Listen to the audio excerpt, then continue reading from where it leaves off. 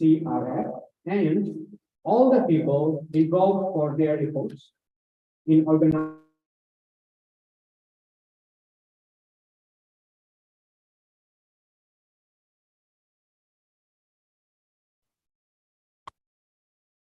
So I'd like to say thanks to the academic partner of the conference, Management and Science University, Malaysia, ADGLE, Philippines.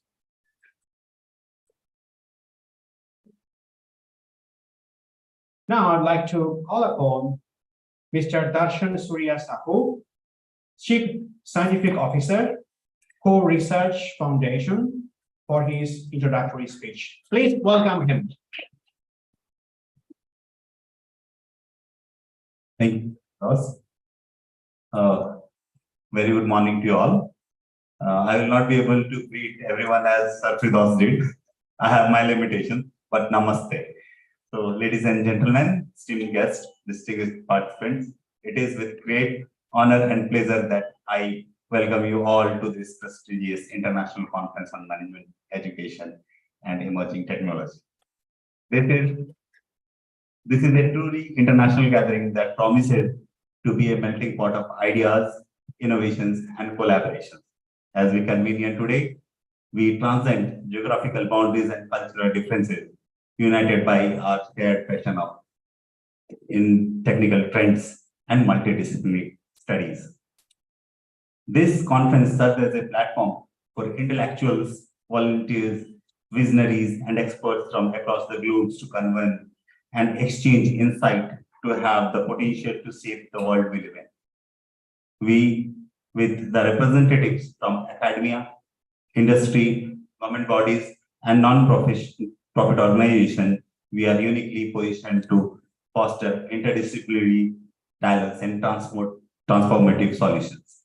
Our theme, Advanced Trends in Technology and Multidisciplinary Studies, encapsulates the pressing challenges and remarkable opportunities that lie before us. In this era, defined by rapid technology advancement and changing social dynamics and environmental concern, it is imperative that we engage into robust discussions and collaborative efforts. The solution we seek requires diverse perspectives and creative thinking. Both of these are evidently in this room, I think so. Throughout these 2 days, we will witness keynote speakers, panel discussions, and presentations that delve into the depths of our theme. We are fortunate to have an array of esteemed speakers who are luminaries in their respective fields. Their insights, experiences, and research finding will undoubtedly enrich our understanding and stimulate meaningful conversations. However, this conference is not just about listening and learning. It's about forging connections, partnerships, and extend beyond these walls. This networking opportunity that Meet provides are invaluable. We have the potential to catalyze, collaborate projects, and initiate groundbreaking researches and spark innovations that can address the complex challenges of this era. As we engage in this discussion, let us remember the significant diversity of inclusion. Our differences are not barriers, but rather bridges that led us to a richer understanding and more holistic approach. Let us approach this conference with open minds and open hearts, and let us do and contribute together in this conference. I encourage all the active participants ask thoughtful, provoking questions, share their insights, and engage in constructive debates. Through this interaction, that we can collaboratively contribute to the advancement of knowledge and betterment of the global community. I would like to express my sincere gratitude to the organizers, sponsors, volunteers who have worked tirelessly to make this event possible. Your dedication is the foundation upon which this gathering stands.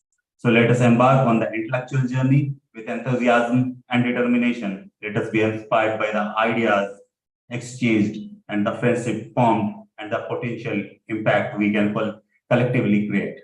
On behalf of Core Research Foundation, I, Darshan Surya Sahu, welcomes to you all to this conference, international meet, and May this be the catalyst for change, a nexus of knowledge, and a source of lifelong connections. Thank you.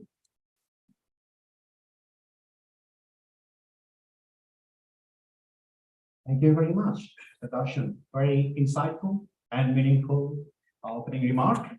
And what he said, let me repeat a little bit one more time.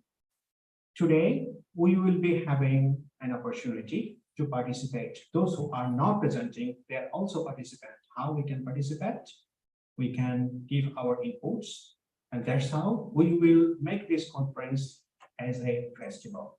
Right, now I'd like to explain a little bit more on this. But first of all, I'd like to talk about one of our guests, respected guest is Dr. Belen G. Gregorio.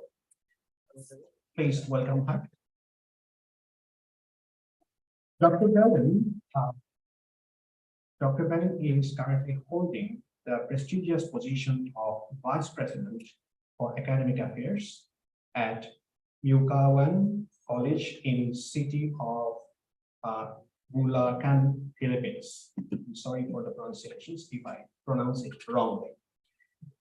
She is a seasoned educator and administrator with a remarkable career spanning various academic roles in the institution. With a profound commitment to educational excellence and leadership, she has made significant contributions to the advancement of education through curriculum development and enhancement of the teaching practices. Her diverse educational journey encompasses decades of experience and notable achievements at different levels within the academic sphere. Through her extensive contributions, the field of education, Dr. Belen has demonstrated a deep understanding of the complexities of teaching and learning, making her a respected authority and a driving force for positive change in education. So let's put a big hand one more time for her. Thank you so much, Doctor. Right. Yes, I was also thinking so. Dr. Belen, please welcome and give us a remarkable talk.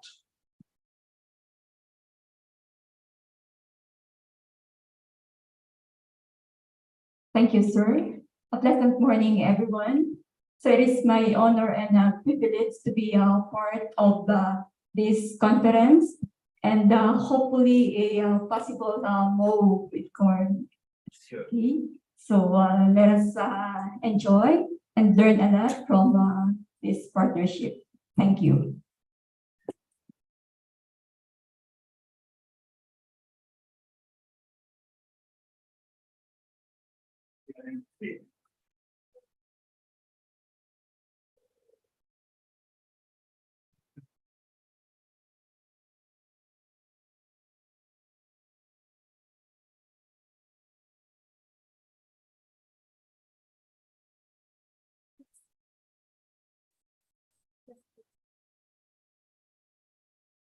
Right, in the meantime, just a quick announcement. If you'd like to pass your presentation, PPT, please pass it to our committee.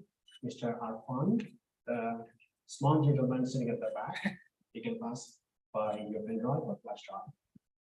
Now, time to have a session where we will be having the first keynote speech. Before that, I'd like to say something. This keynote speech will be delivered by Dr. Prakash Divakaran.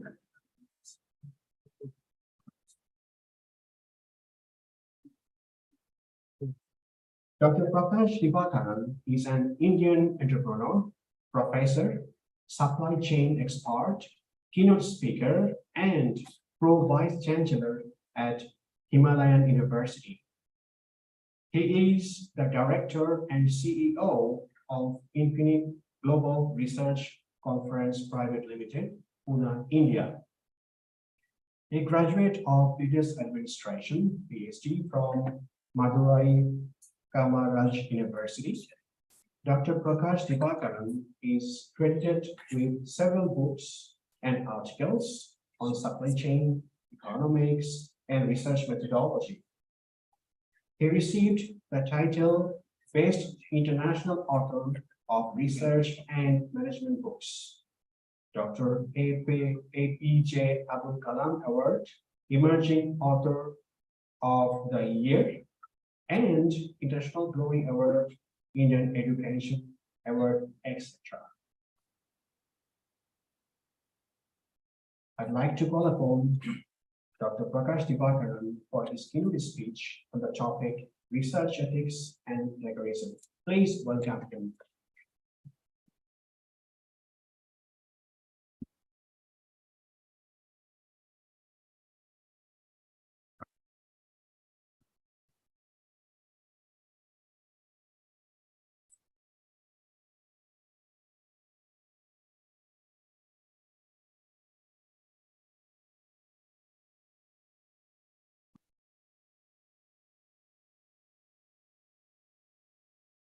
Very good morning.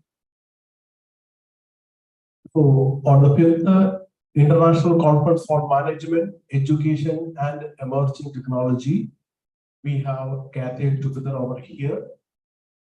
Mostly I can see the participants from Philippines. And my friend, Dr. Pastor, we are from the COVID time onwards on online conferences. This is the first time we are meeting together. And thanks to God for the nice opportunity.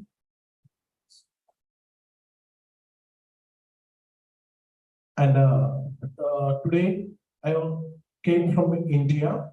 So I am working as a pro vice chancellor in Himalayan University. So we are conducting a conference over here. So you can see my topic may be a little bit the starting research ethics and plagiarism. So we were conducting researches for many years, but we are concentrating now on discussion about ethics and plagiarism and all. So when we are talking about ethics, so what is right? Wrong. What is good? What is bad? So it is depending upon the people's perceptions. So something is right for me, that won't be right for you. We are having the freedom. We are having the freedom up to certain level. So the ethics can be defined in different ways, in different countries, educations, institutions, and people can define it certainly in different ways. For example, Dr. Pastor is having a car. So one fine day I stolen it. The car have been stolen by me. I made some little bit modification, change a little bit color, and remove the number plate and put a new number. So today onward, it is my car.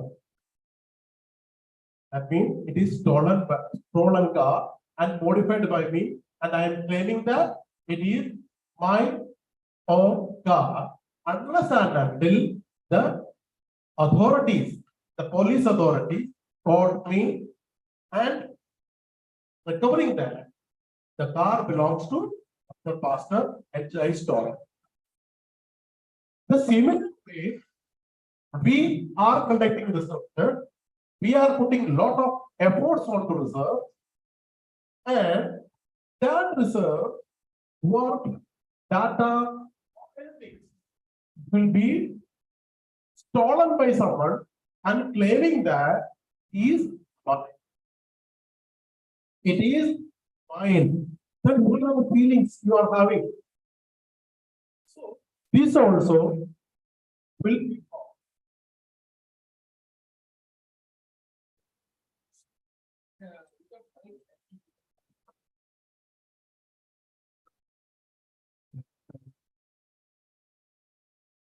Okay, again, technical no issues. So the things which we are explaining, the research work, whatever may be the data collections or the analysis part, the statistical parts, graphical illustrations, and all the data will be done by us, and we are published in a journal or a book, then somebody else is just copying it and mentioning that it is mine. And he may be getting for a bus paper awards. Right? So these are the things that are coming, and this will affect mainly on several areas. So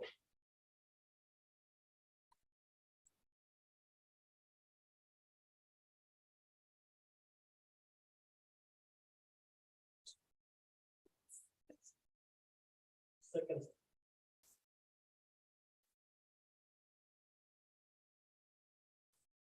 Okay. Next one. Defining the services. You're going very far. Previous.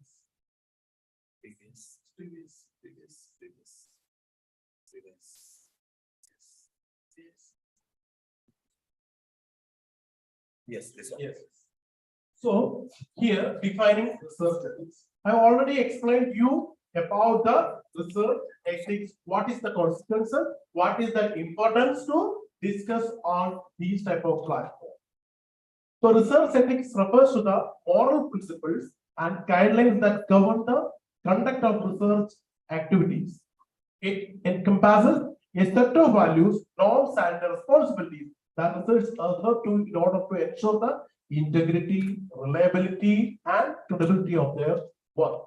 As I explained you, so you should have the honesty, you should have the integrity, reliability, and credibility of your work. So one fine day, now I am from India. So I came with a research paper over here, for example.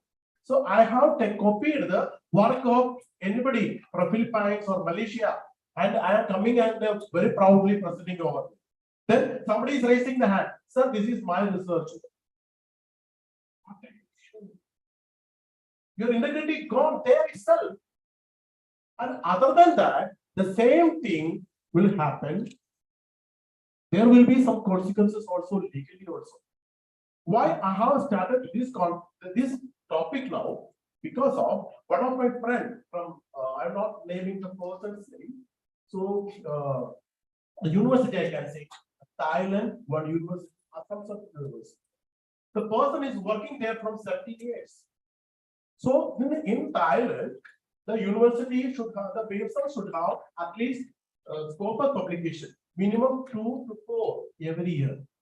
Okay, so then only he is entitled to get the promotion. So 17 years experienced professor has been asked to resign because one of his paper, research paper published, is having plagiarism. And the university has verified and came to know that it has been in a printed book. Somebody has already published, that has been copied and paraphrased and published. See, it was only 25%. However, the gentleman has been asked to resign. That is the importance of this matter. Next slide, please. So, one key aspect of ethical research is the prevention of plagiarism. So, prevention of plagiarism, that means unauthorized usage of anybody's work and claiming it as my own work. Like I said earlier, the car has been stolen and claiming that the name board is changed, some color is changed, it is mine. That much severity, that much importance is there for plagiarism is concerned. So principles of research ethics.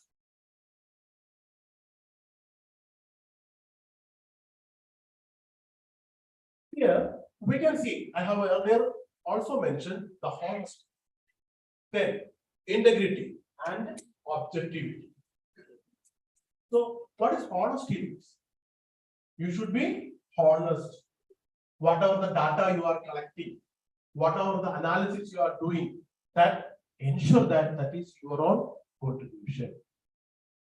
Then integrity. Upholding the integrity involves maintaining a high moral standard and avoiding any form of deception, fraud, or misrepresentation. So then the next is objectivity. Research should be conducted without bias or personal influence. So some people will be doing some, we are maintaining some objectives and we are also having some hypothesis. Hypothesis is always an assumption and we may get a result card. So you pick the result first and doing the manipulation of the data is not good at all, right? So you want some result. So you are assuming that your hypothesis you are already framing and you want the result as per your assumptions and personal influence or if you are, for example, if you are doing some market research, some company has appointed you to get some market evaluation. Then you are manipulating the data and giving a result to them. Then it will be very, very wrong. For example, BMW car manufacturing company. So they want to introduce a new brand over there. Then one company has been doing the analysis and the research, and they are not doing the actual research. They are manipulating the data and projecting and submitting the research report to BMW. Then they will start manufacturing. It will go. Maybe it will succeed. There will be a yes.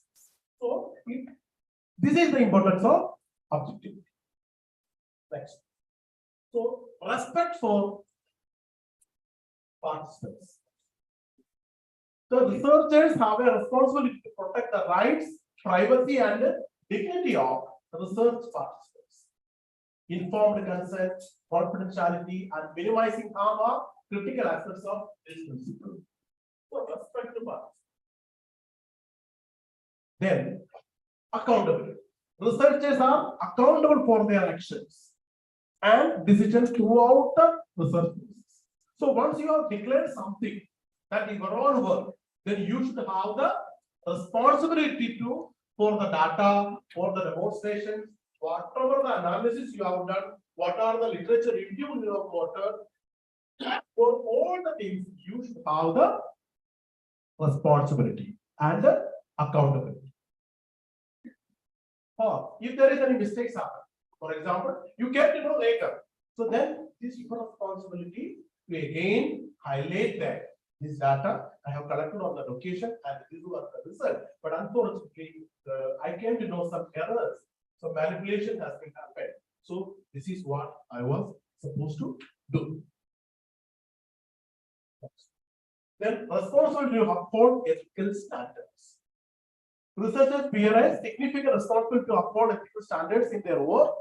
Their commitment to research ethics not only preserve the integrity of their findings, but also contribute to the broader scientific community's advancement. So now I am doing a research now, and I am publishing the data, and I am publishing the research work on a magazine, or a journal, or a book. So this is going to be a reference for tomorrow's researchers. So I should do the things in that perspective that it should take social commitment. Because my research is a literature review for the next upcoming researcher. So he or she is depending upon my data, my evaluation, and my interpretation for that work. So I should be sincere about, or I should hold the responsibility whatever I am mentioning in my work. Then understanding plagiarism. So plagiarism. So everybody is hearing now. At least last 10 years we are hearing, right? Before that, it was not being caught easily. If somebody is doing also, it won't be reflected easily. Now we are having software, so many things to to understand this. The breach of research ethics involves presenting someone else's work, idea, or words as your own without proper citation or without proper attribution. So this is the same thing I have earlier also mentioned. Somebody's pen, somebody's car, anything has been stolen and claiming that it is mine. So similarly, somebody's research work, somebody has done some contribution, somebody has come from collection, analysis, that is claiming as your own work. Then, obviously, we need to discuss about types of plans. What are the types of plans? Okay, that is verbatim plans. This is simply copying a passage from a journal article without citing the source. You want to write a paper, then you are copying a passage and claiming that without giving any citations, without giving any attributions to the author, the original author, and claiming that it is your work. It is called a verbatim plans. Understood? The next is paraphrasing plans. Everybody knows that paraphrasing, right? I'm copying a paragraph or a complete work from somebody else, and I am doing the paraphrase. Once the paraphrasing is being done, you will claim that it is wrong. There will be word to word changes to be there, but the original idea or concept will be the same. Rewriting a section of a book using synonyms but not acknowledging the original. Nobody is stopping you for getting an idea from others and quoting in your work, but you have to give them the credit. Give them the citations. So if you are not doing that, then that paraphrasing is not having any importance.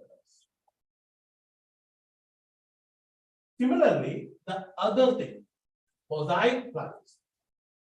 It is nothing. It is simply the mixture of first one and two. That is verbatim plagiarism and paraphrasing plagiarism. So put together, it is coming in the mosaic plagiarism. That is stitching together of sentences from multiple websites to create a new passage. So you are copying from one paper, other website, this website, that, here, and here, and putting together, and it's like stitching together or combining together and expressing your ideas of your own. Now, mainly, this cannot be called. It will be looking like original work. But you should have the integrity. You should have the honesty. Why? For a promotion or showing n number of papers, you are doing such things that is not at all acceptable. That is it's a self decision.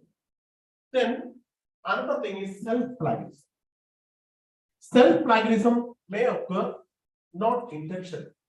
Sometimes what will happen, you might have done some researches earlier related to your same title or same area, and now you are doing further research. So naturally, your contributions may come. It's your contribution. However, you have published it. It is available in the net. It is available on a book. So you have to give that credit to yourself itself. Otherwise, it will come as self-plagiarism. Understood? You have submitted, you have conducted a research, and now you are doing a further research. Then the earlier research paper or thesis should carry, you are quoting something over here in your new work. But if you are not giving credit to the earlier work, it also will come as a plagiarism. So remember to give citation for your work or others' work, whatever you are taking. Okay. Then consequence of plagiarism. A violation of ethical standards. I have already mentioned you the violation of ethical standards and carries significant consequences that extend across academic, professional, and legal domains. Let us explore the repercussions of this unethical practice. Again, next, academic consequences, also professional consequences, then legal consequences. Understood? Academic consequences. Reduce grades or failure in assignment of courses or courses. See, most of the people, postgraduate students, graduate students are asked to publish a research paper on a peer-reviewed or international journals or Scopus journals or Web of Science, whatever may be, and show and submit as part of your assignment. And you have done the examination process.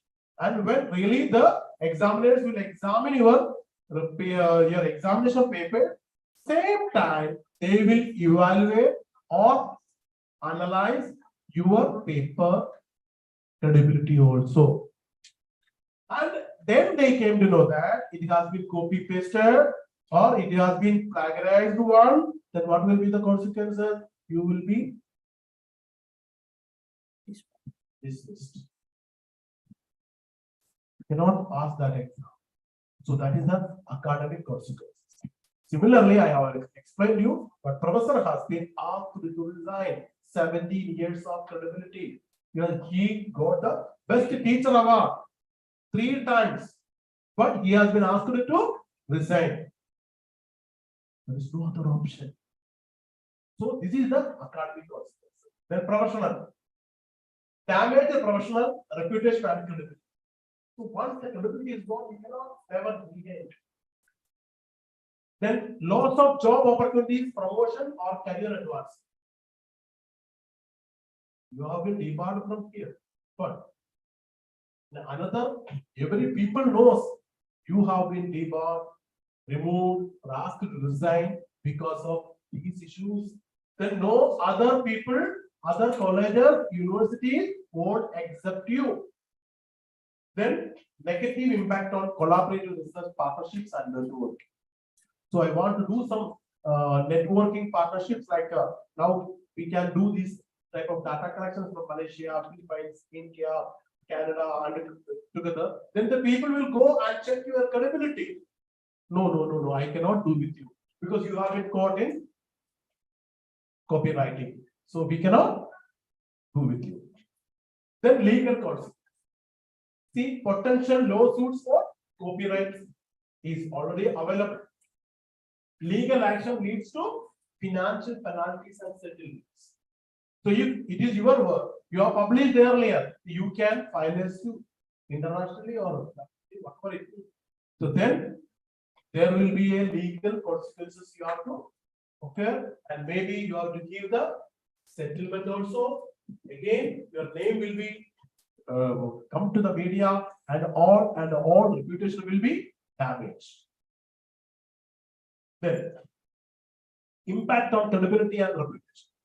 So I already mentioned everywhere when there is a plagiarism issue, copyright issue, then you will be caught in the credibility and the reputation.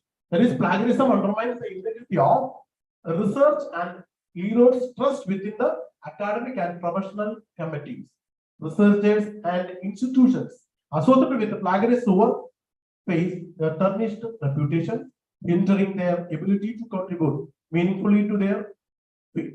Then maintaining ethical standards by attributing not only ensures the originality of your work, but also uphold the credibility and reputation your work are established. So whatever the work you have done, you may be doing the copy paste of something in a very minimum percentage also, your reputation will be harmed. Next, how we can avoiding lies. So again, and I am keeping you aware that proper citation and reference. Whatever the work you are doing, you are taking a concept of other research, or maybe your friend, maybe your you don't know that person also. You are taking some of the work of them, then what you have to give is proper citation. For the use of citation styles also you can use, that is APA, MLA, Chicago and others. So like that, a proper citation and reference you are to use. You are writing some concept paper. You can write in your own language that won't affect clients. But always remember that the idea is the story. Maybe it is your word to word changes will be there. Nobody can identify. But you are stealing somebody's idea. Also, you have to give the citation. Then plagiarism detection tools. So there are n number of softwares are available. So you can check whether you are coming under plagiarism also. Maybe your self plagiarism or somebody else or whatever. Maybe. Okay. So you need to check and understand that.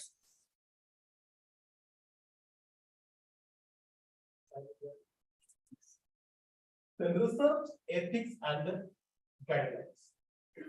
So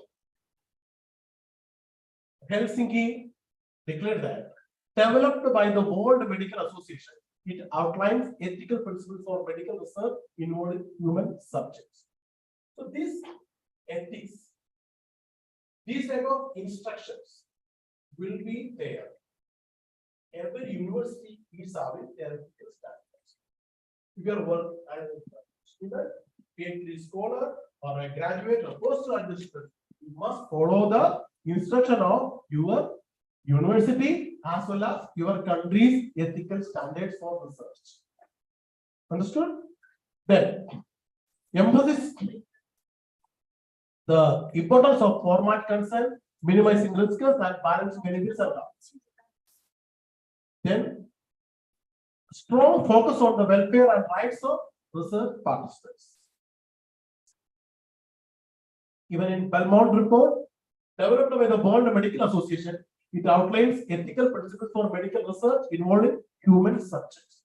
Emphasis the impact of informed consent, minimizing risk. So if you are taking some concept, some idea from somebody, always remember that you have to approach that person and take a consent.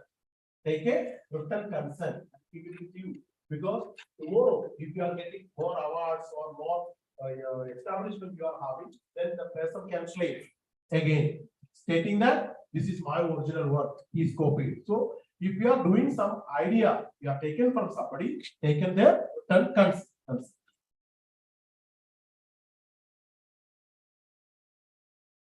Informed consent and protections. I already mentioned you that, so I am not explaining that. Moving to case studies.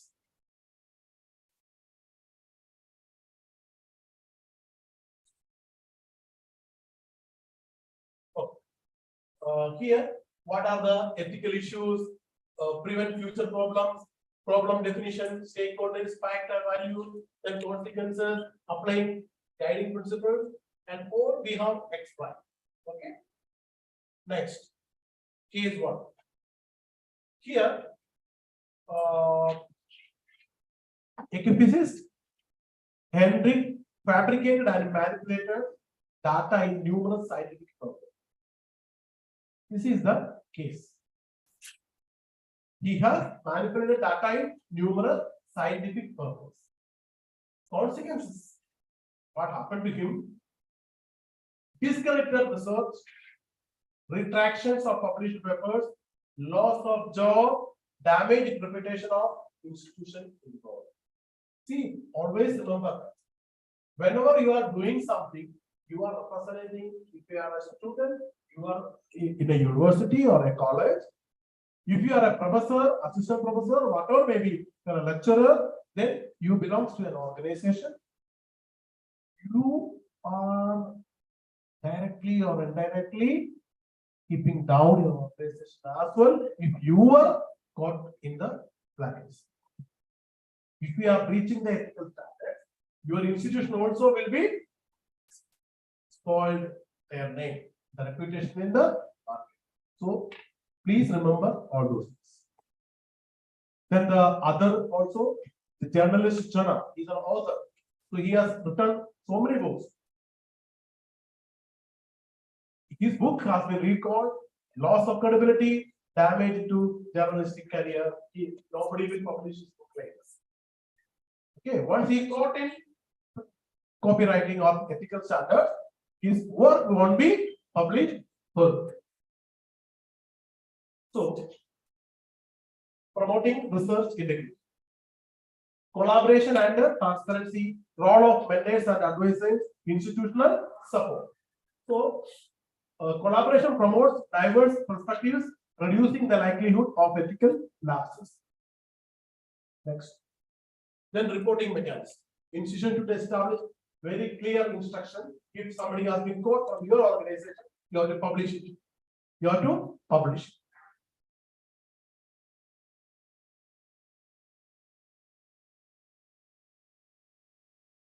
So we urge all researchers, students, and institutions to foster a culture of integrity in research and academia. So I'm always remind you that whenever you are doing any work of any research paper or anything, you have to give citation credit to the persons.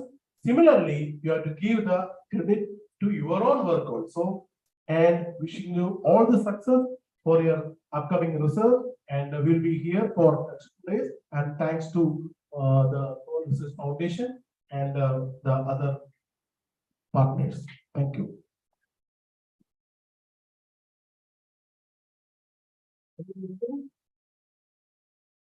Any question?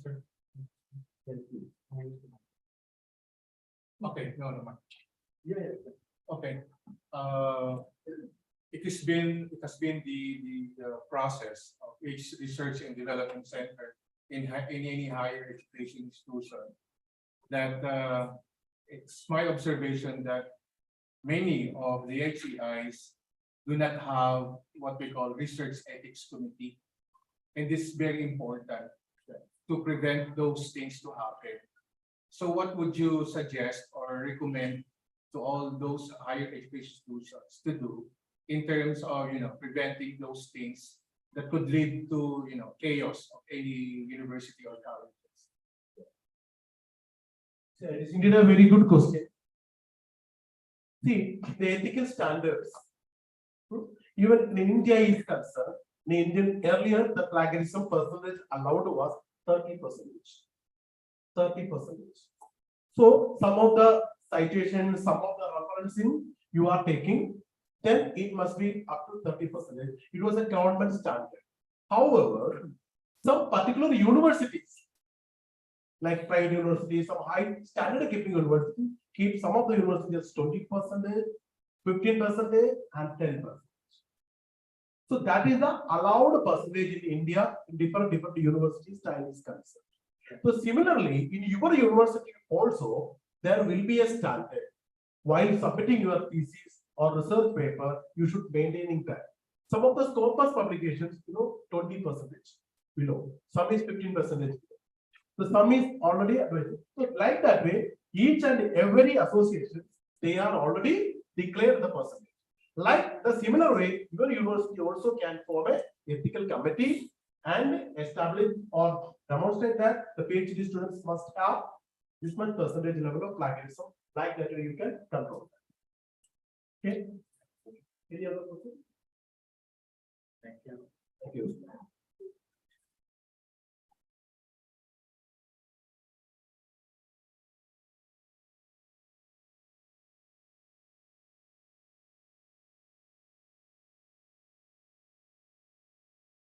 Right.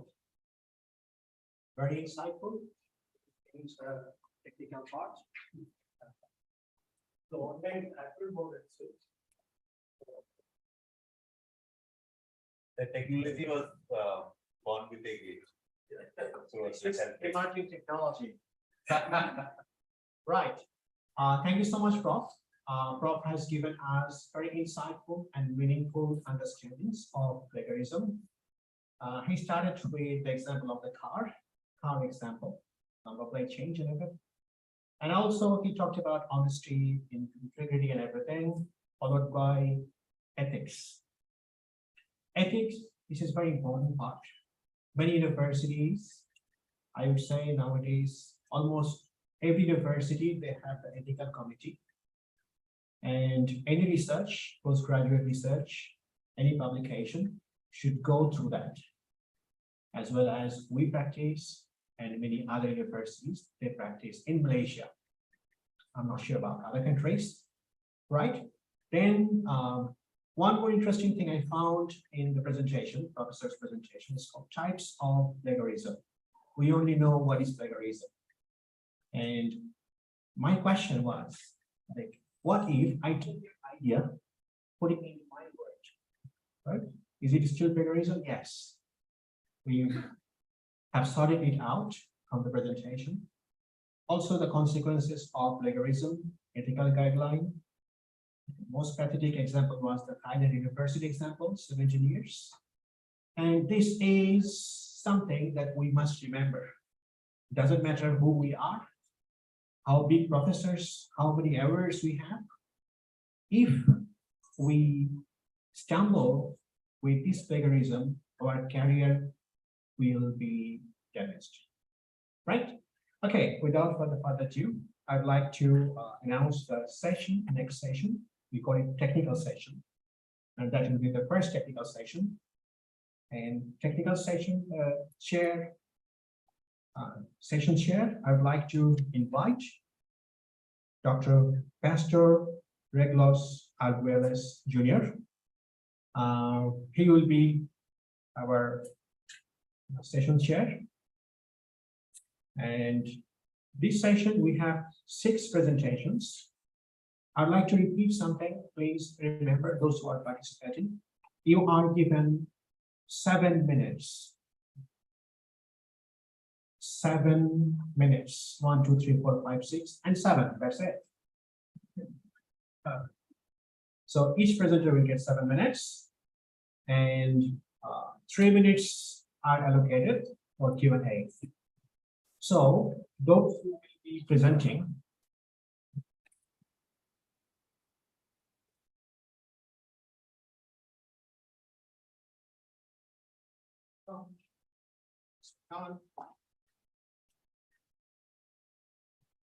okay, those who will be presenting, please observe your time. And those who will be intending to ask questions afterwards, I would request you to write it down, the question, in a precise way, because we only have 3 minutes. As much as questions we can take will be happy.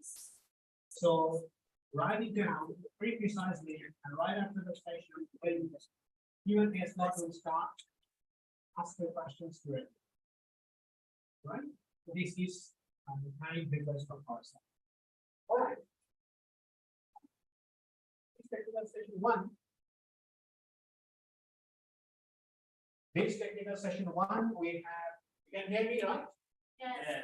All right. This technical session 1, we have 6 presenters. I would like to hand over this session to our session chair. I'd like to invite Dr. Pastor. Please come over here and take charge of this.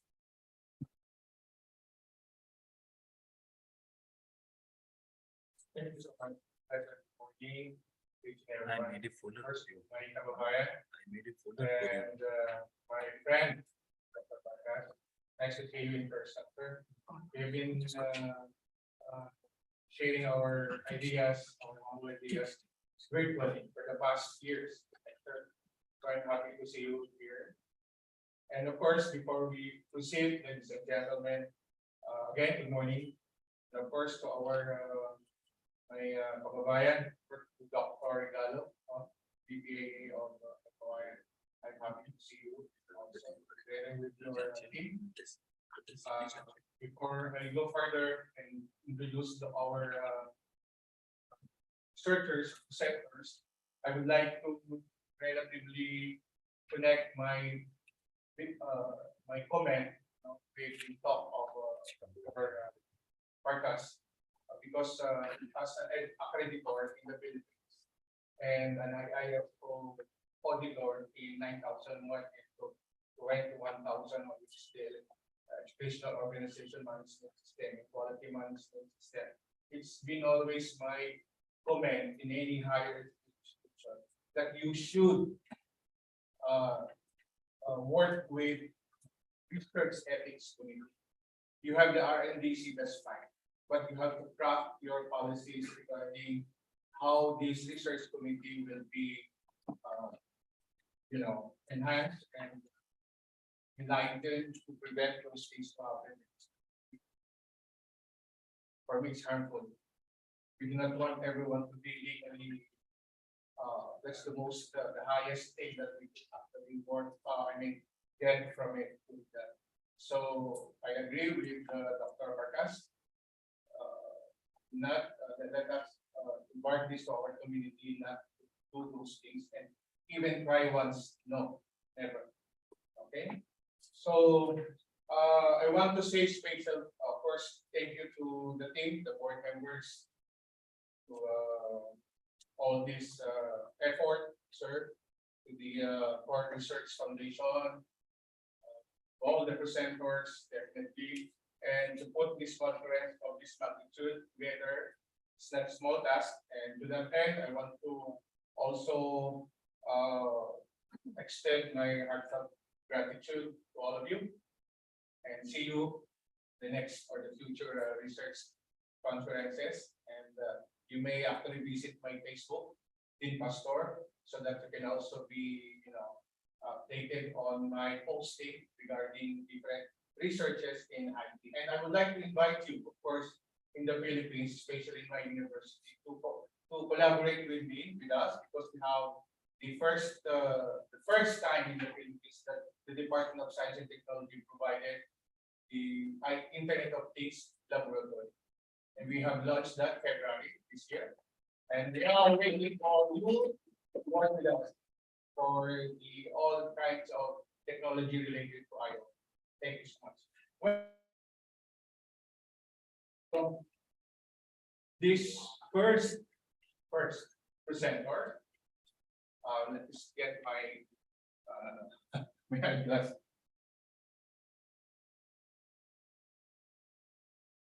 Okay, first presenter, as what our MC said, you're given 10 minutes.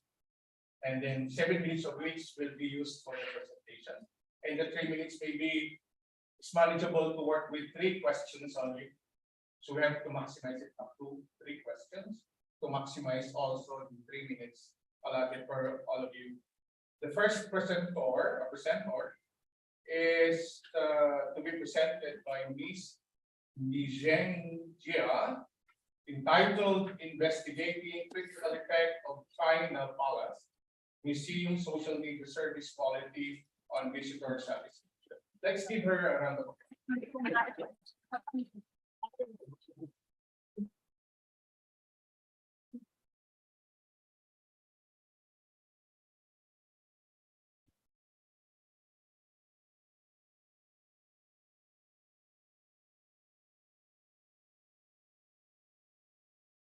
Morning, dear professors and students and my students.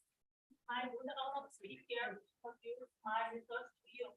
My name is Ni Zhengjia. I'm a PhD student from Management and Science University in Malaysia. Now, my research topic is about investigating critical effects of China Palace Museum of social media service quality on visitor satisfaction. Please introduce. Please allow me to briefly introduce my study and my work experience. I studied in Henan University of Economics and Law, China, and got my bachelor degree. And I studied in Chengdu University, China, got my master's degree. And then I studied. I worked in the colleges, China Xuchang Vocational College, and the teacher. And from 2 years ago, I'm a PhD student at Management and Science University. And today I will introduce my research. The research is about the Palace Museum. In China, the Palace Museum is a comprehensive museum. It is used to see the palace where ancient Chinese people live. Has a history of more than 600 years. And there were more than 20 Asian Chinese people live in this palace. After 20 years ago, it is included in the World Heritage list by the United Nations and known as the World Sky with Palace. Every year, more than 2 million tourists from all over the world to visit the Palace Museum. There are some photos about the Palace Museum. We can see that the Palace Museum is amazing. So I will introduce my research about the abstract, the development of the internet technology has built on which is the first of information and social media has developed into an emerging career of tourism information will rapidly become popular among the general public, which not only provide the convenient information for tourists, but also gradually introduce their consumption and decision-making behavior. And in recent years, the study of tourist behavior has received more and more attention and focus from schools and home and abroad. Where the research on social media on tourist satisfaction is still in the initial stage. So the influencing factors and models are there to like. This is some picture about the Palace Museum, which we can find it's very amazing. So it's very meaningful to research. And this is about the social media landscape is nice. Because the time is very limited, so I will introduce my research with it.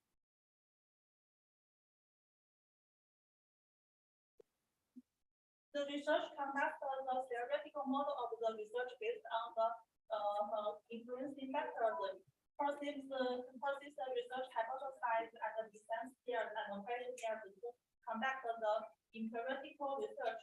After completing the data collection and the thinking selection, descriptive statistical methods that reliability analysis and regression analysis was conduct on the valid sample through SPSS software. And the hypothesis is facilitated by Amos structure functions. And the quantitative research method was used in this study. And the research logic can be expressed as the follows, but the time is limited, so I will save the data. I will introduce about the literature review, simply emphasize reliability analysis and correlated factor analysis and visual structure equation model of this study. But because the limited time, I will not explain it in detail. After the research, I got some final part of the study about how to improve the quality of social media service in museum, clinical stores, and improve the satisfaction of tourists. There are some implications from the study.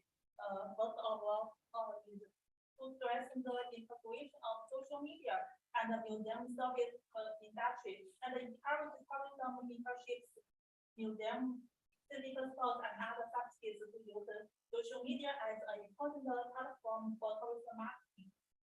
And the second is the museum clinical aware through tourist supporting facilitate and excellent tourism service with a good atmosphere for tourists. Promote deeper tourism between tourists and museum clinical stores. Strengthen tourist experience and promote the development of tourist satisfaction. And the last is some recommendations for the next step. First is to pay attention to establish the social media marketing skills, and then choose the social media platforms appropriately and deeper the marketing structures, and then develop a collective comment structures and maintain the frequency of updates. And last but not least, evaluate the is one winners of social media marketing. So this above is briefly introduce of my research. There are still some many shortcomings in this research, including the private data investigating and the individual connection. And the relevant comments needed to be supplemented. So I will directly improve my research in the future. Thank you for your listening, and I'm looking forward to improve on your report.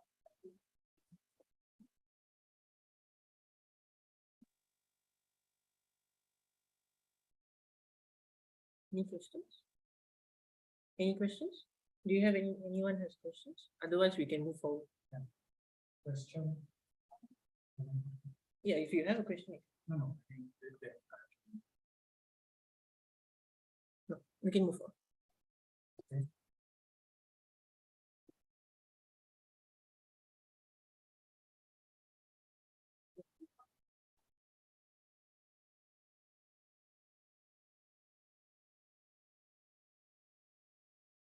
Thank you.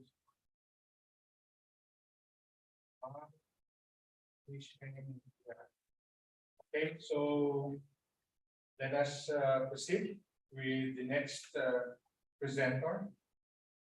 His research output entitled "The Impact of Network Structure Elements on the Building of Service-Oriented Government in China from the Perspective of Network Governance." Please welcome Dr. Zhang Hongxing.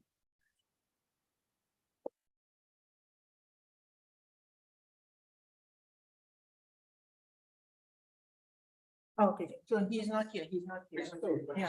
So we will, So we'll we'll go to the next. okay, so I'm sorry for that. So let us first call We go. Sir Paul Gilbert Maglaya, entitled "His Research with the XR Digital Classroom, an innovative and gamified tool that aims to aid learning in the new normal." Please give him a round of applause. Thank you. It was a link. I sent it to. Email. Oh, I don't have. Virus. Can I just log in my device? Yes.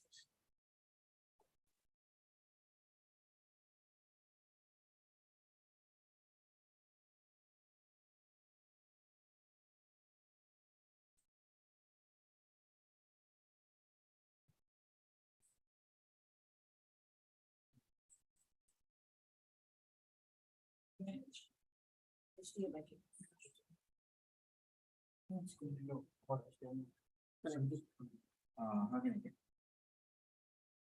Maybe. Wait. Yeah.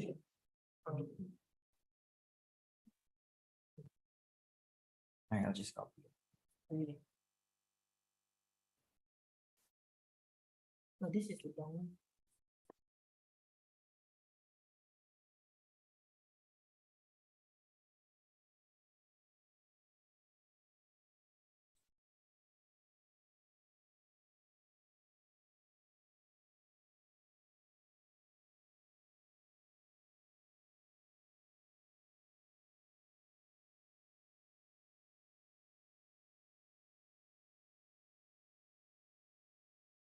It's already.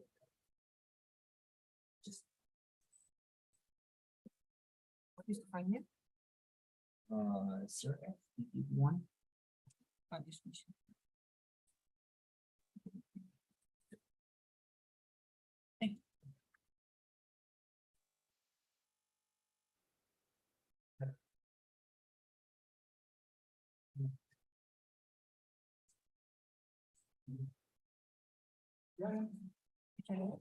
CRF PP1.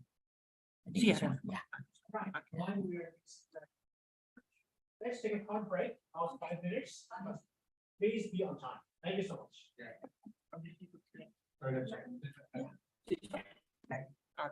Start this. You can prepare your speech.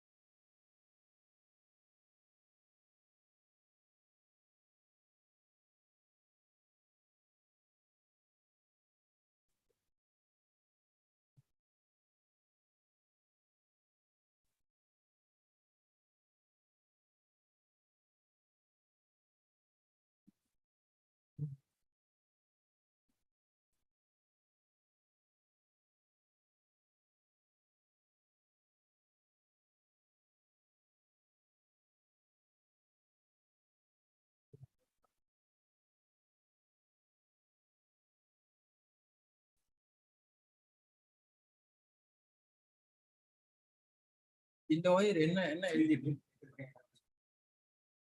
இது என்ன எழுதிருக்கு? இல்ல line அவுட்டா line இன். Line இன்னா இன்னுனா என்னது? இன்னுனா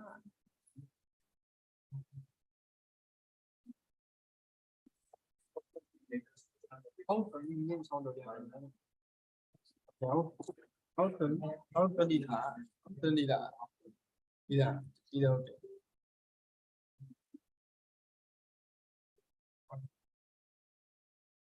Yeah, found it.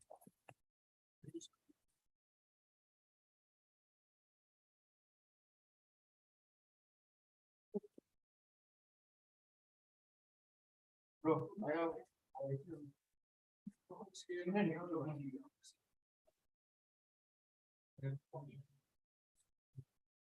இது mic ஆடியோல வரும்.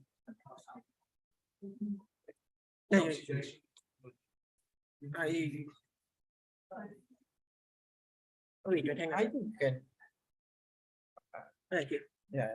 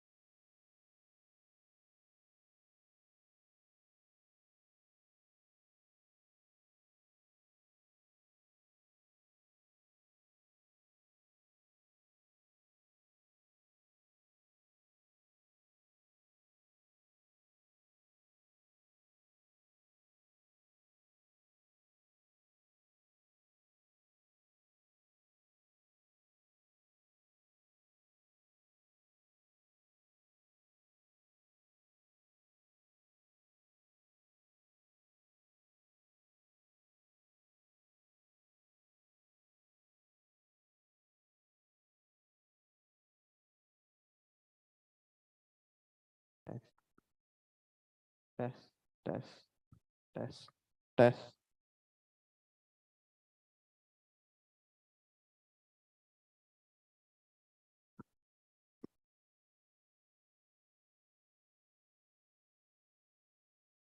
Test.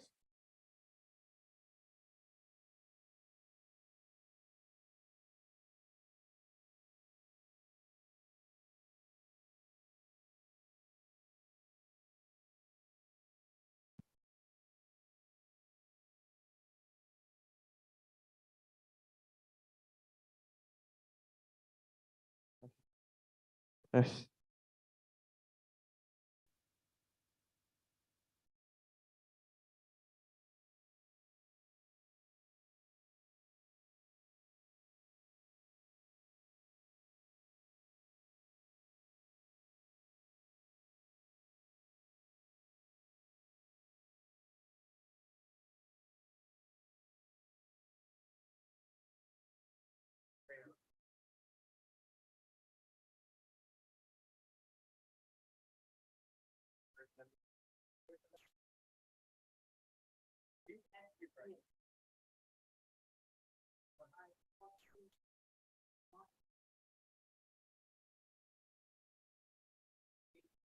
test.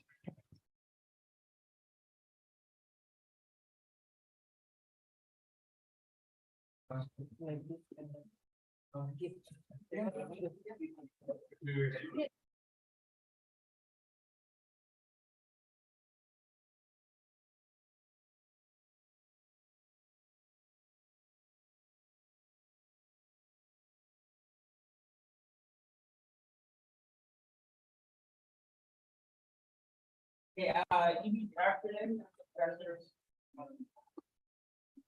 By the way, I'm Paul. I'm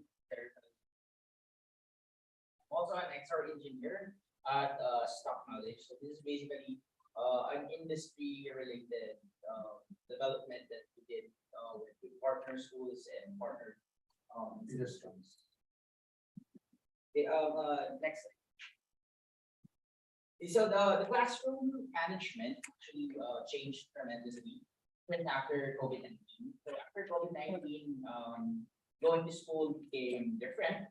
So before you just go to school and then you attend your lessons, but now different modalities are already available. So you can attend your school online, or you can use equipments using online softwares or online forms. So imagine having your own microscope.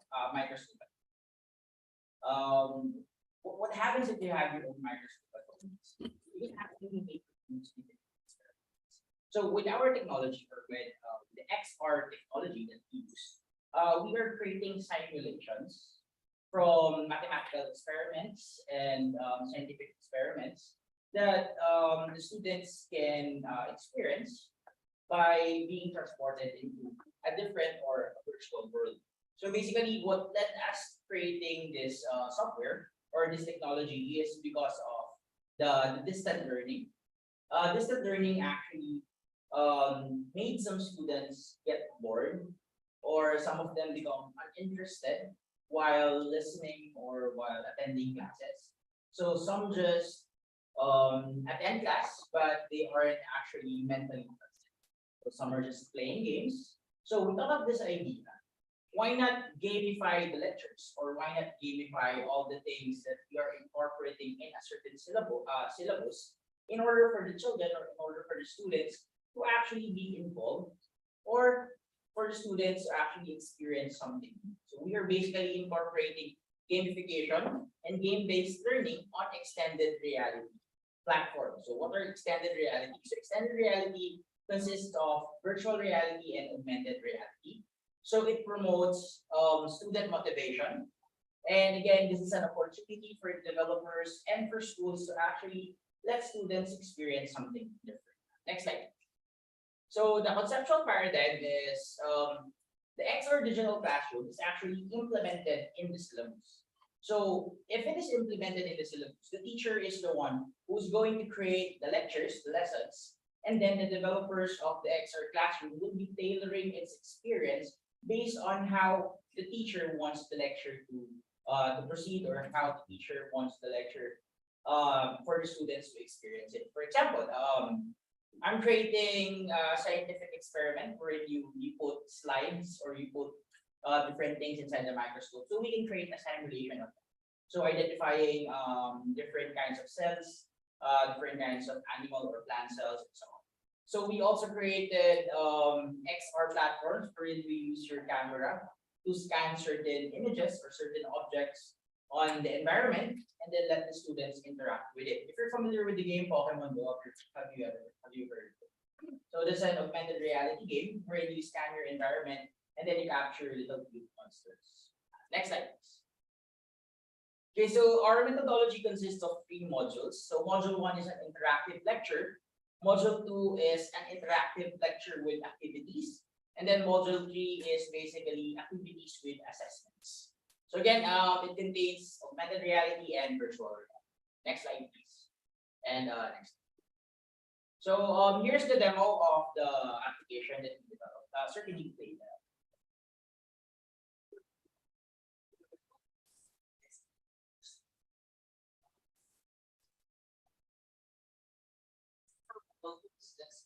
School says.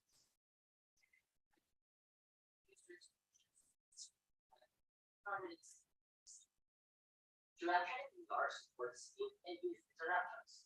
The tool is used for agent specific mechanism and manual input in the panoramic, while the loop is used for agent keys without the loop. Augmented reality or AR moves the mobile phone snapper. Which area content is sheet. It's the target images for the user to scan. Scanning a target image showcases a 3D model.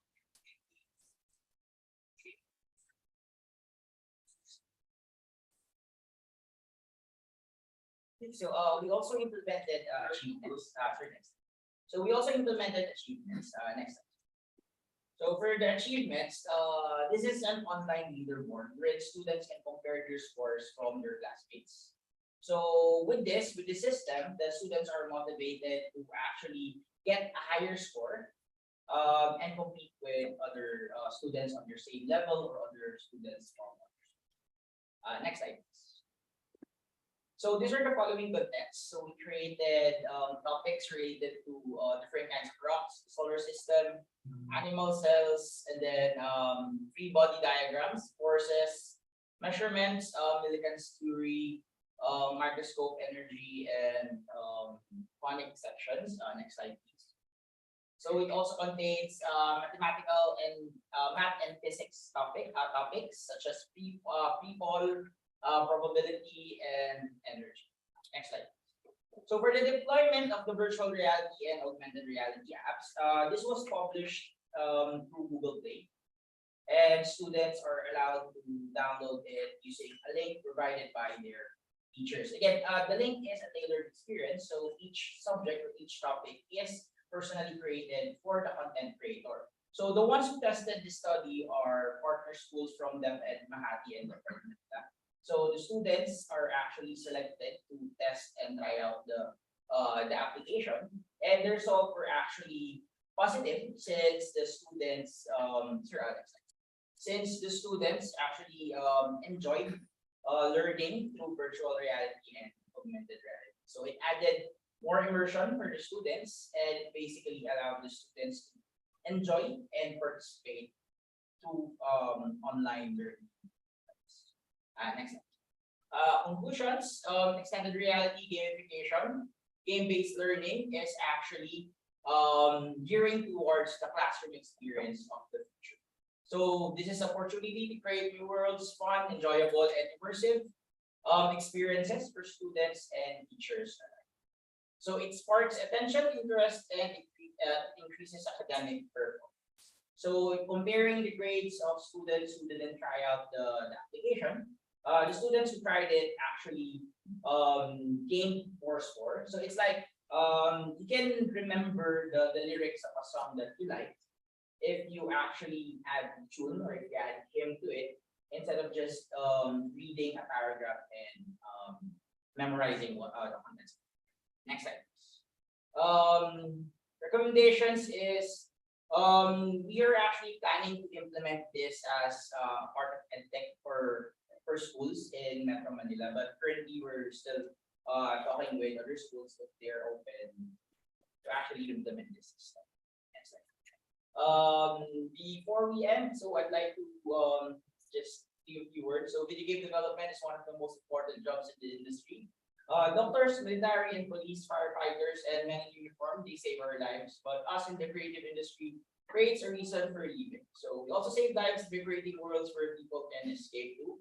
We are all superheroes. Thank you for listening.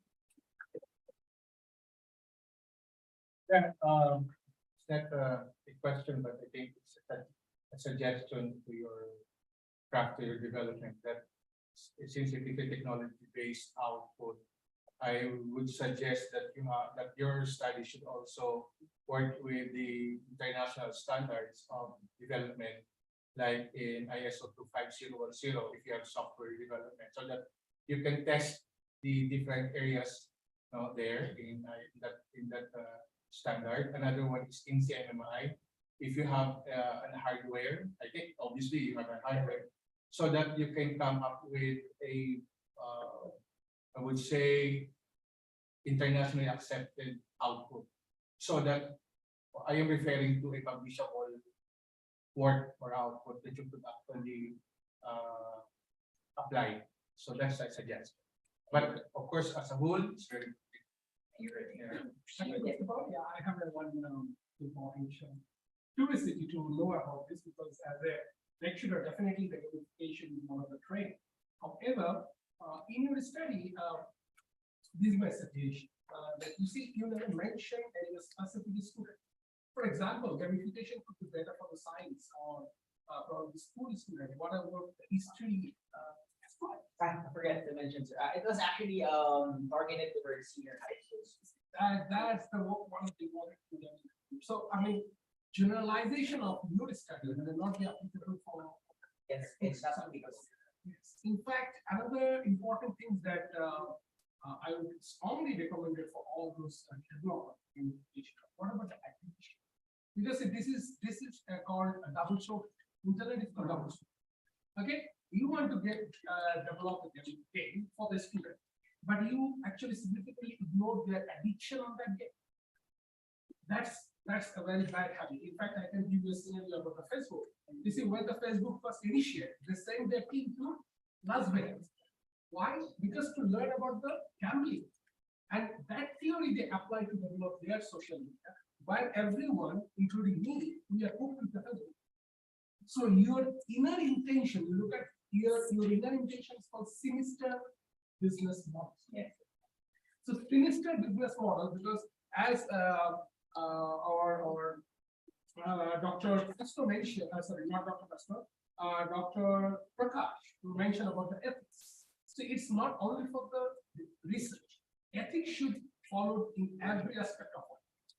So the addiction, you cannot simply ignore the part, because if your student becomes addicted with your game, what about the performance in others?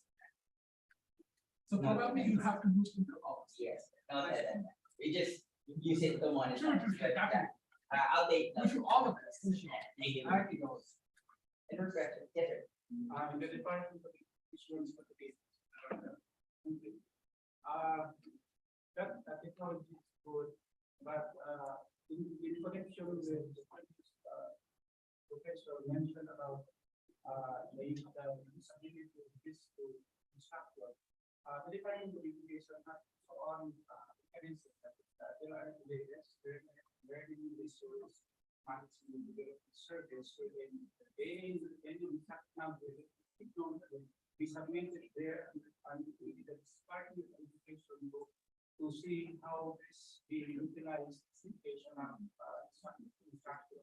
Such that it will not develop into bad habits or something wrong among the students. So the teachers as well for the those enrollments. Together, so that will be the council. It will be reviewed.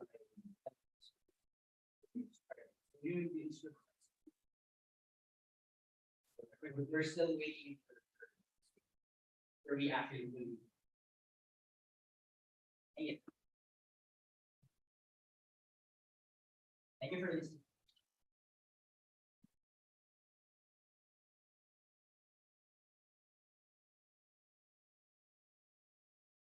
Thank you very much for a very good presentation. So, since we are running a little faster, without further delay, let's go for the next presentation. I would like to invite Jiang Dong.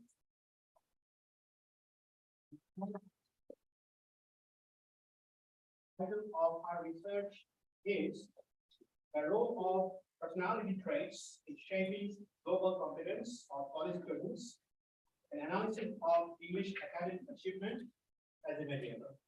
Highlighted by Jiang Tong, F. Garden, and Flores.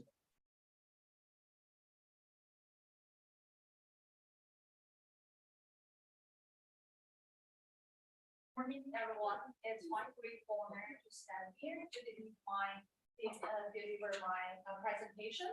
And my presentation is about the role of personality traits in shaping global competence of college students and analysis of English academic achievement as a mediator. And so first is about a brief introduction about myself. So I'm a PhD candidate at the Graduate School of Management, Management on Science University, Malaysia. Meanwhile, I'm an English lecturer at Anyang Normal University, China, with a major research interest in education for international students and cultivation of international talents in China. So now it's about the abstract of my study. So in order to remain significant in the worldwide arena, higher education must adopt internationalization. This requires the establishment of a thorough and scientifically reliable evaluation system for internationalization in higher education. Harari argues that a comprehensive measure of internationalization must be reflected in the global competence possessed by students. And Theodore, who constructed the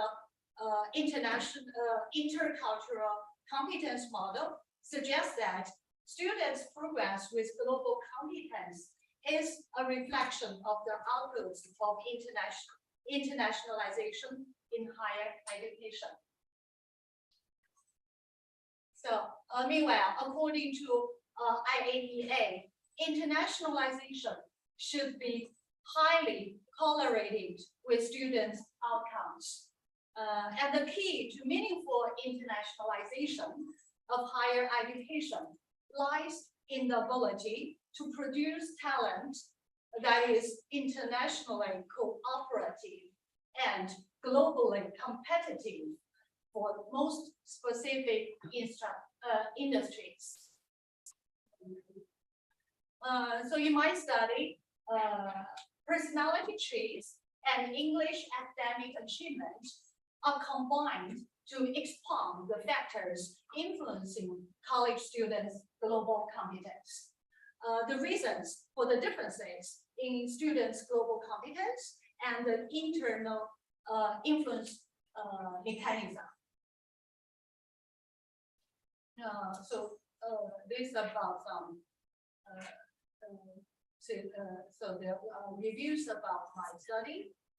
Actually, there are a few studies on personality traits and global competence in higher education, and relevant literature materials are very limited. But the study of personality traits in intergroup context or personality traits in cross-cultural adjustments are the similar study that can be favorable evidence for my study that personality traits may contribute to global competence.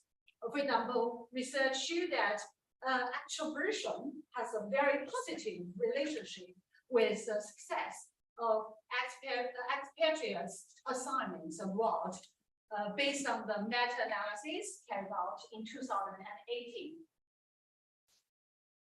And past research has shown that the Big Five personality traits can have very different effects on academic achievement. The five-factor model of personality has been investigated in high school and college samples, which shows that the Big Five personality traits can successfully predict the academic achievements. Meanwhile, English is very important to cultivate students' global competence as it is a globalized language. If students want to be competitive in a globalized society, they must broaden their knowledge and increase their willingness to communicate, especially in English, especially in English. So foreign language educators are often expected to cultivate these global competent individuals. Kim proposed that language learning can immerse students in the world of others, and it can foster empathy and understanding across social and political divides. So in my study, the variables in this research consists of independent variables and dependent variables and mediating variables. And the independent variables is about the big five personalities named conscientiousness, neuroticism, extroversion, openness, and agreeableness. And the dependent variables is about global competence with three subdimensions: global attitude, global knowledge, and global skill. And the mediating variable is about English academic achievement. So I have some hypotheses in my paper. That is, first, the big personality traits of Chinese college students have significant correlation with English academic achievement, and English academic achievement and global competence are significantly and positively correlated with each other, and the big five personality traits of Chinese college students have significant correlation with global competence. And last one is the relationship between the big five personality traits and global competence are mediated by English academic achievement. So based on this premise supported by the literature, this study used a questionnaire survey to explore the intrinsic influence mechanism among the big five personality traits, global competence, and English academic achievement.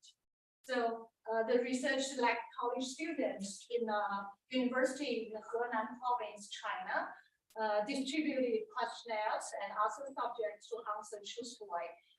Recovered and collected the results of the valid questionnaire, used statistics software to carry out data statistics and related analysis of the collected survey data through the amount structure and equation modeling to further explore the interrelationship and correlation patterns among them.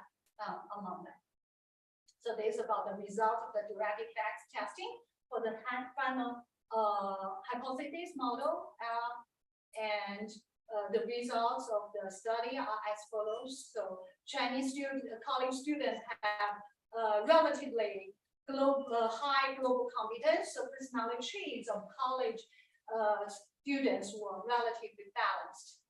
And the mediating effects were tested using software with a bias-corrected Perspel method for bootstrap person mediation tests.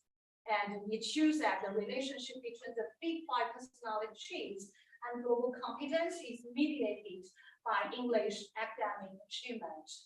So my conclusion is that by analyzing the relationship among students' global competence, big five personality traits, and English academic achievement, this study reviews the predictive effects of personality traits and English academic achievement on college students' global competence. The findings obviously show the importance of continuously monitoring and improving college students' personality traits. Understanding students' personality can help university managers and teachers design appropriate interventions, incorporate effective strategies into teaching practice of global competence. So that is my presentation. Thank you very much. Do you have any questions?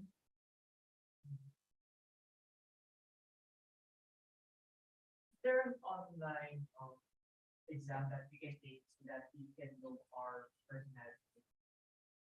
Yeah, there is some online test for you to get your personality traits. Can you recommend? So I just adopted one mature skill from China that is about the big five personality skill. I maybe I hate this skill, okay. So that is a mature skill in China. Thank you. Any other question from our listeners? Okay, thank you. Okay, I think it's. Okay, thank you so much, Dr. Tom, for a very massive presentation. Let us proceed with the next presenter. Is Dr. Arun Kumar Taraf there. His research is all about the impact of perceived leadership styles on job satisfaction, mediating role of employee empowerment. Let us give him a warm up applause.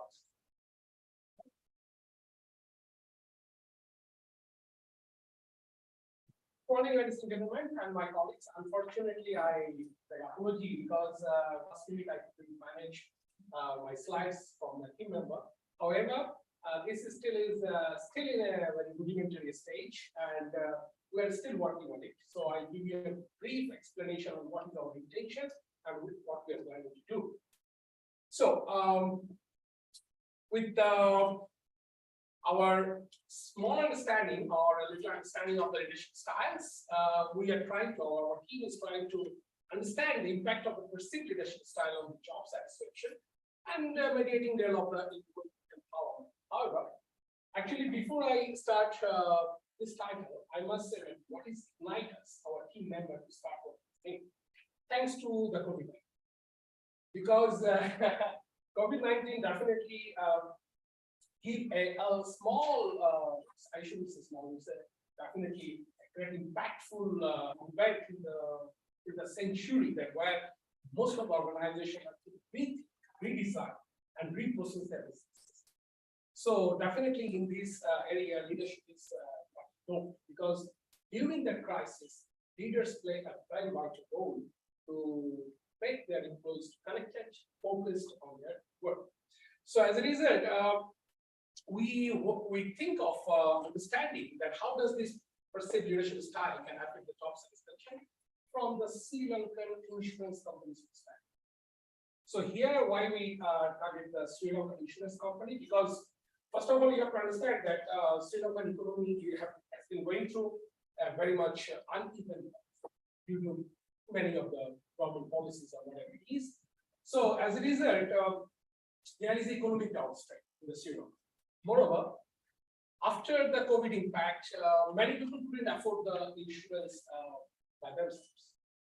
Hence, their performance and the anxiety, as well as the uncertainty, increased dramatically in the insurance companies.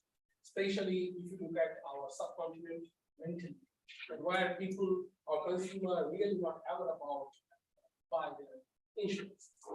So as a result, there is a huge pressure from the market side as well as from the internal organizational side on how we can handle this crisis. So this is the main reason why we think of understanding the impact of the perceived leadership style on the process, especially by empowering the employees. Okay. So before I start the introduction and other things, I must give a quote given by Job Street talks about to handle yourself, use your head, but handle others, use your heart. So this is the best quote for the leadership actions. When you handle others, please follow your heart to understand and flow effectively. So in this research, actually, we're mainly focusing on that what kind of leadership style may affect on job satisfaction through the employee empowerment. So here we never mention any of the specific leadership style, for example, transition or transformation or autocratic. Never, because this is the reason why we use the term called perceived, what the employees usually perceive about their leaders and how it affects their job satisfaction. Because you have to understand in the high context culture, especially like subcontinent like Malaysia, In fact, India, Sri Lanka, Pakistan, Bangladesh, there is a subcontinent culture that where we always believe our boss is best. Our boss is right. So whatever they say, they are the right. So in that kind of environment, complicated bureaucratic environment, how we can empower our employees when our employees doesn't give their own opinion. In fact, they're reluctant to give their own opinion because at the end of the day, most of them they know that they're not effective or may not be implemented. So in this research, we use a different leadership theories. Definitely, we use transactional, transformational, visionary leadership style. We use almost 20 different items to understand our leadership styles, that what is happening in the Sri Lankan insurance companies. And then we also use 7 items to understand the employee empowerment. And then job satisfaction, we use 6 items. It is still in the process of validating, and we are also working on reliability because we are in the pilot test. So as a result, I cannot actually produce the final result of this project. It is still true. However, from our pilot test, we understand that yes, leadership plays a very, very crucial role in order to satisfy or the job satisfaction of employees. However, the employee empowerment is not really affecting the job satisfaction. That is we found from our pilot test. So we cannot conclude from our pilot test. We still need to work on it to get the full data. But I'm just giving you a brief findings that what we found from our pilot. Indeed, employee empowerment also plays an important role because as employees, if we empower, we feel like a little motivated. No doubt about it, because we get some authority to take decision. Also, we can give our opinion when we can see that your opinion is better, your organization, if we can power, which can definitely boost your satisfaction. That one also we can actually try to observe in the research. So there is one limitation of this study is that we are actually deal with insurance employees, especially from the sales perspective. We never focus on other, only the sales representative. As I mentioned to you at the earlier stage that we are focusing on from what is happening when their market, there is no demand for one because there is economic problems. At the same time, when there is a KPI or even target, especially from sales. So how does the leadership? So yes, it is true that this study is definitely contributing to the academic as well as it will give some practical guideline for the managers or the leaders how to handle the sales crisis. But the main limitation that we cannot generalize these findings, as I mentioned, that we mainly focusing on sales. So this is the main limitation of this. So far we develop our questionnaire. We're still collecting the data. Hopefully, once we finish this paper, we will publish. So far, that's all from my side. If you have any questions. Okay.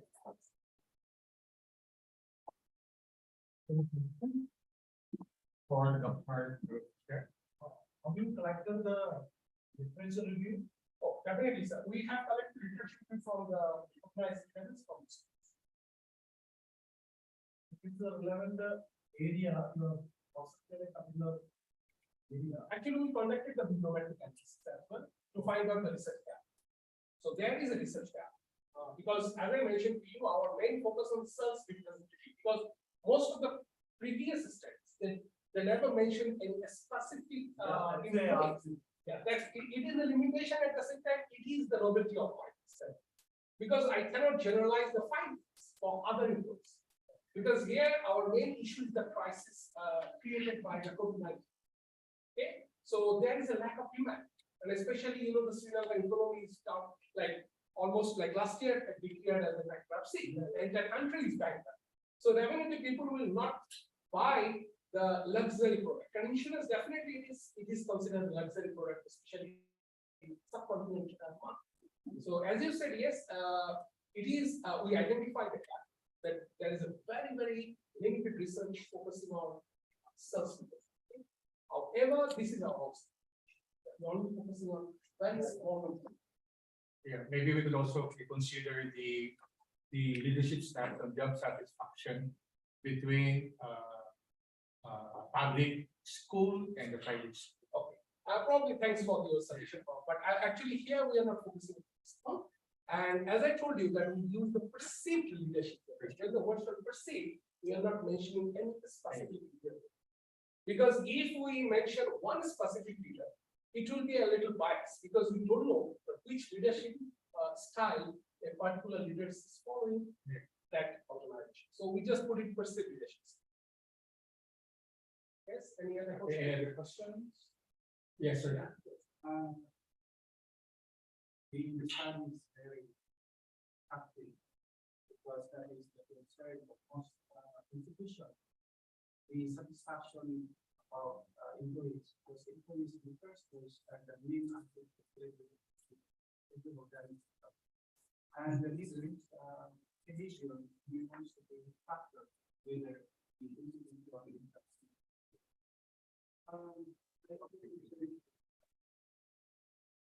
This study I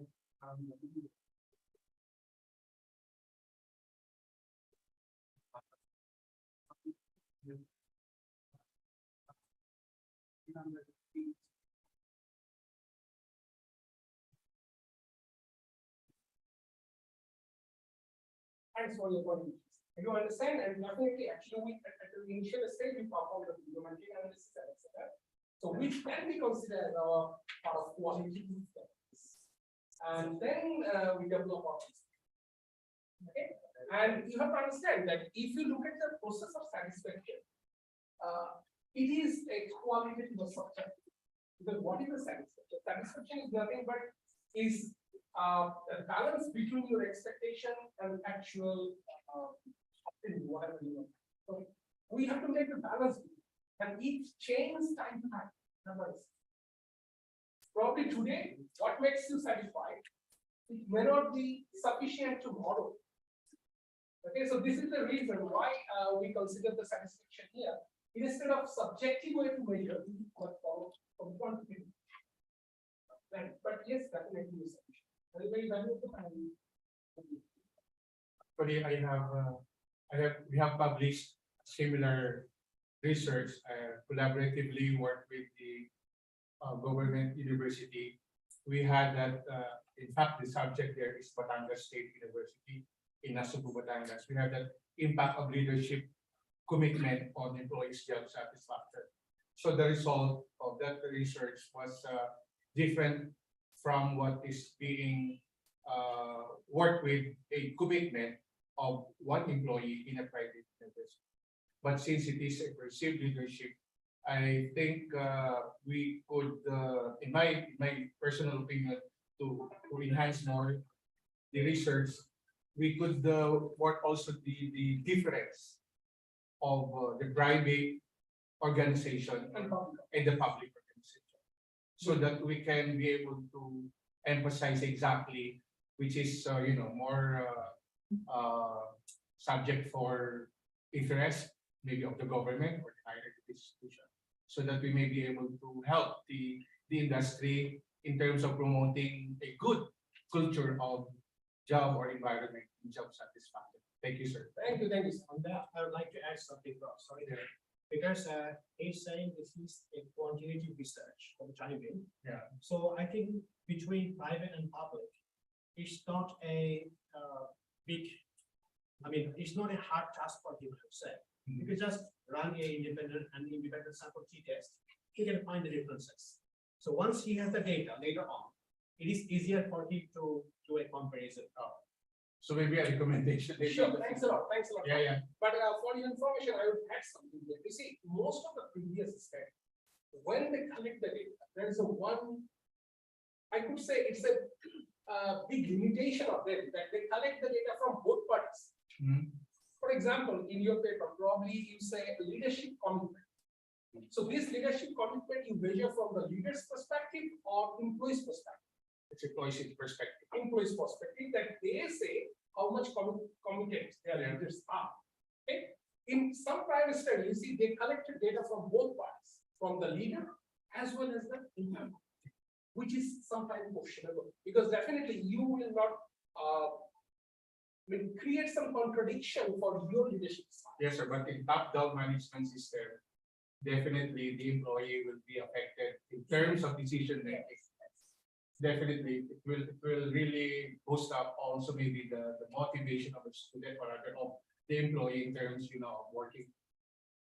Yeah. So, well, in our country, the Philippines, maybe would be a great thing to work with. I got some point with you from you that maybe we could enlighten more our study or research and to work with the differences of public. So here actually we collect data solely from sources. Okay. So they perceive what kind of leadership their leader followed and how it affected their satisfaction. In fact, here we also measure the employee empowerment, whether the leaders really appreciate the empowerment process within their organizations. What has been also been measured. So anyway, all of your suggestions really important. Yes, sir. Well, that's quite true. No problem. Continue. I would also suggest the way the data is gathered so that it really takes into commitment. It should also be beyond interest commitment. Of commitment, what you render work for studying, even into how much we say of it, but after of what. So as a leader, you must be a good beyond what is committed, and that's it. Of course, we sometimes study for the national we have which is the average. But others are talking about substitute factor, they only informing the very critical participant for the particular style. Would be the example and the client, because the client did not get what kind, how they deal with this, and there is service. Because if the employee is satisfied, they can also, this will also cancel the way deliver the service. But if they are not satisfied, then the customer also will not be satisfied with the service. So this could crucial in gathering data to make the studies more. It comes out in this study, can say much better to respond. Yes. Thanks a lot for your different perspectives to give such input for this study. Thanks a lot. Thank you.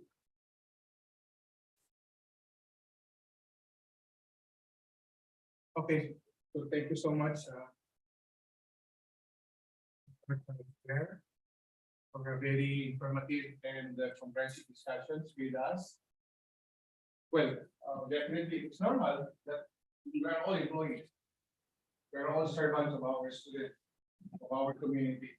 So it will really emotionally affect us. Of course, even we have what we call the executive, maybe individual here from one college in my country. Definitely, I'm a dean.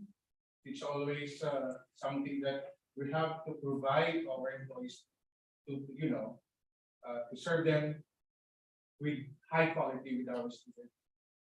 And that's one of the, well, maybe if I would be a CEO, one of the advocacy, give something that is good for your employees.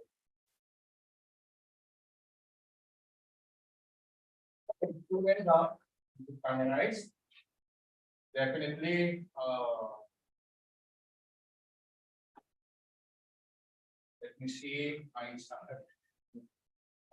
while you are presenting your piece, I am having the notes here. So we started the program session through a collaborative, as what Dr. Mr. Sao said in his opening remarks, collaborative efforts and a lifelong connections.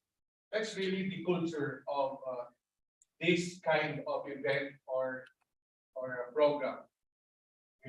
We should always connect ourselves in these research activities. And also, I would like to emphasize the presentation of our keynote speaker, my friend, Dr. Prakash. He said about research ethics and plagiarism. We have to understand the right and the wrong things, the bad and the good about research. I always emphasize this to my research students. It's very important to always find yourself a big time, huge time to read literature. Because in that way, if you have covered 500 literatures, you can only pick up 20 of them at the end. But what is important is those 480 has been stored in your mind and you became an intelligent one in that particular time. At the same time, the importance of ethical standard, understanding plagiarism, because I would like to emphasize what we call the soft plagiarism that Dr. Arcas mentioned. It involves the using the personal plagiarism. Actually, I've been in the research for so many years, but I learned it from you, sir. I've been publishing some papers, many papers for the last about technology education, IT, engineering, computer science, but some of them, I used some of my words, but that are being published already, and yet I have not cited myself in my own paper. And now I learned from you. Thank you for that. So also, our special guest, may kababayan, Dr. Regalio, ma'am. Rigon. Okay, thank you po. And I would like to say thank you for spending your time, your team with us. And I hope we would have some collaborations and utilize our internal things. We can have some communications over my messenger account. Thank you, ma'am. And of course, those consequences of plagiarism on academic, professional, and most importantly, legal. No one from us would like to go to jail, right? So we have to be careful. We have to be careful. And of course, to prevent that, we have to work with proper citations, right, references, no? And of course, things that we have to be more sensitive. Let's be sensitive. And at the same time, those presenters about, of course, Miss Zheng Ria from China, Dr. Zhang Zhongxi, thank you.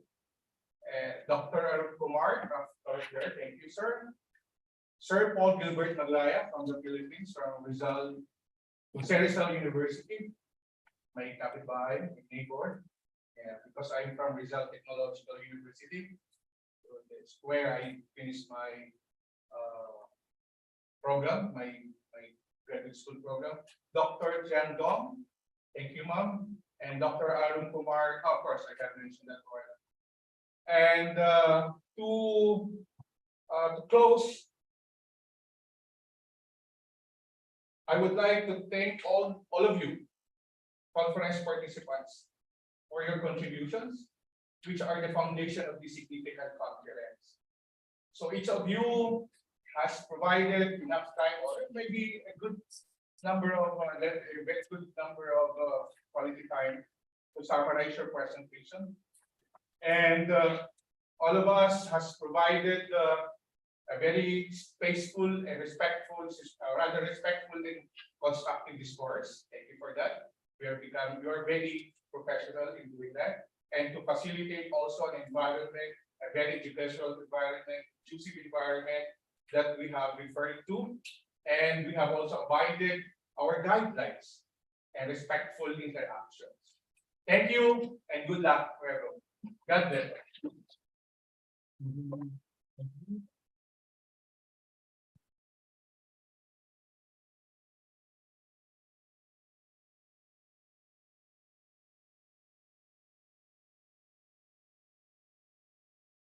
you very much, Professor. What is my sense? Now our schedule, we should have a coffee break. Fortunately, we already had coffee. So let's continue. So now, technical session. We're going to start soon. session chair of this session will be Associate Professor Dr. Veronica Chua.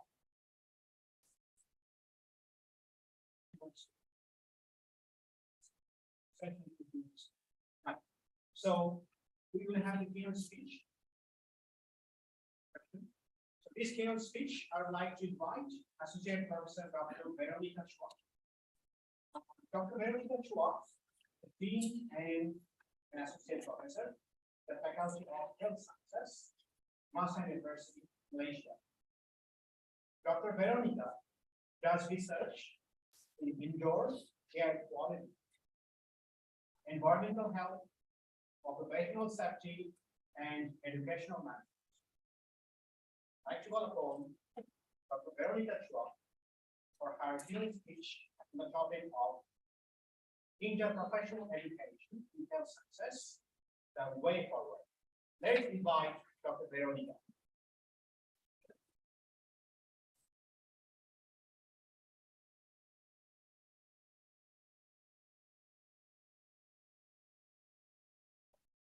Good afternoon to everyone, and thank you to the organizer committee for inviting me for this keynote section, and also thank you to the introductory by Dr.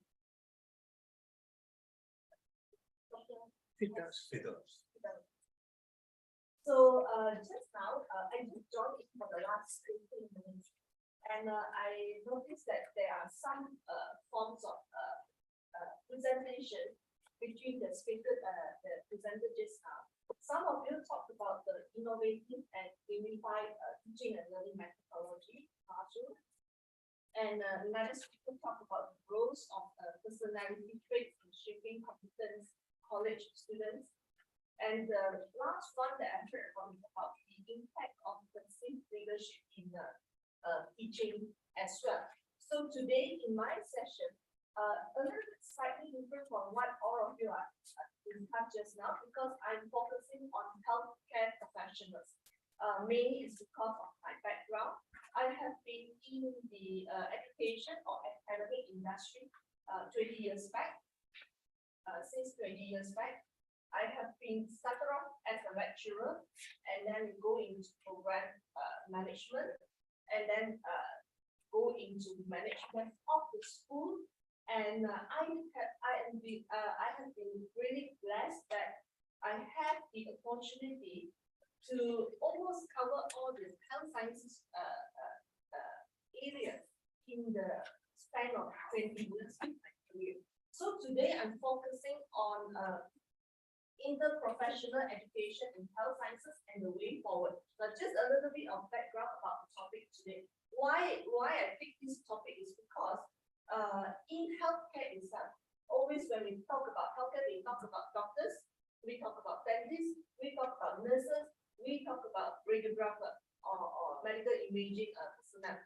The thing that we always forget is that when we come out as a physiotherapist, as a medical doctor, we always have a chance, especially nowadays where our government, Malaysian government, are pushing towards the entrepreneurship among the graduates. They wanted us to start a form of business. Now, when we come into that as a professional, we go venture into a different field of what you have been trained for.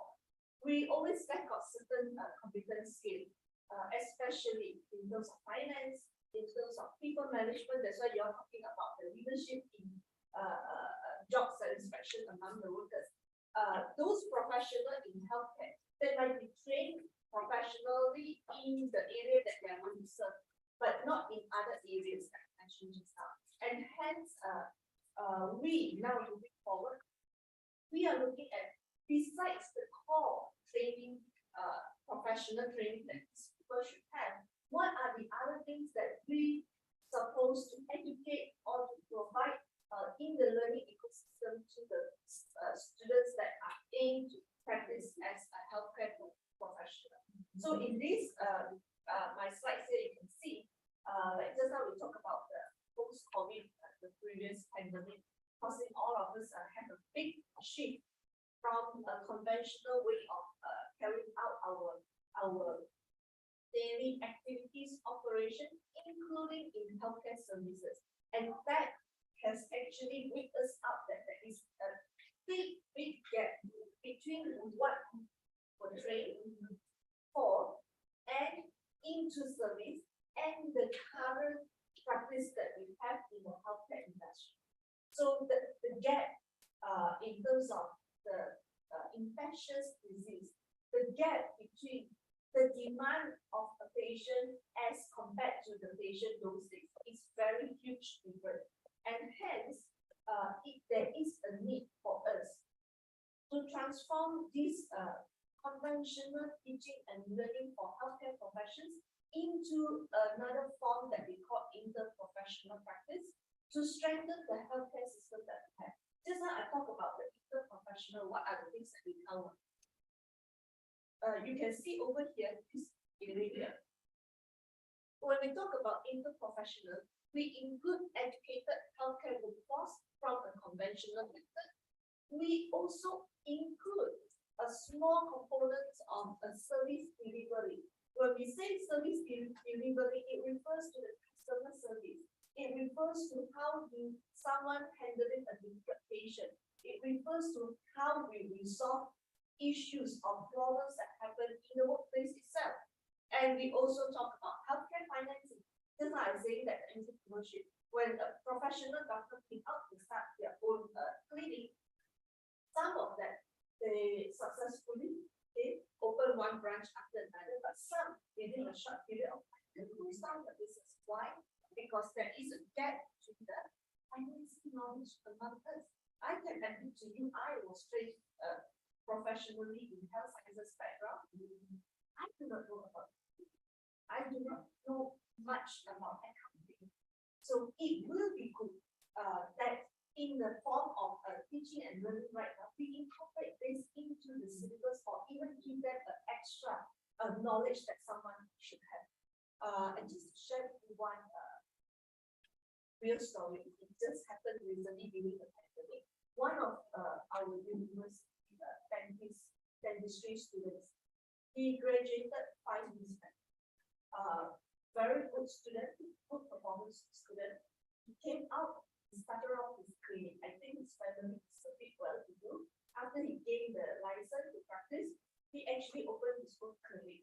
So when he opened one, second, and third, during the pandemic, I think the business was really seriously impacted because of the situation. Instead of dealing with the situation, he chose to end his life just like that. When we received the news from the parents, we were very shocked because that student was a very outstanding student during the time that he studied. And when the challenge that he faced, maybe financially, or maybe because of his own ego, he think that he was very successful and suddenly he had to close down 1 or 2 branches. He did not know how to manage. It was really sad for us because why didn't he talk to people? Why didn't he speak to his, family members? I believe the money gone, you can earn back. But it is his own pride that he think that I was so high, how can I not close down? And tell my friend that I actually did not success in the business that I mentioned. So that is something that is really, really surprises. And that actually got the normal conventional education that we provide to our students is not good enough for them to manage in the time that they come out and face a real life challenge. And also a strong leadership, which was mentioned just now, and information management, and also the medical product and technology. I think if those are from this healthcare background, you will know that now medical technologies are something that is in trend, where a lot of even in Malaysia, we do send our students to Germany to study medical technology. Medical technology is those technology that used to create equipment or gadget in treatment. That's why you see year after year the surgery that takes place. From last time you have to open a big section to access to a certain organ. Now with just a small little hole that can penetrate it through and do the microsurgery in such a way. So that is all the area that we are talking about. And of course, interprofessional. So where do we go from here? what are we going to do? You might surprise in 2010, that is about 13 years ago, actually the WHO has already put out with a framework to talk about interprofessional practice, interprofessional teaching and learning. However, I think, I'm not sure, some of you from China, some of you here are from India, some of you are from different parts of the world, even in Malaysia itself.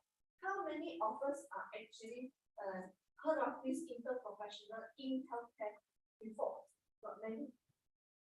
It was 13 years ago, but not many people embarked on that. Now, what is this interprofessional framework is about? It is about a practice when it occurs when two or more professionals learn about and from or with each other to enable them to have an effective collaboration while carrying out their daily work routine.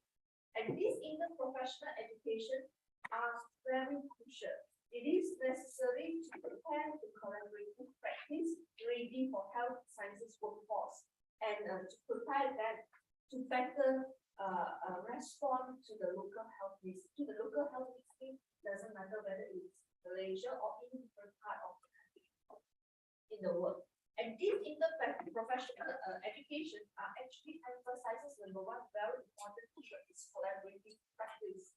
The practice that everybody aims to promote the work relationship between two or more health sciences professionals. That means the doctors and the nurses, the doctors and the dentists, the doctor and the radiographer, the physiotherapist and the social worker.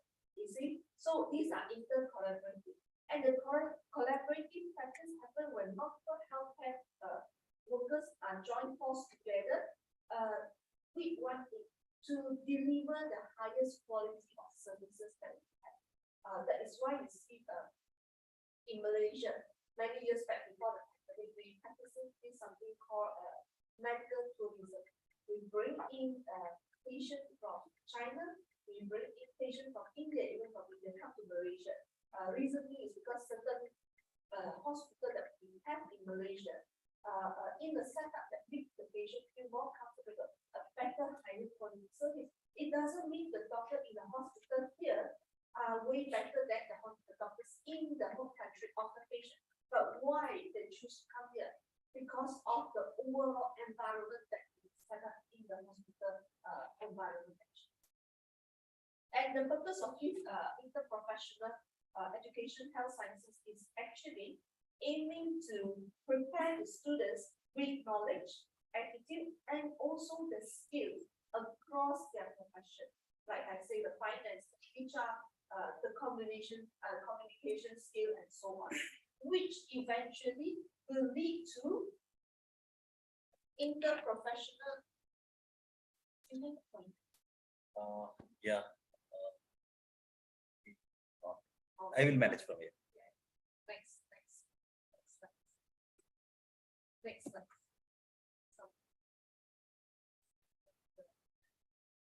11. Yes. Yeah. So it's with the aim of number one, to create a client or patient-centered care. The care are putting patient and client as the center. And the next one is to optimize individual patient health outcome. That means to receive the treatment in the shortest time, in the cheapest way, within environment that we are able them to do so, and to improve the community level health status overall. Next slide. And besides that, we also aim at providing effective, efficient delivery of healthcare services. And lastly, advocacy for improvement of health and health services in the country itself. So what we do, now this here is very important. The learners have changed. What changed? They learn from, about, and with. The from, about, and with, these three is the keywords.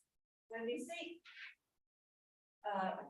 the three keywords that we highlighted here are actually very important prepositions in the healthcare education. And when we talk about interprofessional education, it is not only about a mixed group of people come together, but it is to come together to learn a different part of things that they have among themselves. So now when we talk about week, it's referring to the process of interaction, the process of active engagement, co-location. Co-location is something that's from different locations that come together, teamwork, and also collaboration. Whereas from means who are those that is involved in this interprofessional learning? We need to create trust among each other. We need to create respect. We need to have dialogue between each other. Like this forum today, the seminar, the conference, international conference is a very good platform to pull everybody from different backgrounds to come together to have a dialogue. It's just like sharing what I know about my healthcare profession, you share about your profession. That's how the dialogue is being created. And also to create confidence amongst the students who graduated and come out to work. And when we say about learning, which is the learning outcome, we need to define what are the learning outcomes that we wish to achieve, what are the competence level, skill set level, the responsibilities, the values that we would like to cultivate in our students. And of course, this interprofessional education are actually a purpose-led education.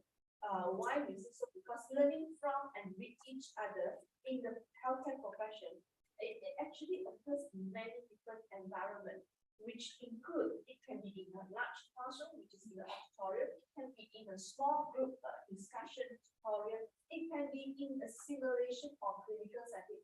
In healthcare, a lot of times the learning happens in the simulation environment, in the clinical simulation environment. And meeting the learning goals of this interprofessional education actually can occur through a proper planning. A proper planning means a planned curriculum, a planned clinical learning, a planned learning environment, a planned schedule, a planned group of people that we bring together at the same time. And of course, to make this possible, a learning institution, they need to support, they need to show the support against the interprofessional collaboration and on developing and maintaining the effective interprofessional working relationship between the learners, between the practitioners, between the patients, and between the families and also the community. The leadership team working alongside healthcare teams embrace interprofessional education alongside as a requirement of healthcare professional practice. And this is the key. That's why we talk about the key role of leadership in job satisfaction.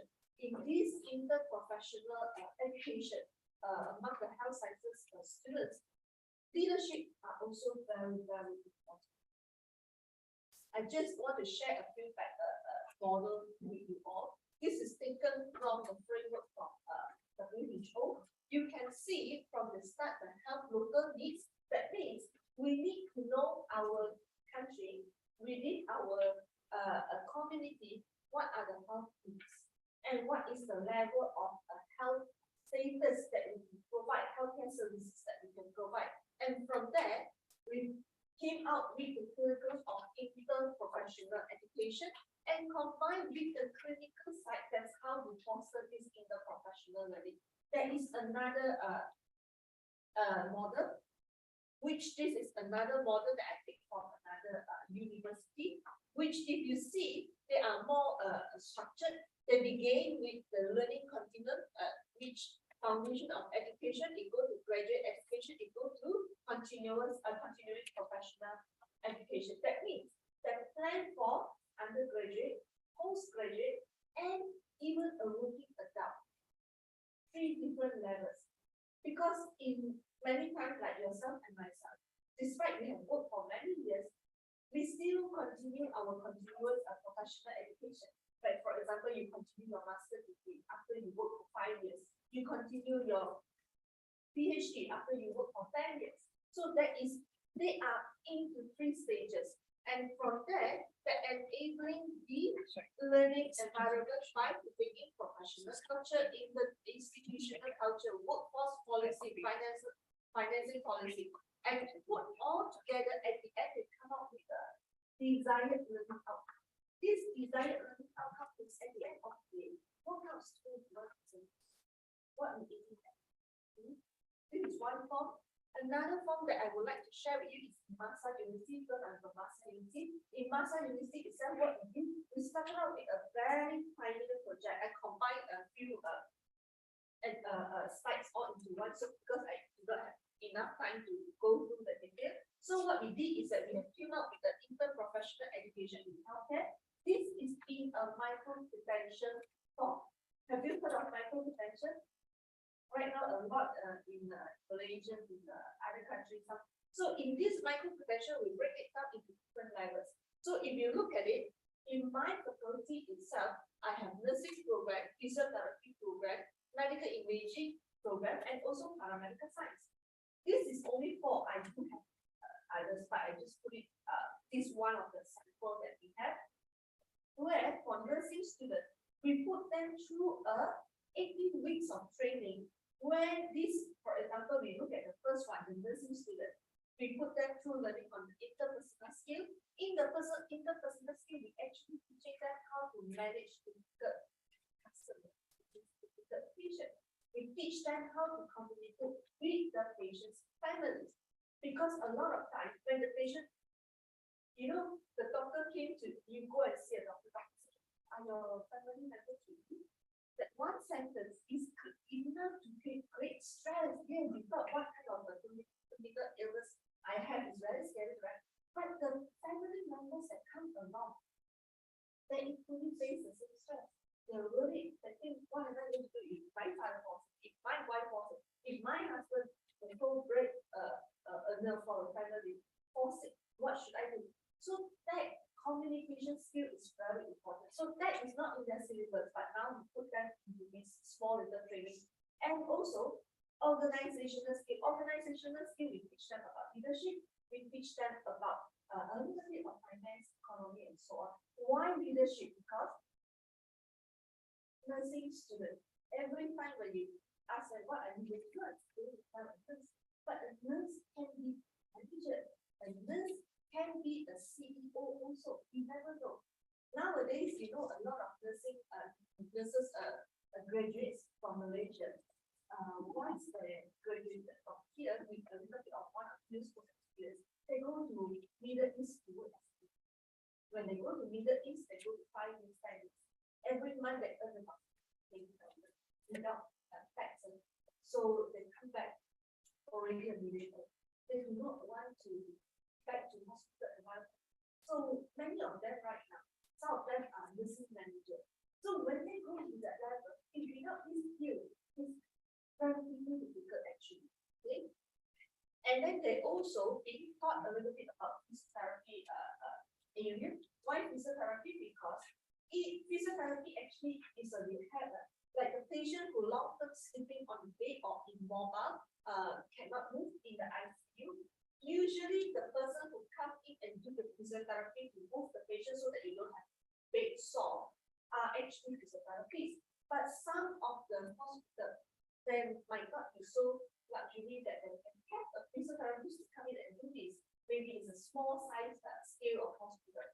Which there is, I don't want to do it. So to teach the nurses, you indirectly reduce one manpower, but you have to do fast. And we also bring them through the medical imaging clinical skill. Why? Not only doctor can read the X-ray, not only doctor can understand the diagnosis result of the radiographer, but the nurses, they also put a little bit skill for them to understand what means that they want to use that to advise the patient, but for them to understand, oh, this patient is really in very bad situation. So I must be really careful when I'm managing this patient. That is the aim of treatment risk. And of course, the paramedical skill, even all of us can learn. You know, the basic life support, first aid, that is those things. So same thing, it goes to physiotherapy, medical. You can see we pair them up with different learning modules inside. So in this domain of the interprofessional education in healthcare, we aim at to cultivate the values, ethics of the practice, which is work with individual of profession to maintain a climate of mutual respect, and we aim to use the knowledge of one own role and those with other professions to appropriately assess and address the healthcare needs among across the countries, across within the profession itself. And of course, just like I was talking about interprofessional communication with patients, with families, with other healthcare professionals are important. And lastly, the main thing is we want to create a mutual teamwork happen among each other and not to fight, not to envy with, how many of you are Malaysian? I'm not sure about your country, but right now in Malaysia, we are having one issue. You see the news, you will see a lot of our housemen are doctors who graduated from the studies. They came out and need to serve our government hospital, public hospital for 3 years. Then only they can practice outside. You might have heard about the news. The housemen are being pressured and really their housemanship. And eventually what happened? Some committed suicide. I think a few cases happened. This is really sad. Why? Because in the hospital working environment, those specialists, where we call medical officer FO, they already serve their term. So when there is a junior come in, the night shift can remember, then force the younger newbies to do the work without proper resting. That's how. And also the shouting. We are, equally medical doctors, but in front of patient, in front of nurses, the senior specialists will shout at the graduated houseman.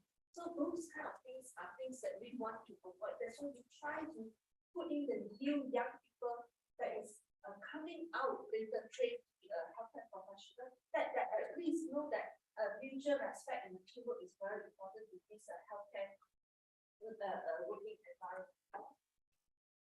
And in terms of operationalize, how do we conceptualize? If you see the development of this curriculum of interprofessional education in terms of the courses, the learning activities, it has to be discussed between faculties. It cannot be like for myself, I'm talking about the human resource, I'm talking about the finance, the accounting.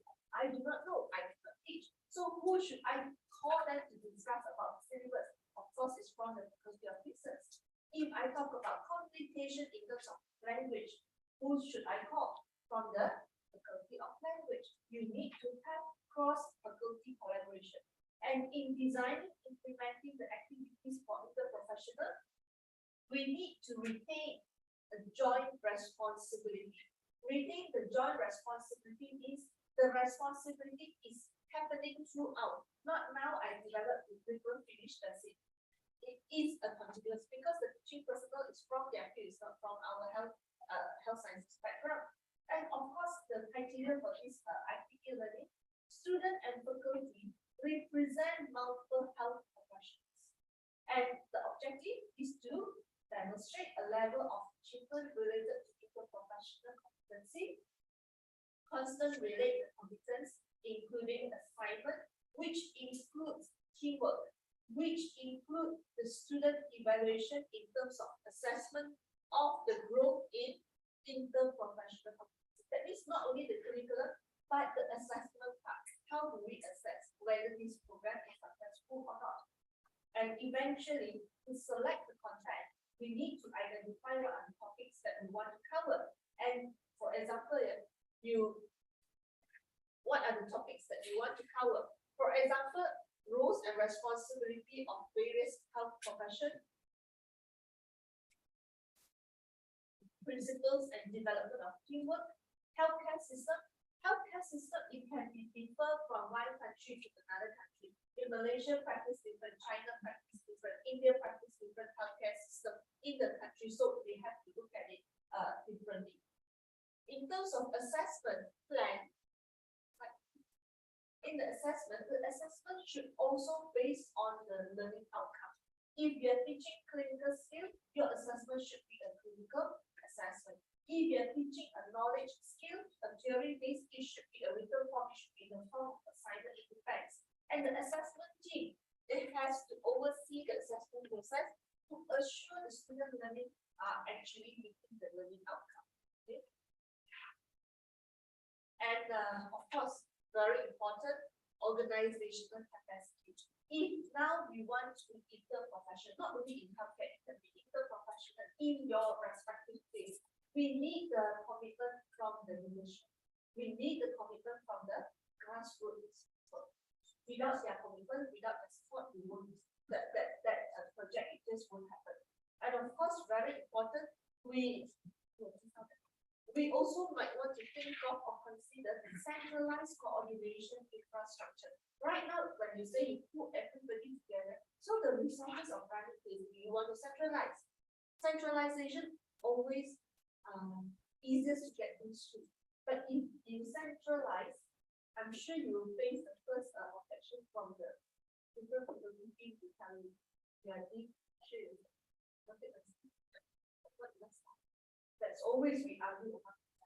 Okay, and of course, funding very, very important.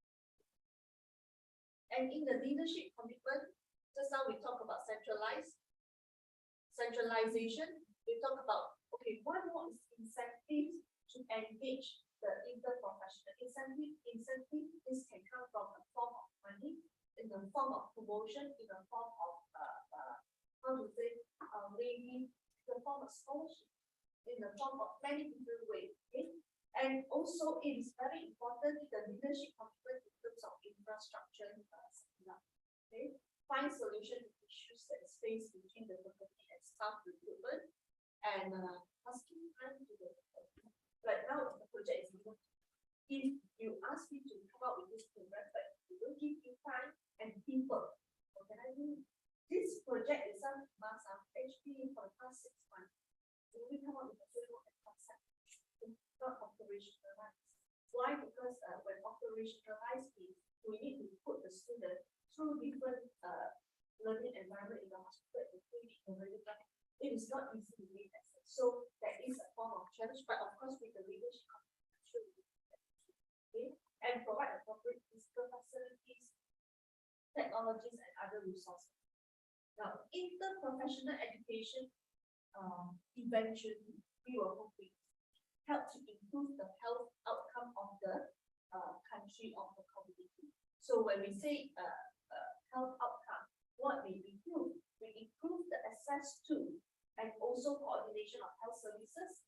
We improve appropriate use of specialist clinic resources. We improve health outcome of people with chronic diseases and also the patient care safety.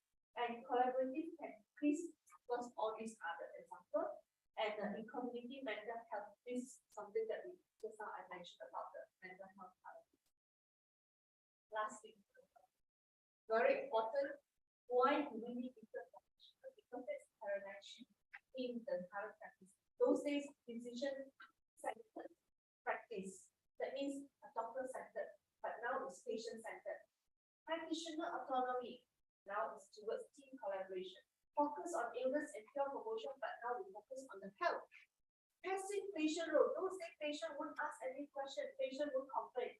But now the patient, because of the technology, Google and then they come and question your decision, your action, your treatment. So it is paradigm shift. That's how we end up to understand and prepare ourselves. And of course, the last one, the health professionals working at the top of their knowledge and skill actually helps to enhance the staff motivation. And with the motivation and the right care for the patient, it eventually enhances the patient motivation. Not only the practitioner, but the patient. And being part of change of the diversity work environment are also something to be proud of. And lastly, always keep the mission in the forefront. It's all about moving our vision. So that's very important. I know I am out of time. I'm so sorry, apologize for that. So hopefully with this presentation, it opens up your mind, not only in healthcare, but in your professional. It is something that we should think about, not no more only one major. That's why in some of the country, I think in America, they already started, the students don't choose to study based on, like, I graduated from environmental health, I only go for environmental. They can pick and choose what they want to learn. Eventually, the degree is just a general degree that, but they know accounting, but they are a medical professional. They are engineer, but these engineer are engineer in plantation. So I believe that's really important. Thank you, everyone.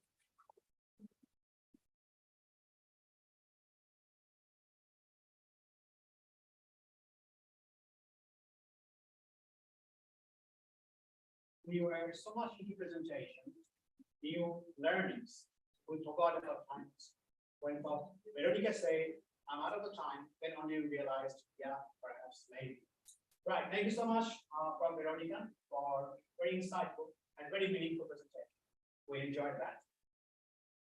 Now we need to talk about interdisciplinary learning markets. I think this is a very good food for thought, right? Anyway, so without further ado, I'd like to request all of us, let's take a photograph together. So let's gather here. And our photographers are ready with the cameras. If you don't mind, let's do it. Thank you so much.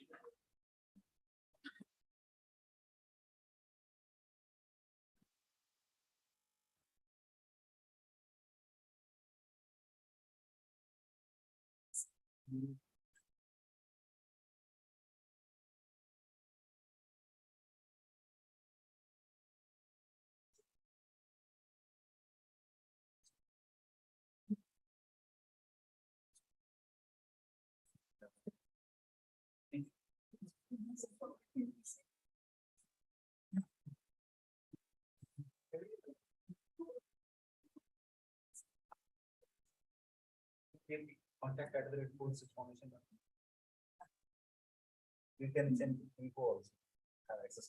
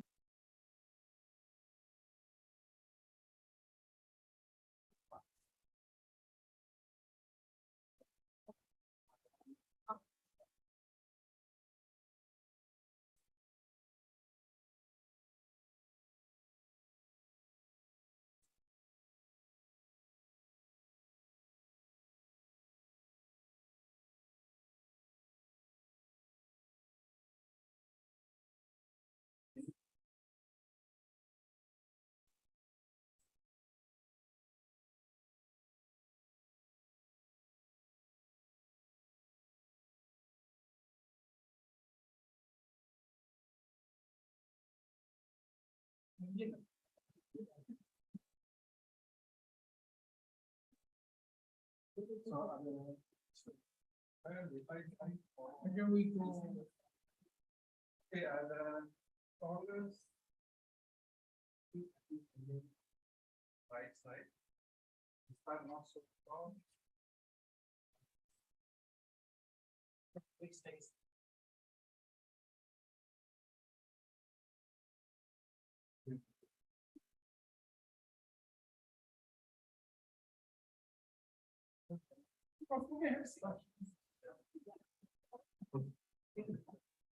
Sir, please.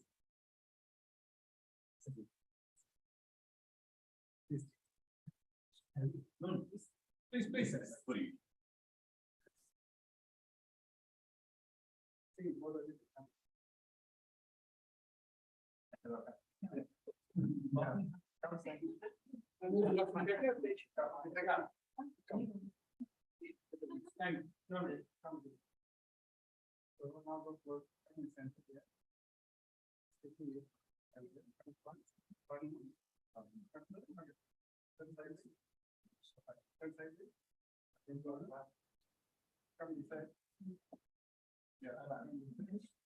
It does have a feeling of my school days. Yeah, it's easier. Until the day. Okay. So now we need to-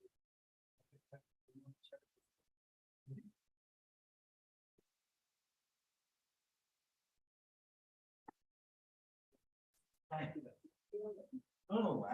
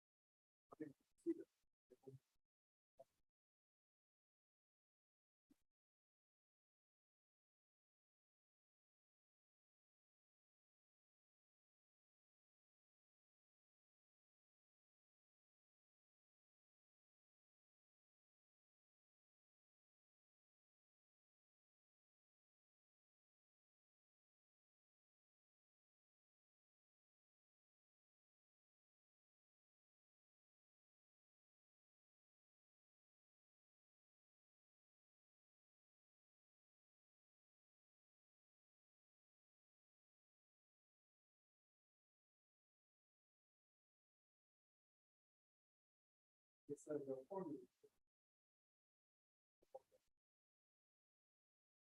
Only on X. This is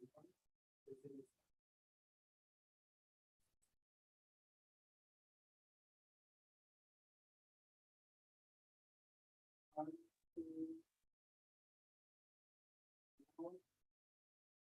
one, two. That's all we have. One, two. you were not the one. Big guys. Oh, people.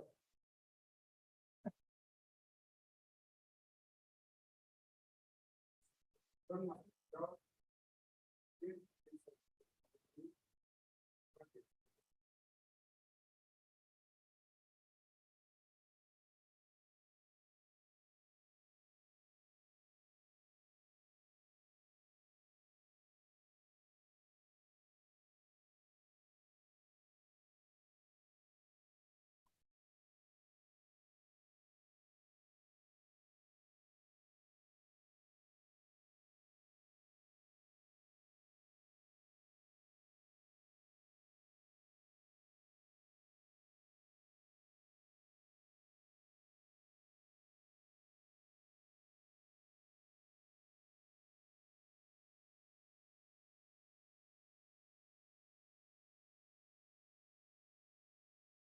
Give you what?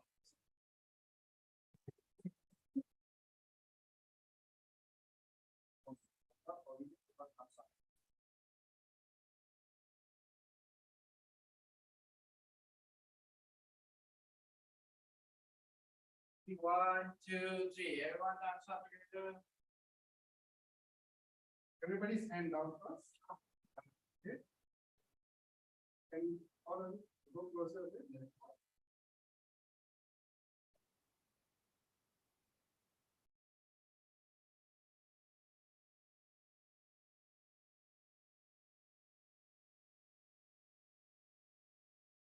Okay, ready? One, two, three.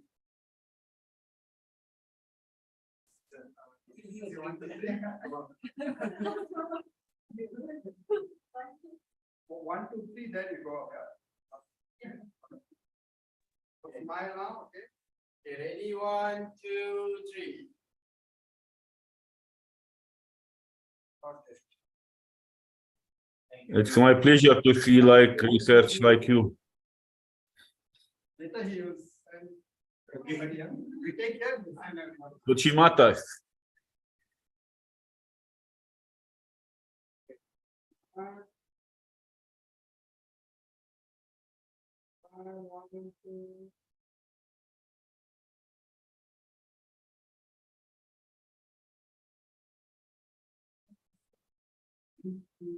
Better to reorganize. In the meanwhile, shall we have lunch?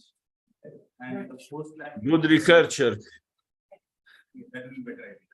That should be a, In the first floor and the lobby. So we all can move there and we can have lunch and get back there after.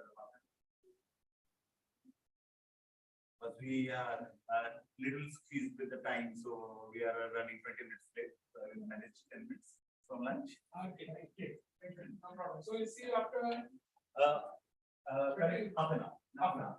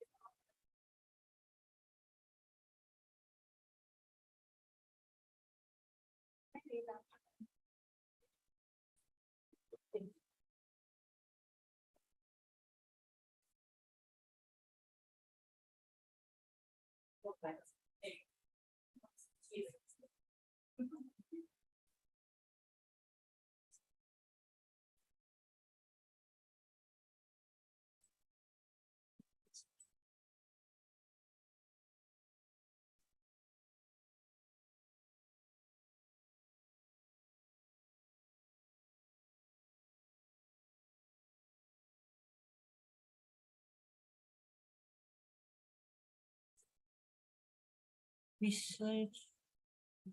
Yeah, yeah. Barriers of teaching, right? Yeah, yeah. Got it.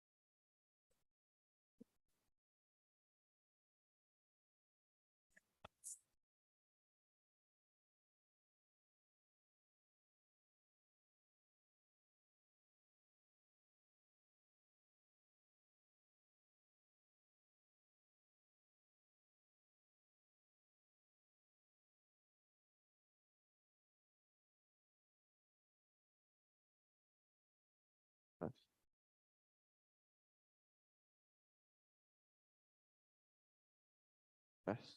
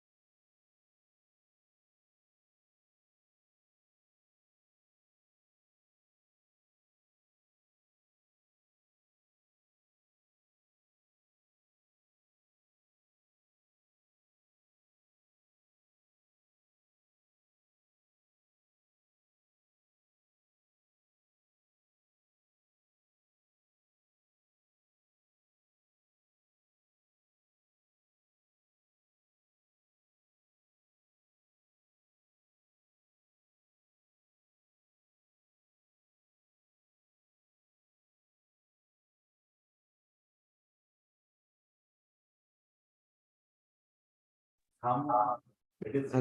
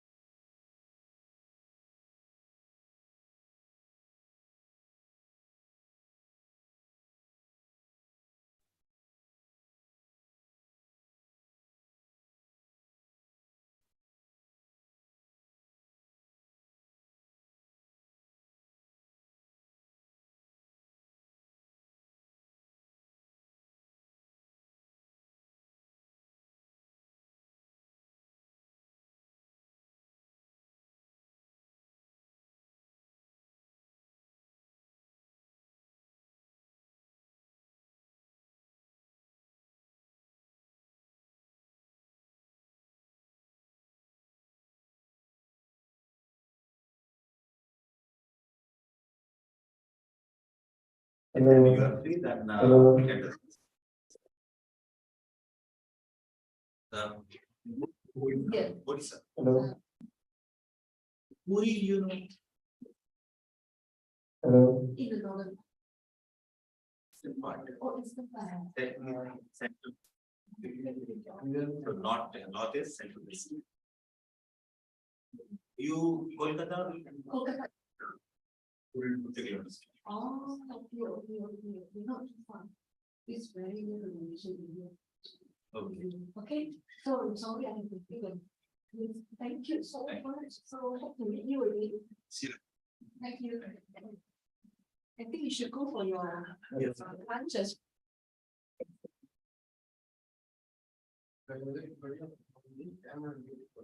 Oh.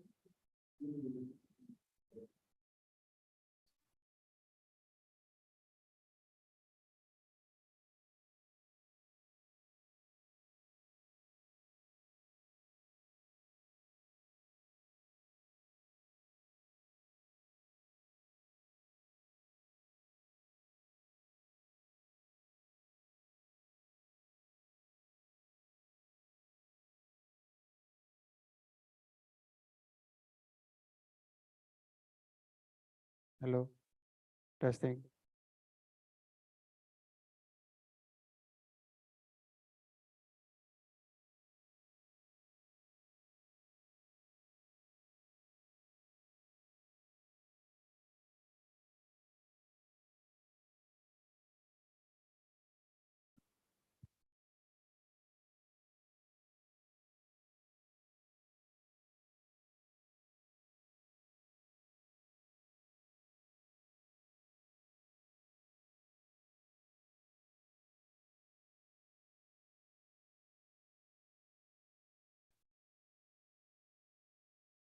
Hello.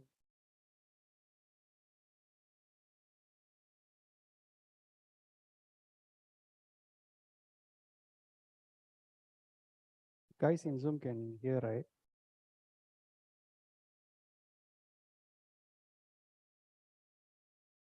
You guys in Zoom can hear, right?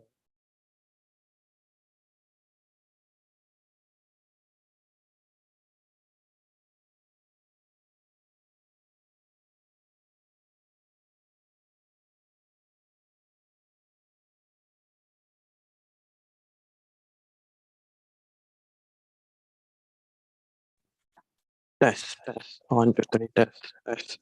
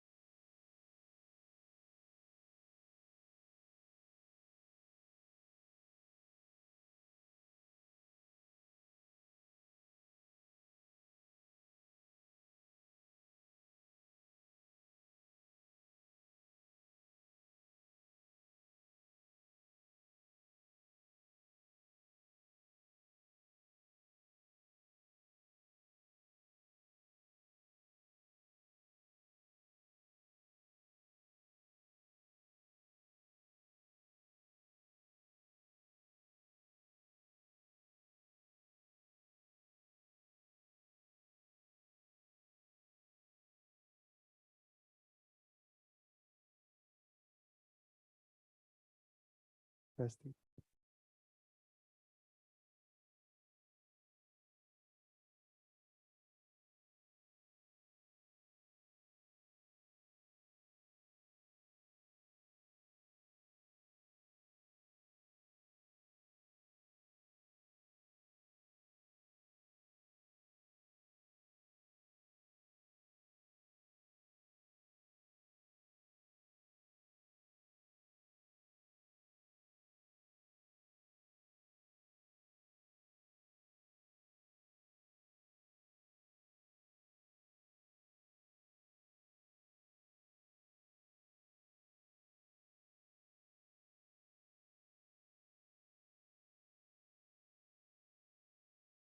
Test.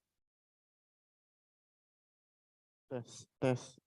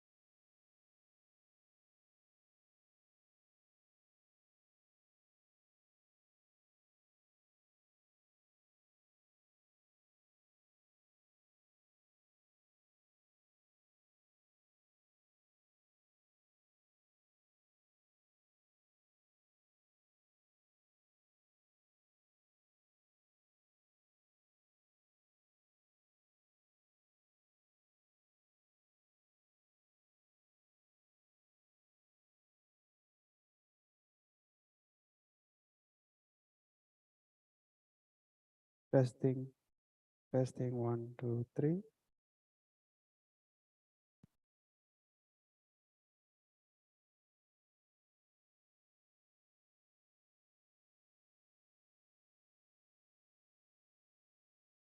நான் அடிக்கிறேன் bro. Photo எடு. இந்த பார்த்துட்டு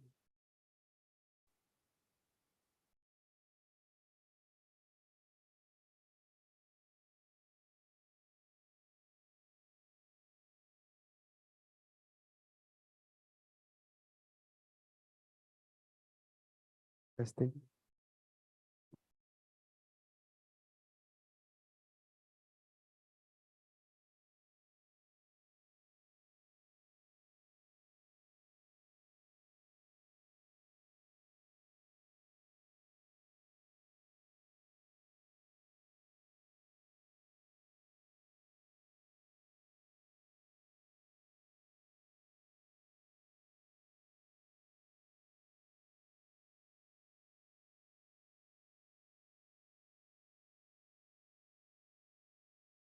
Testing.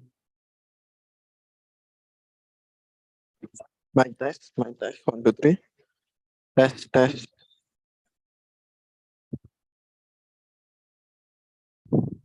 Mic test. 1, 2, 3.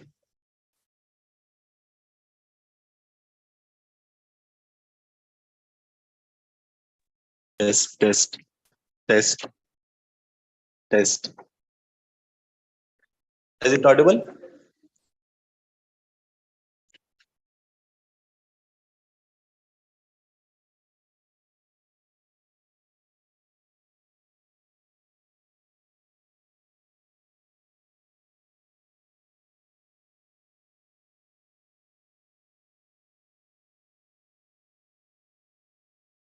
Can you hear me?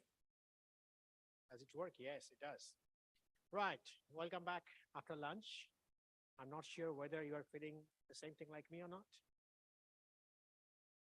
Right, without further ado, I'd like to invite Associate Professor Dr. Arun Kumar Tarafdar, who is the session chair for this session. Please invite Prof. Arun.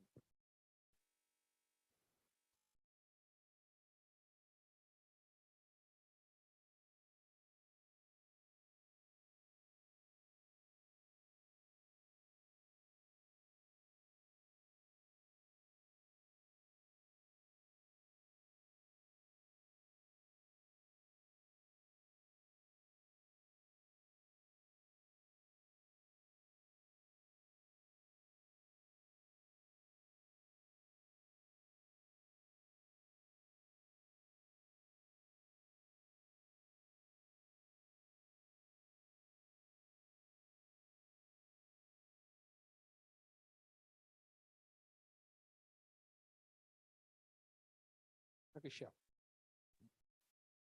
Okay, I'm Arun Kumar.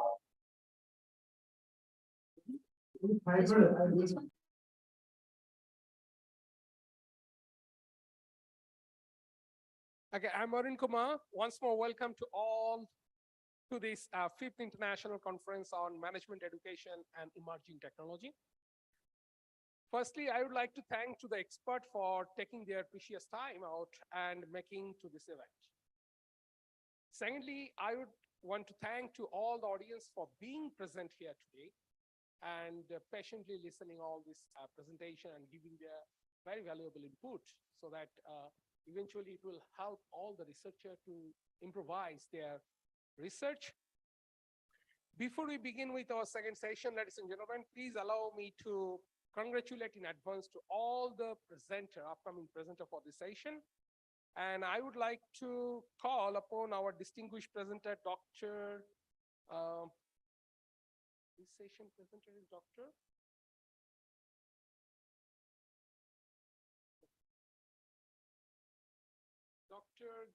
Dino Shio. Sorry if my pronunciation is wrong. So yeah, yes, Professor. So I would like to request you please come and take over the stage.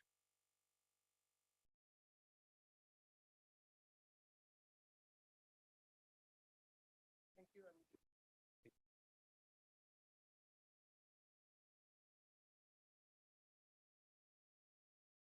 Good afternoon, everyone.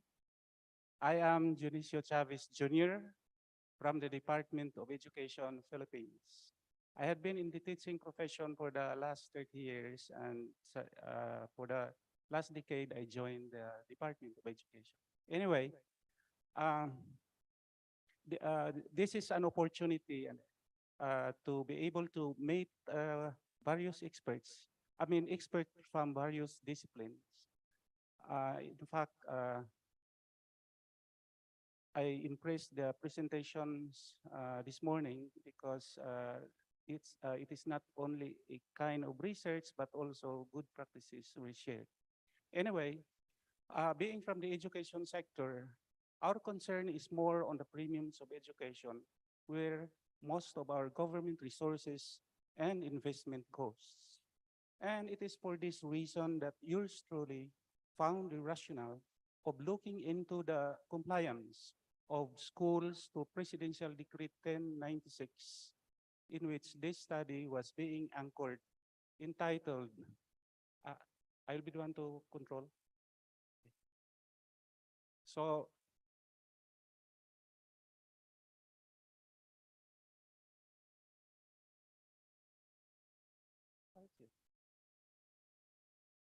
can you bring that up to the first slide, please?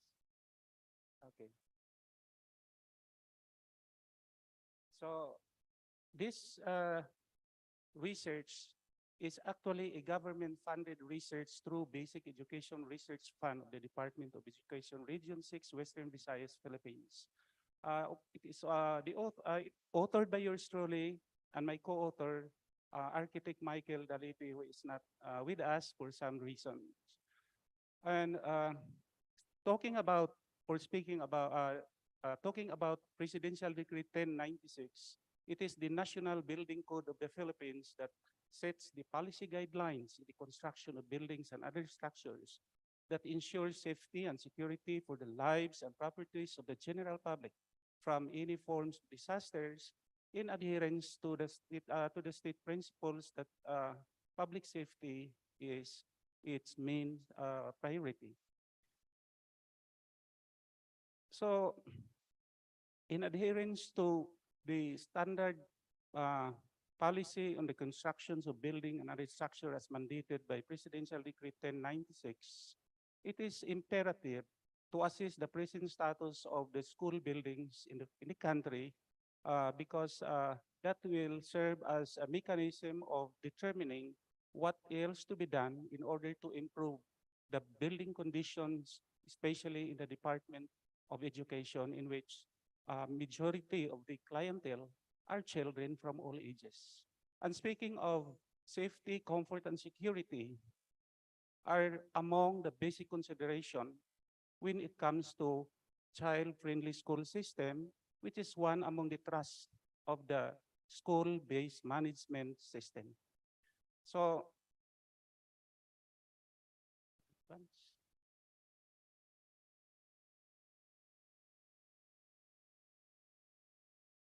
we have here the specific objective is to determine the level of compliance of the 48 schools in terms of NSBI or National Building Inventory and the NBCP, National Building Code of the Philippines, in terms of the 4 dimensions, that is safety and security, comfort and convenience, accessibility and durability and resiliency of the buildings.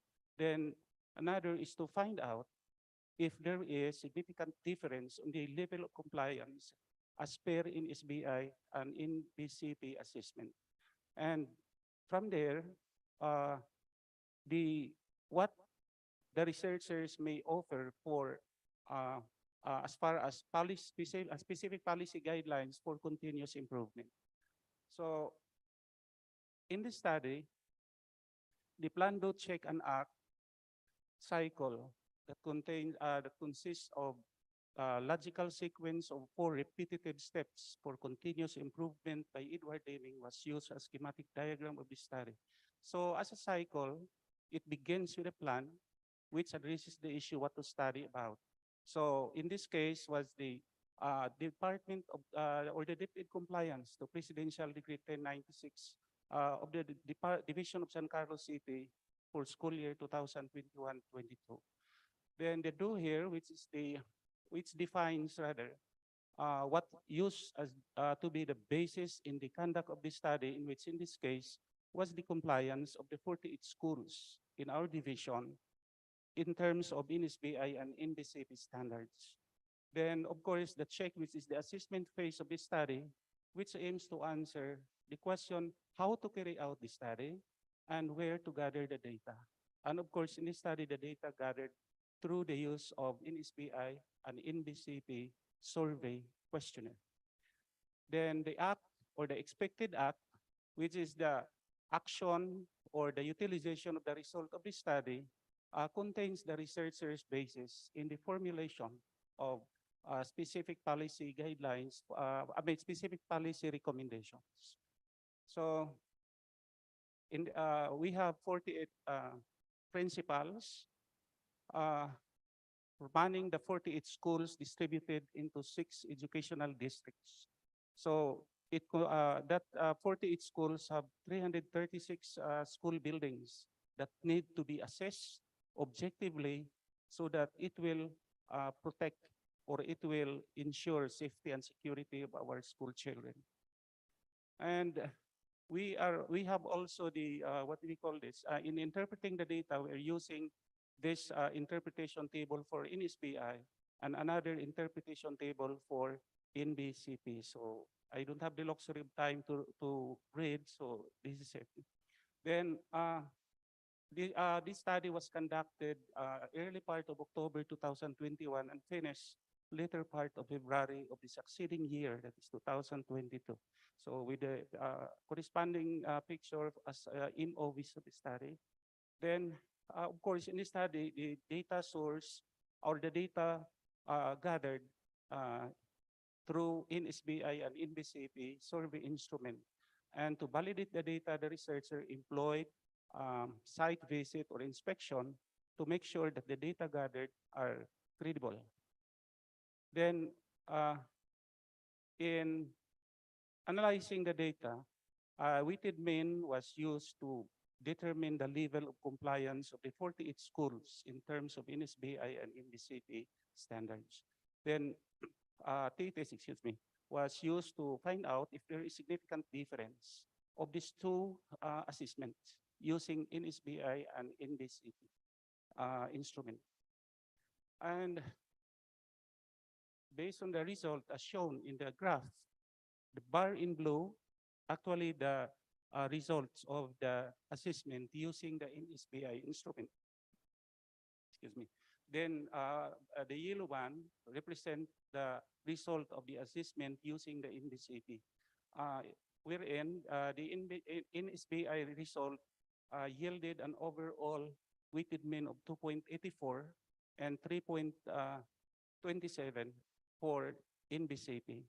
And it shows that in this case, the school principals underrated their school buildings, because if you look at the ratings from the NBCP, which was done by the researcher using the NBCP standards, it's a little higher than the NSBI, what we call the standards. Now, this is so because school principals wanted to be prioritized in terms of school repairs, school building rehabilitation, and even construction of new buildings. So that is why they have to their mind that if they will rate higher, they might not be the priority of the budget for that purpose, either construction or repair of the school buildings.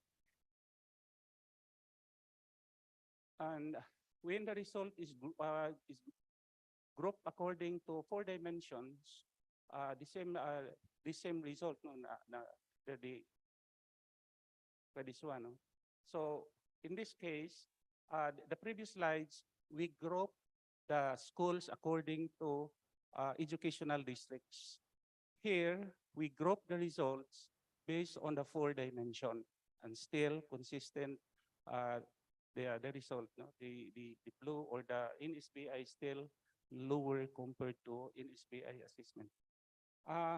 So in this study, it yielded a computed p-value of 0.0011, which is less than the 0.05 level of significance. So in conclusion, there is a significant difference on the level of compliance among the 48 schools in terms of NSBI and NBCP standards, and that the gap between the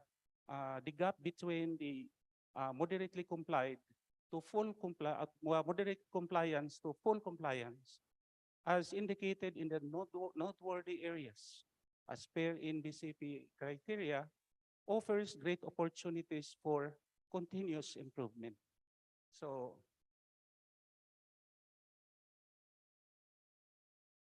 next slide.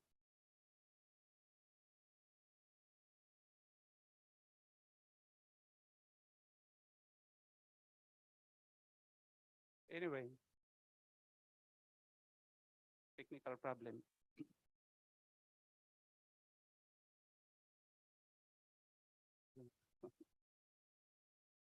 That's in conclusion. And as mentioned already, in conclusion, there was a significant difference as indicated in the results. Then, of course, the moderate level of compliance or the moderate compliance to full compliance of the PD or Presidential Decree 1096, that gap offers opportunities for improvement. And we come up with 16 recommendations to the higher ups of the Department of Education to do something. Otherwise, there will be no improvements in terms of practices on maintaining and obtaining, shall we say, disaster risk or disaster or a disaster-proof building or building of good quality that can withstand any forms of disaster, fire, earthquake, and etc. I do not have the luxury of time to read each one, so all I have to do is just flash on the screen the 4 sets of recommendations. There are 16.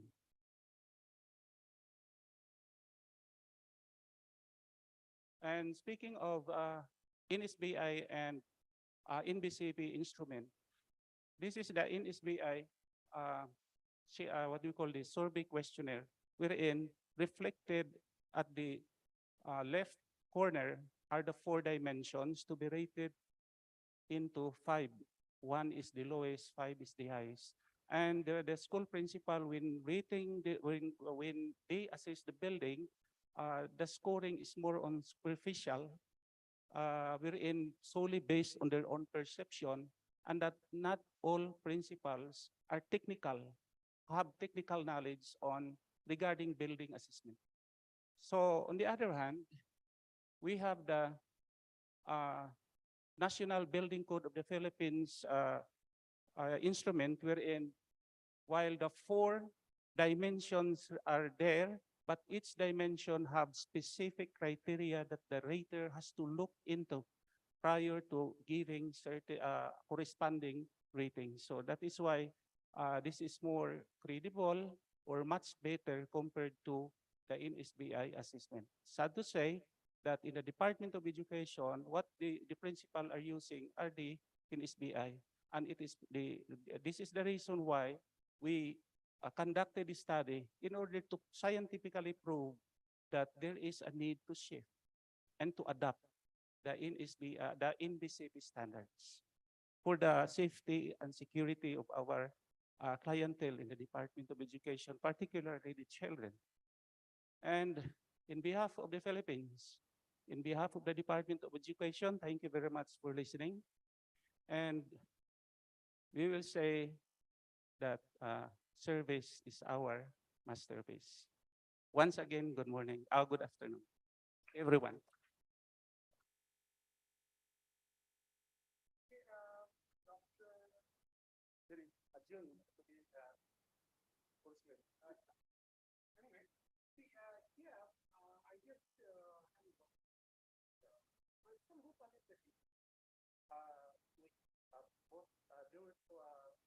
Aside from your story, I have my co-research focus. So, you have a bit training on how to evaluate my colleagues and architects. Because there was a time because for the last prior to pandemic, we were sent many times for training on how to adapt to temporary ability. And that motivated us, and that really is our and NSBI and NBCP, the NSBI stands for and it was adopted by the 2014. And that was an instrument that the Department required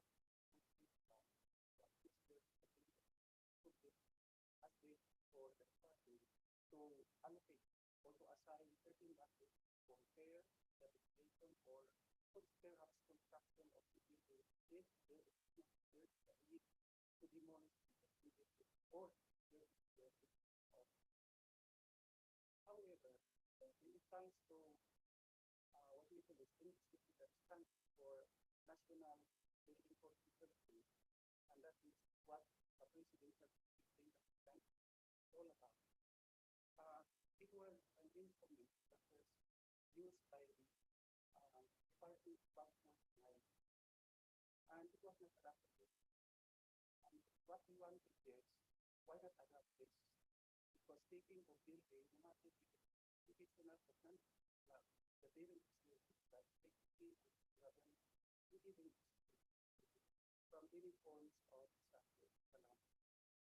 Our country was really survived earthquake, like for example, 1990, one of the when University of Baguio was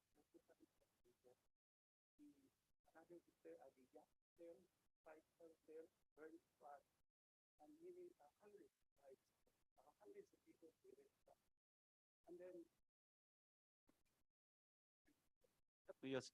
And then in 2012, another earthquake hit our locality, and billions of pesos of our infrastructure, especially that includes the Department of Education facilities damaged.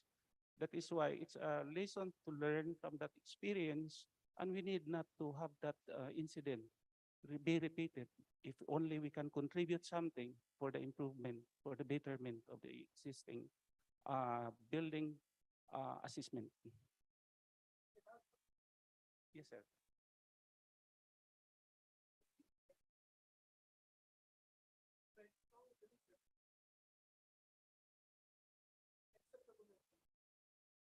You mean the two instruments?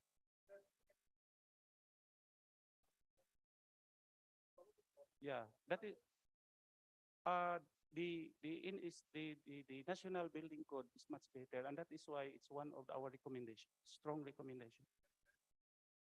Yeah. NSBI is not only the 4 dimension. First, the safety and security, then comfort and convenience, accessibility, and durability and resilience. And then that 4 dimension reflected in the instrument only do not have any specific criteria what to look into. So if you are the school principal, just look at the building and then try to, in your own perception, whether it belongs to whether it is not compliant, or whether it is compliant, or whether it is partially complied, moderately complied, mostly complied, and fully complied. When you speak of not complied, from the perspective of NSBI, it means that all buildings of the 48 schools are below the minimum standards as per NSBI assessment. When you speak of partially complied, meaning only few buildings of the 48 schools are within minimum standards. And then mostly moderately complied, meaning at least 50% of the buildings of the 48 schools are within the minimum standards. Then mostly complied, meaning majority of the buildings of the 48 schools are within the minimum standards. And the fully complied means that all buildings of the 48 schools are either within or above the minimum standards. So if you are the school head or principal, just look at the building condition and then you assign immediately the rate based on your own perception without looking into the detail. Whereas when you speak of NBCP, each what we call this dimension have specific criteria to look into, because there are many referral codes attached to the Presidential Decree 1096 standards. For example, the National Building Code, which is attached to the Presidential Decree 1096. Another is the accessibility law for PWD, person with disability, and etc. So if you are the rater, you cannot automatically give a certain rating unless you look at first the specific criteria. So this is more objective, much better than in SBI. And that is why we strongly recommended DepEd to adopt this instead of in SBI.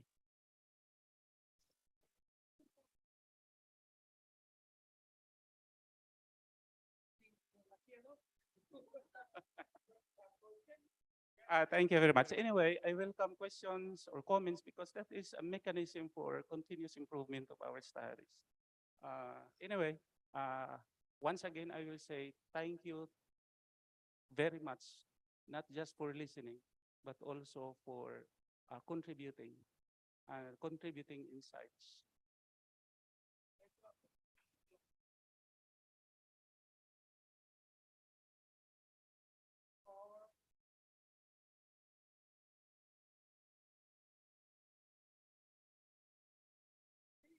It was really very fruitful session. I think not session, the presentation of the first presenter, really it's good and the meaningful for I think many of us we will learn from these that how even the instrument.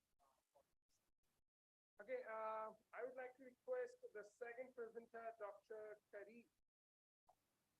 Dr. Kareem, okay. Thank you.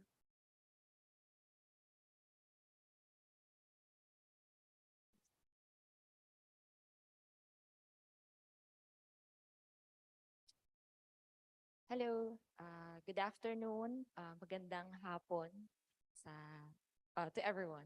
I am Karen Marie Ramirez and I am here to present the research productivity barriers of teaching and non-teaching personnel of May Kawayan College. So this is a short background of the researchers. So with me is also we have Carmina Beluan and Tricia Nicole Reyes. This is a proud collaborative effort of a student and faculty members of the college department. The researchers are, Beluan is the current Student Services Office Director. I myself is the research coordinator, and Tricia Nicole Reyes is a third-year AB Psych student and also a student assistant in the Research Publications and Linkages Office. So the study endeavored to continue to the development of research activities and facilitate means to increase productivity. That is the prime trend actually in education and of course in the Philippines today. And this is just a bit of a background of the abstract wherein we have the recommendations and the actual conclusions of it. So just a little bit of a background about May Kawayan College. It is located in the heart of the city of May Kawayan, Bulacan. The philosophy of the school is mother and child philosophy. And our school motto is committed to excellence and dedicated to service. As we strive to become excellent in our field, then we encounter the need for research. Earlier, you met the DepEd or the Department of Education, which is the regulating body for basic education. CHED, on the other hand, is the Commission on Higher Education, who really regulates the need and even require the schools to facilitate research. And this particular CMO number 46 of series of 2012 is the quality assurance on how they give importance on the need for research for faculty and non-teaching personnel. And because of that, the Office of the Research Publications and Linkages Office really tried to create a lot of activities. Even in the midst of pandemic, we have different colloquium, research trainings, and seminars. And with all the incentives and all the encouragement given by the school administrators, even this kind of activity wherein we are here, no, we have 4 delegates from May Kawayan College. But however, people tend to be reluctant in undergoing research paper. It tend to be a sad moment for the Office of the Research Publication Linkages Office that even though we have a lot of encouragement and a lot of effort, they do not undergo. And I believe this is also one of the problems in the higher education institution in the Philippines, wherein we have a lot of activities, there are a series of trainings, but we only have limited outputs of research. And because of that, that pushes the researchers to uncover the research productivity barriers of teaching and non-teaching personnel in May Kawayan College. So it is founded by the following statement of the problem. First is the demographics. Second, what are the research productivity barriers in terms of the researchers' capacity, research training, research support assistance, research environment. Third, what other factors are perceived as barriers to research productivity? And lastly, the recommendation that can be drawn from the study. So the researchers use a descriptive method of research to obtain relevant data. We also utilize a survey questionnaire adopted by Nuki 2012's Research Capability Instrument. And for the conclusion of the study, the respondents were described to be young adults, females, holders of bachelor's degrees with research training. But take note of this, they have research training, but we only have limited number of accomplished research. The teaching and non-teaching personnel completely concurred with the research productivity, namely research capacity, which means that educational experience and background were advanced in terms of capacity, meaning they can actually do research. Second, research training. There is a presence of personals, cognitive competencies, technical skills, and activating characteristics through research trainings. Third, in terms of research report and assistant, the conceptualization, data gathering, preparation of research report assistants were also present. And lastly, the research environment. I also mentioned earlier how supportive our administrators are when it comes to research activities. It only means that the school develops and maintains culture, positive group climate, participation, governance, and frequent communication.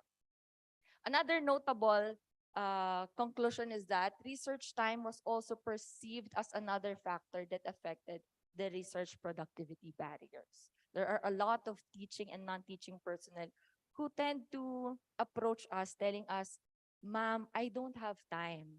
Or, "Sir, it takes a lot of time and effort to do research. I don't want to do that." And there are also some factors aside from lack of research time, that there is limited mentorship program.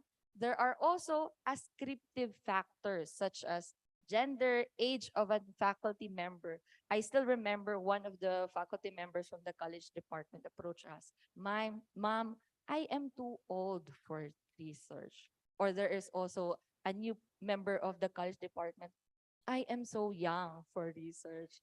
So that is also one of the factors that we have in research capability.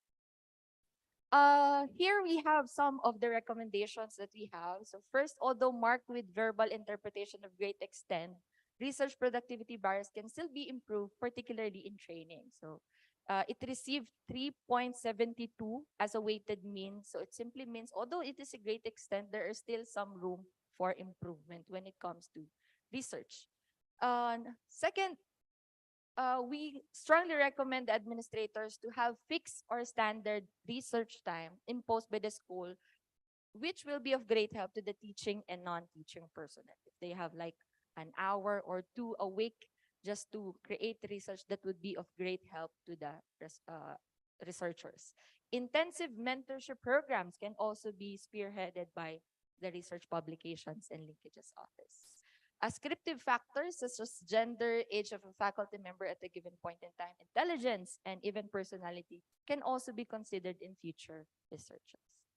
And lastly, we also include this. Last 2020, we have this virtual office that is a best practice of the Research Publication Linkages Office, wherein we try to connect students and faculty members, even non-teaching personnel, to conduct research online. And that's it. So that's it for the research productivity barriers of teaching and non-teaching personnel. Thank you.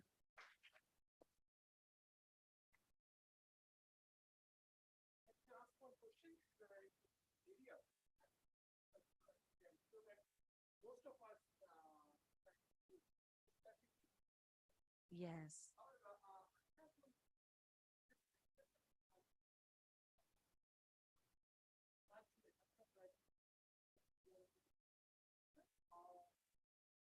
No, the respondents were teaching and non-teaching personnel from the college.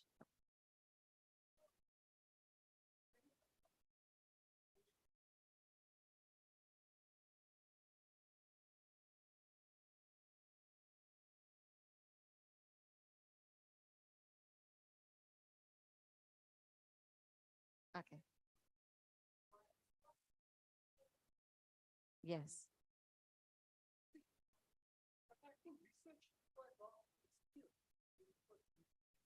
Yeah, correct.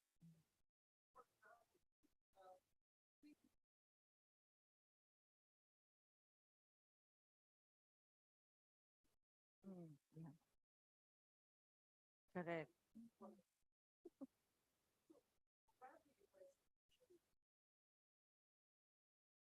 Mhm.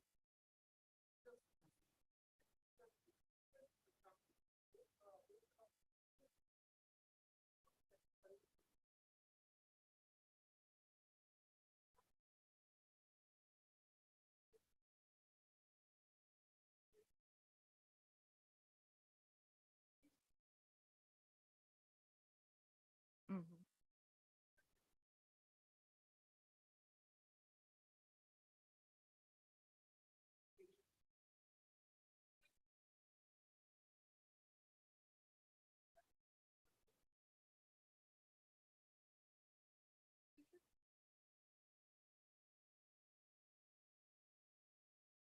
All right.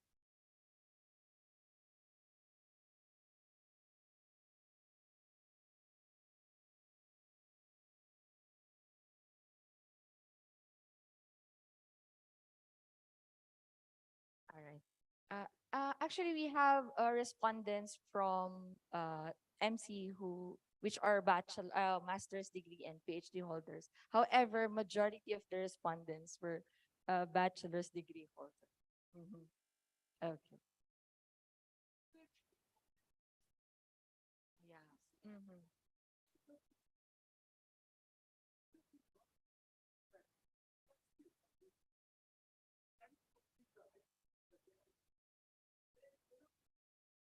Yeah.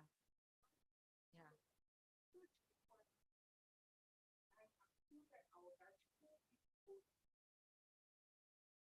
Mhm. Yeah.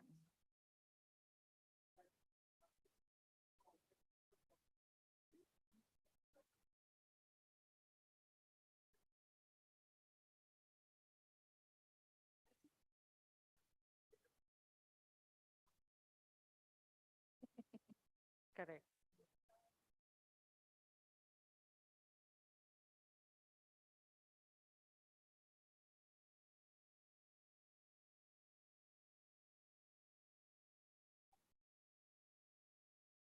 Oh, okay. Okay. Thank you so much. Thank you.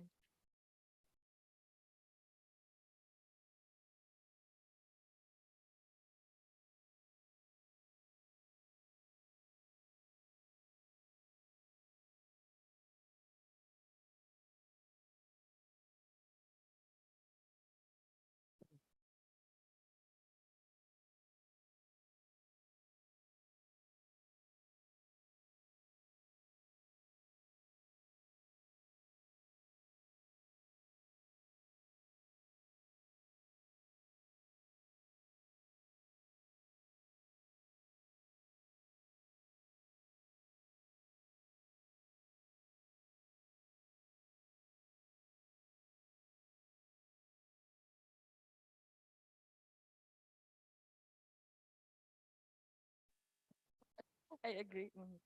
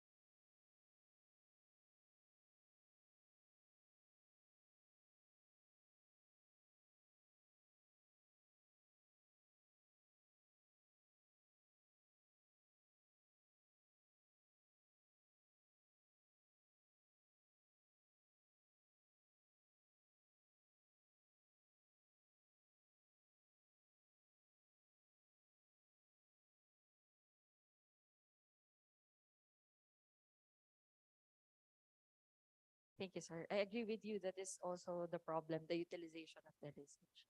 Thank you so much. Yes. Sir.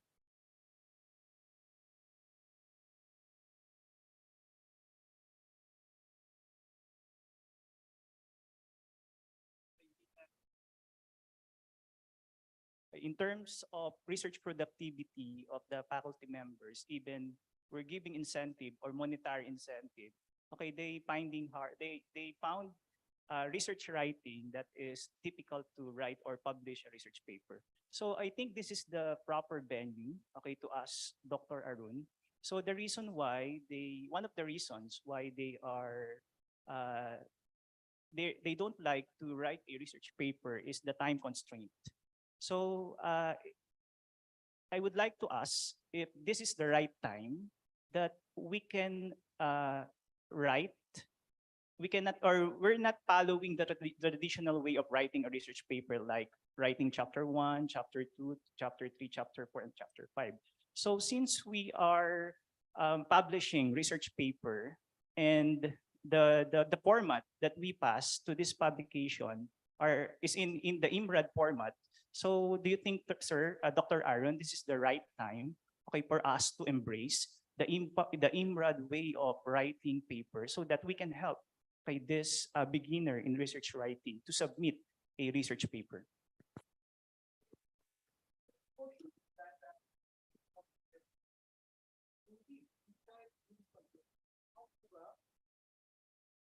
However, we have to understand that, see, writing is also a skill. For example, when you cook, cutting also is a skill.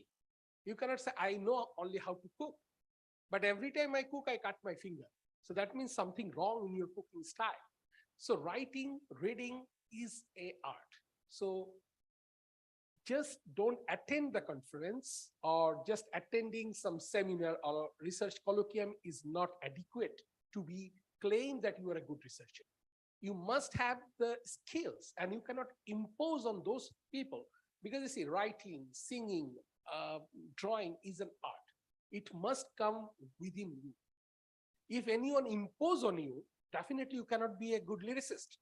You cannot be a good novelist, because it is not within you. It is not your passion. So research requires some passion. Yes, if you have a passion, we can facilitate with the tools. We can facilitate with the software that, okay, you can do this data analysis, but the interest must be generated by the researcher. That one neither supervisor can do, nor mentor can do, because it requires some sort of skills or interest that every researcher should have within. Otherwise, if I just impose on you that become a researcher, you cannot be the researcher, because your brain doesn't think critically.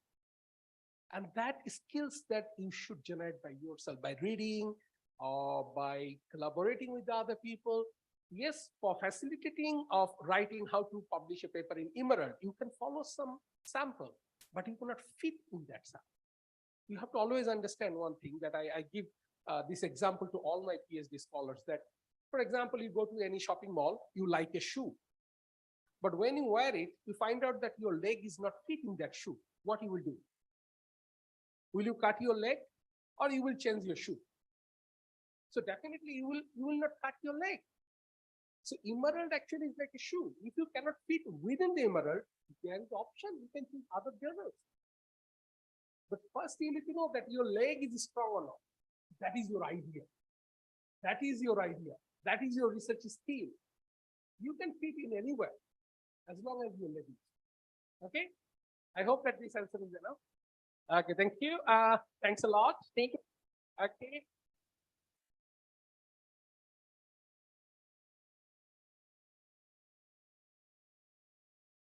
Thank you, Dr. Karim, for your very valuable input related to the research productivity. Okay,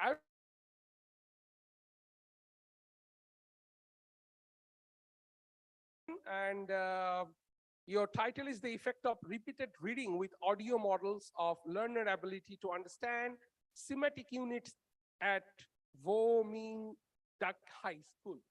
Okay, congratulations, please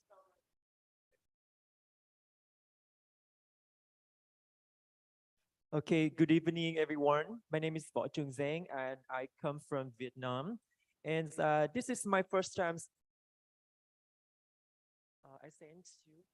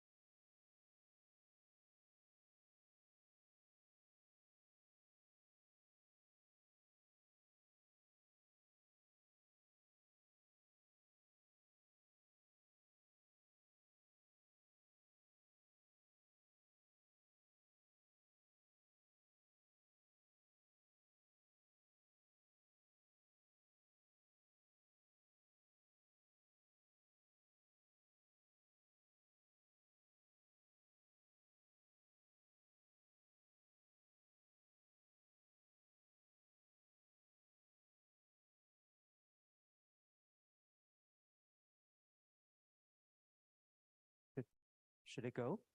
All right, thank you. Apologize for the big mistakes here. My name is Võ Trung Giang, and I come from Vietnam. This is my first time to be in Malaysia, and I'm very feel happy to present my research papers in front of you. So the titles I do my research is the effect of repeated reading strategies to help students understand semantic units in phrases or sentences to help them to improve reading scores and reading comprehensions by the support of audio modeling. And I choose Bomenduk High School. This is a lot of schools from my countries, which is high schools, and where I study for 3 academic years. And I will talk a little bit about my I myself have just finished master course in tuitions, and I'm waiting for the PhD course next year. And also you can see the name of the supervisors is also my instructor for PhD course. Before I start to talk about why I choose this problem to research, that is, you can see here is that is the checklist of the score from the reading test. Most of the times, my schools usually do the reading test with the test, semantic test, like how to understand the meaning of the words in the context. I mean, the context clues, and also choose the synonyms of the words. But you can see here, I take one to score midterm test results from my former teachers at grade 10s. Most 80% of students, they got under 5 points here. And also when I study in Volunteer high schools, so much of students usually face the difficulties in reading test. So I conducted by two theories from the two researchers, former researchers, Samuels and Shimono. They talk about semantic units for the reading test. And you can see that students raised for the normal students, they can acquire about 13 or 15 words. That's very high. But most of the time, they may not understand the whole meaning of the words. And that's the reason, the real problems when you do the reading test. So the purpose, the goals of studies that I want to find out, like how the repeated reading strategies can be effective in this context in formative high schools to have students to change their perceptions of reading, and also to find out more drawbacks and benefits of using these strategies. And so you can see here, my purpose is to find out the insights, the effect of audio-based repeated readings. Most of the time, students in my high schools and some high schools in my countries, the students just have silent reading in the class because they cannot have a chance to do other strategies of reading comprehension. So my suggestions is to use repeated reading strategies. This is a new one. I think it is familiar to other countries like Philippines or Singapore, Thailand, but Vietnam students usually do silent reading, and they feel very new. I mean, for strange to this kind of reading. So the purpose of studies I mentioned before is to find out two problems here. One is to demonstrate how effective that the repeated reading, to use in this contest to help students to change their score, to help them get a better reading comprehension, and also to find out more like positive sides and negative sides of these strategies to convince and how they can apply these strategies to teach students in their grade 10s high school curriculums. So you can see I go to the methodologies. I use both qualitative and quantitative in this research. I divided it to one, the semi-open and the interview for qualitative. And the one is the quantitative. I conducted the pre-test, post-test, and questionnaires based on the Likert scale.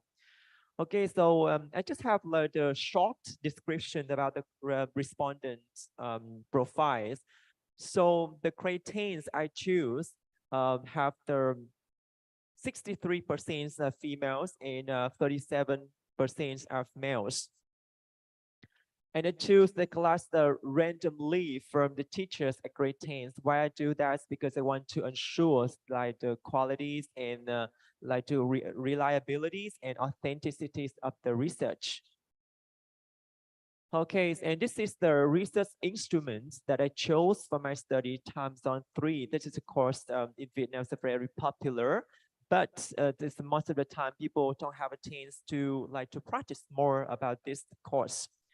And this course is the A2, equivalent to high school students, A2 level. And this course consists of 12 lessons because my research will be conducted in 12 weeks. So we have like one lesson for 1 week.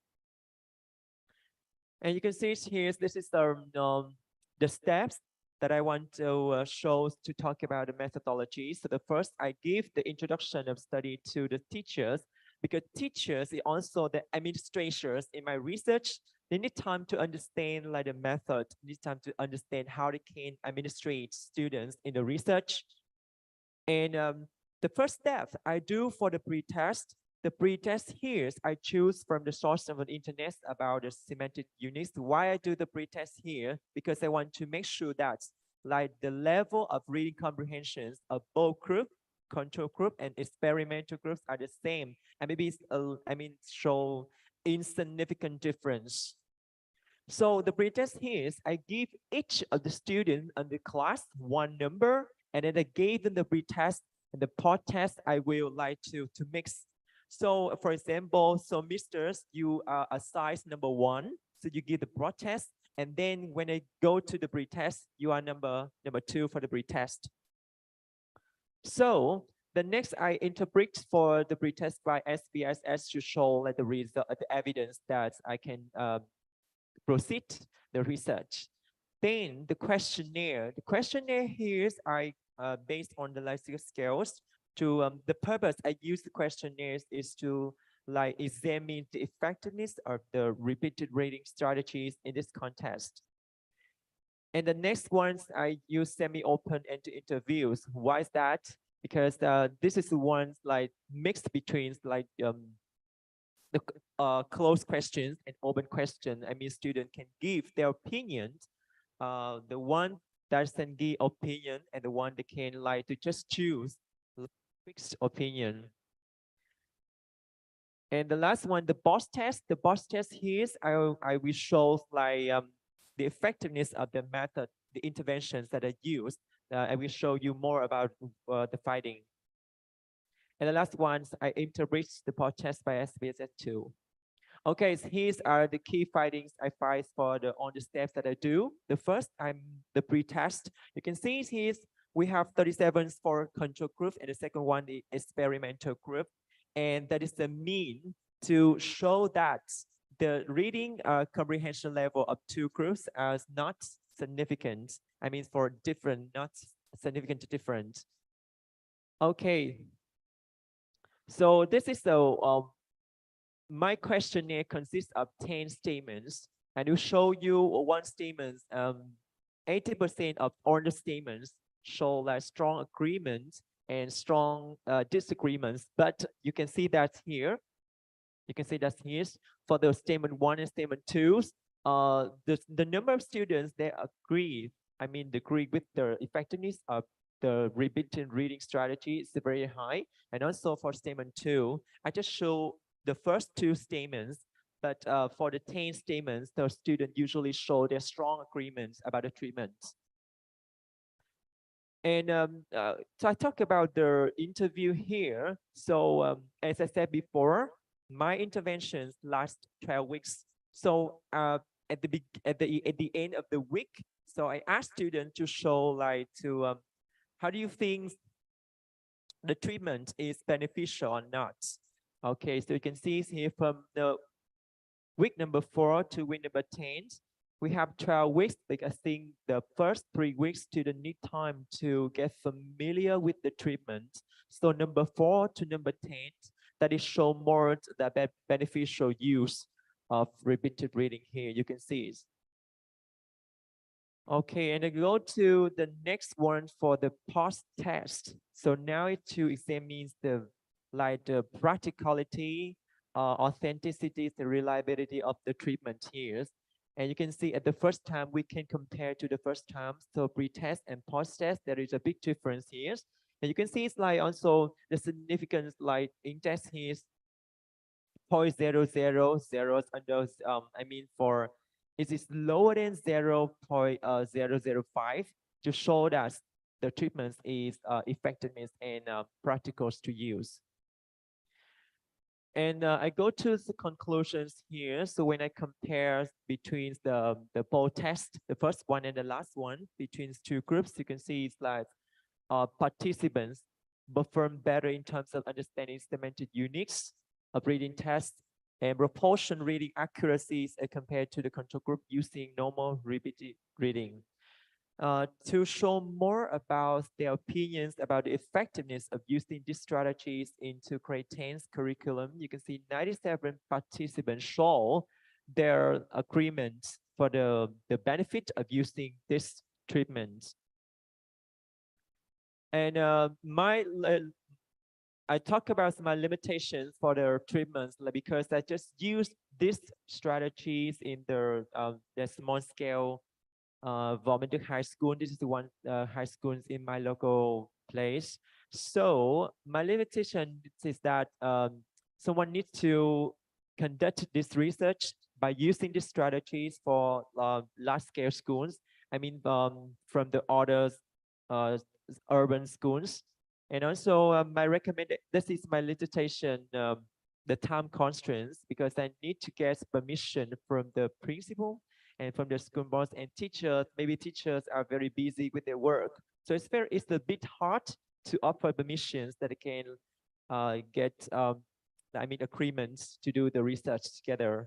All right. Thank you for listening to my research paper.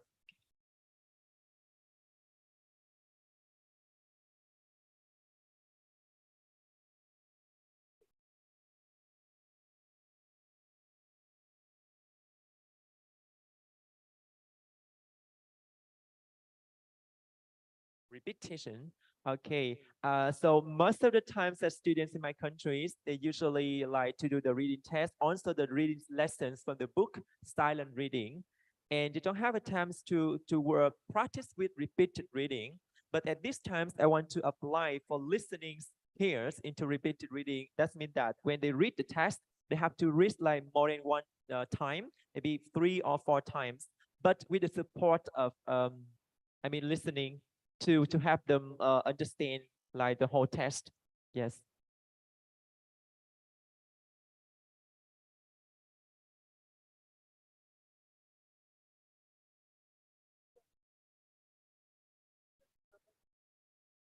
Yes. Okay.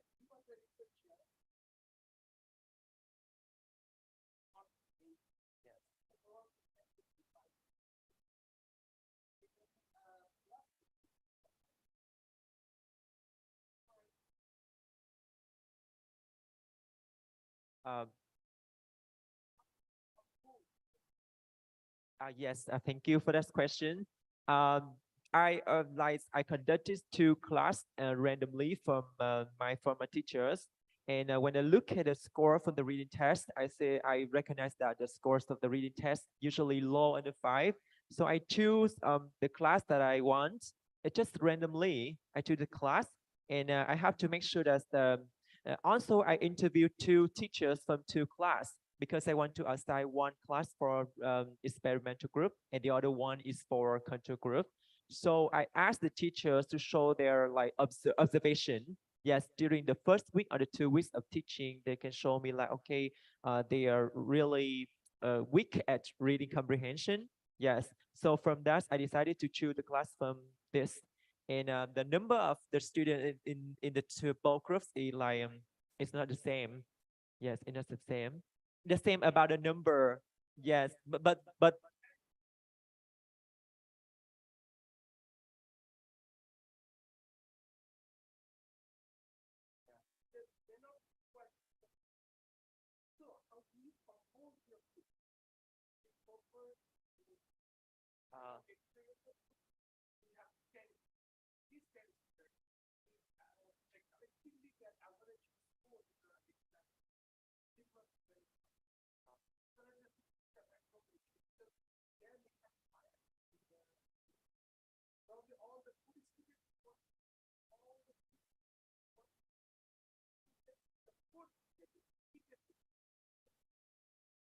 so do I need to like to have the test first, and then I look at the score? So I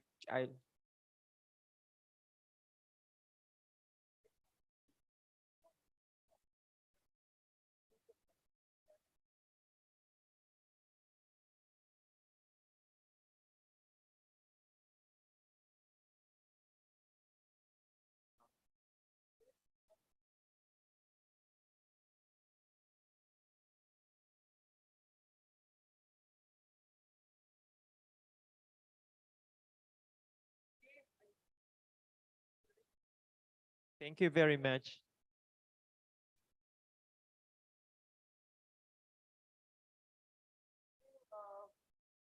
Mr. Chuang. Okay, I would like to request our next presenter, Abraham. Okay. Abraham Cruz. Thank you, and good afternoon, everyone.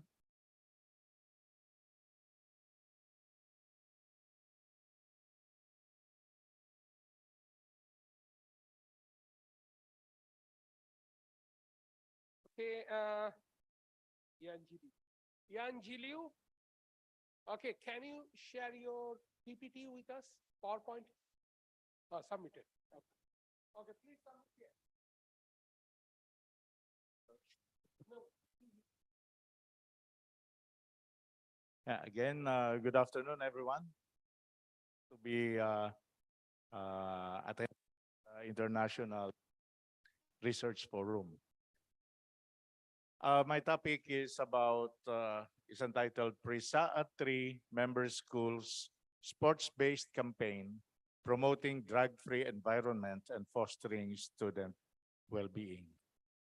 I want to give you a little background about this study. About the end of June, I got a call from the Commission on Higher Education Regional Office 3 Officer in Charge, Ms. Laura Yusi, asking me to give a seminar on this topic. This topic was really given by the officer in charge of the Commission on Higher Education. But then the seminar was scheduled on July 11. But on July 11, I already was booked for a flight to Zamboanga City, city in southern Philippines in Mindanao, because I need to attend to the PRISAA National Games, which will start at or two after July 11, to look at my delegation from Region 3. So what I did was to ask my former secretary in PRISAA, which is Dr. Redondo, to represent me in giving this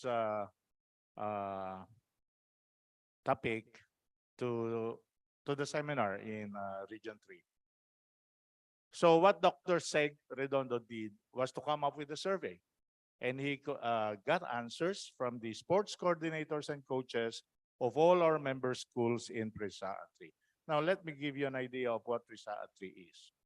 PRISAA is a private schools athletic association for Region 3. And this is a voluntary association, an association of higher educational institutions in Region 3, and there are 30 higher educational institutions that are members of PRISAA. So Dr. Seg Redondo asked the athletic coordinators of each member schools, as well as the coaches. He gave them questionnaire, the survey questionnaire, and the athletic directors and coordinators, as well as the coaches, were given the freedom to answer the questionnaires if they wish. If not, then they're free not the questionnaires. But then he was able to get enough answers to come up with this study. Okay, so the topic again is PRISAA 3 Member School Sports-Based Campaign Promoting Drug-Free Environment and Fostering Student Well-Being. I think you know also, and you're aware that in the, especially during the time,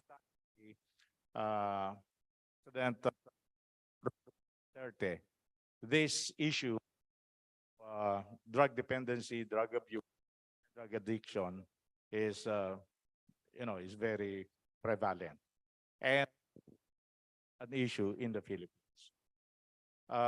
We found out that the prevalence of this is too big that it could not be solved within 6 months, as promised. Until now, that issue is still raging.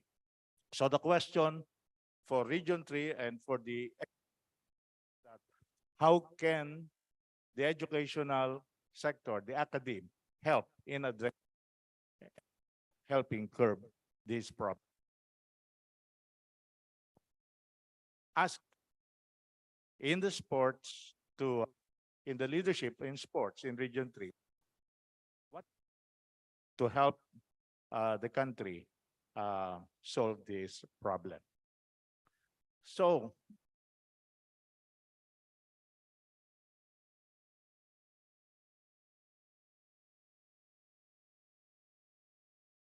okay, so this is a collaborative effort of myself, who is president of the Private Schools Athletic Association Region 3 Inc., and also the athletic director and the manager of human resource management and development of Megawai. And with the main author, Dr. Segundo C. Redondo Jr., former secretary of PRISA 3, who is now the principal of basic education in Asinan campus of Columban College, Inc., together with Dr. Ray E. Enciso, the Director of Research, Innovation, and Knowledge Development Office of Columban College. So here is the abstract of the study. Drug abuse remains a significant societal concern, particularly among the youth, with adverse consequences on physical and mental health, academic performance, and overall well-being. Various approaches have been adopted to address this pressing issue, including educational programs, community outreach initiatives, and preventive campaigns. This research investigates the perception of coaches, sports directors, and coordinators on sports and school practices in promoting sports development and sports-based campaigns against drugs, implemented explicitly by the PRISA 3 member schools in Region 3. The researcher utilized a descriptive cross-sectional research approach. The study reveals that the perception of coaches strongly agrees that sports positively affect individuals and societies, including preventing various problems like substance abuse. School practices promote sports development by providing diverse sports and physical activities, hiring competent coaches and trainers, and offering scholarships to athletes. Schools are taking proactive measures, implementing strategies to educate student athletes about the adverse effects of illegal drugs, conducting regular awareness campaigns on substance abuse prevention, and collaborating with external organizations advocating anti-drug campaigns. As critical stakeholders in the athletic ecosystem, coaches have a unique vantage point to observe and contribute to the multifaceted aspects of sports and their impact on young athletes by leveraging the sports platform within the PRISA 3 member schools to create a supportive and drug-free environment. So, drug abuse among the youth remains a significant public health concern worldwide. Okay, so I guess I have already explained the importance of this with regards to the prevalence in the Philippines. It is really a problem. And sports play a crucial role in the individual's physical, mental, and social development, particularly in education. So in the Philippines, as I described a while ago, PRISA Region 3 is one athletic association that organizes sporting activities for our student athletes. Several studies have examined the effects of sports-based anti-drug initiatives in public school settings. Fewer studies have specifically examined their implementation in private schools. By assessing the success of the sports-based initiatives in private school settings, this study seeks to fill this research vacuum. Now, I just want to emphasize that one of the findings of this research is that although we are instill there we realized and we discovered one problem, that students, in their effort to really win, they will try to do and to use all different methods, including taking performance enhancing drugs. And that is where we can come in. We can really instill discipline in them and tell them that taking drugs is a no-no. We cannot resort to it just for the sake of winning. Thank you.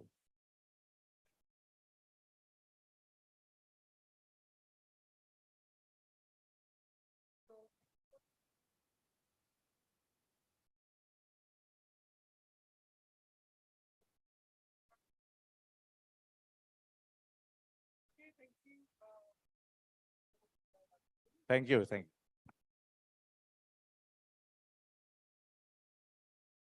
Okay. I have a humble request to all the present and future. Please adhere your 7 minutes. Try to escape your abstract.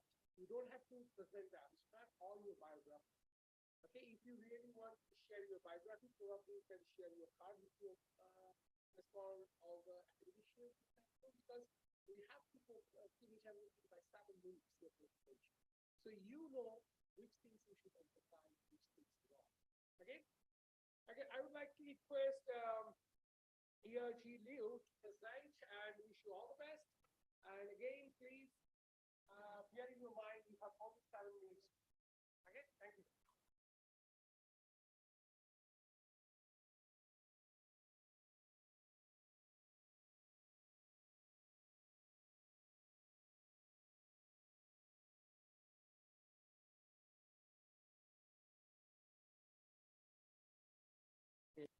Good afternoon, ladies and gentlemen. Yaji Liu from China. I earned my MTech in computer science in India, and I'm a Doctor of Philosophy in Computer Science in EAM Management and Science University now. Okay, in today's presentation, the title is LT-based real-time greenhouse monitoring and controlling system.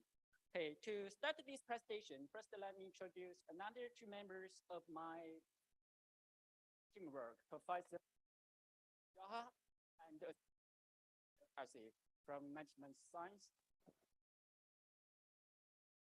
The abstract about as we know, temperature, humidity, and other crop actually measure and control the. So in this study, pathogen agriculture production system developed. This system monitors the temperature and humidity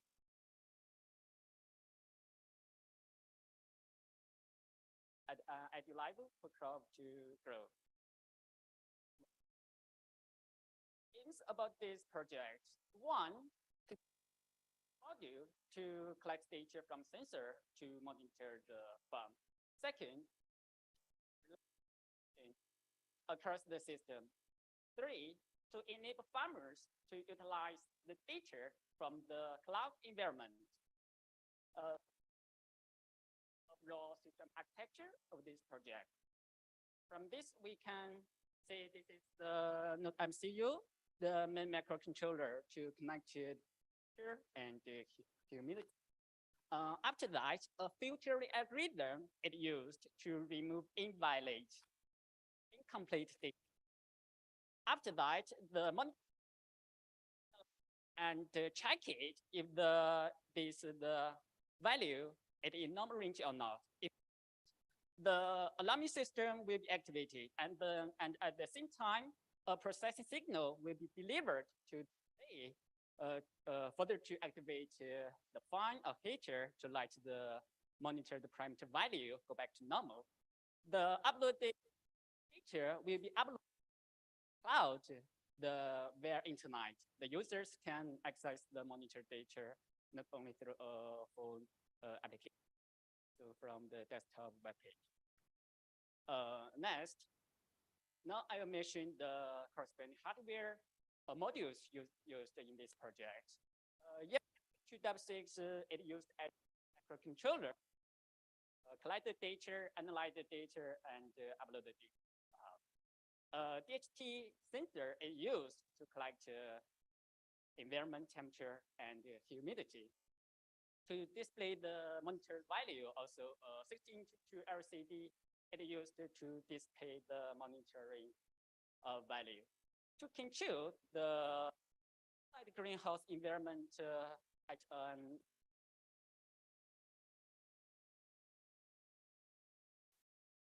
the appropriate level, and fine is used to achieve the ventilation system. To connect the plate fine to the node MCU, a dual channel relay is used to connect between them. Apart from that, a buzzer is used to achieve the alarm system. If any abnormal situations appear, the alarm will be activated and release noisy sound to notice farmers. Okay. Now, this diagram describes the overall hardware connection in detail. From what you can see, this is the DHT W2 temperature and humidity sensor connected. The node MCU collected the temperature and humidity sensor, not only uploaded to the cloud, but also the details can directly display on the LCD screen. It's a two-channel relay connect to the plate. And fine, this is the buzzer directly connect to the node MCU. Okay, let's move on. In this project, the ThinkSpeed Cloud is used to add the data storage platform. Okay, the of this project. From the right side figure, we can see this is a constructed, the proposed hardware module to, from here, this is node MCU, collect the DHT temperature and humidity data, can directly show on the LCD screen. Also, the data upload to the ThinkSpeed Cloud. To test and verify the proposed hardware module, we constructed a small greenhouse. Okay, this is the data visualization from the web page and a phone app to the from phone and the web page. The users can access the data stored in the cloud via specific channel ID. Okay, finally, the conclusion part about this. In this research, low-cost intelligent greenhouse monitoring system is designed and developed. The system could achieve automatic stabilization environment of temperature and humidity. This system could reduce workload of farmers and ideal environment for crop growth. In future work, maybe more parameters can be considered like light intensity, soil moisture, carbon dioxide concentration can be added in the project. Also, a solar panel could be an alternative to provide the power. And finally, the machine learning technology could be applied in the data analysis stage in this project to make it much more smarter or maybe intelligent. Okay, that's all. Thank you.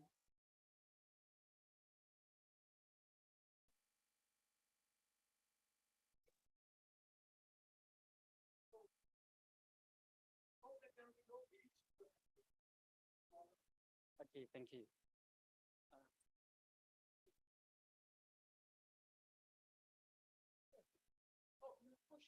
Oh, shoot. I thought you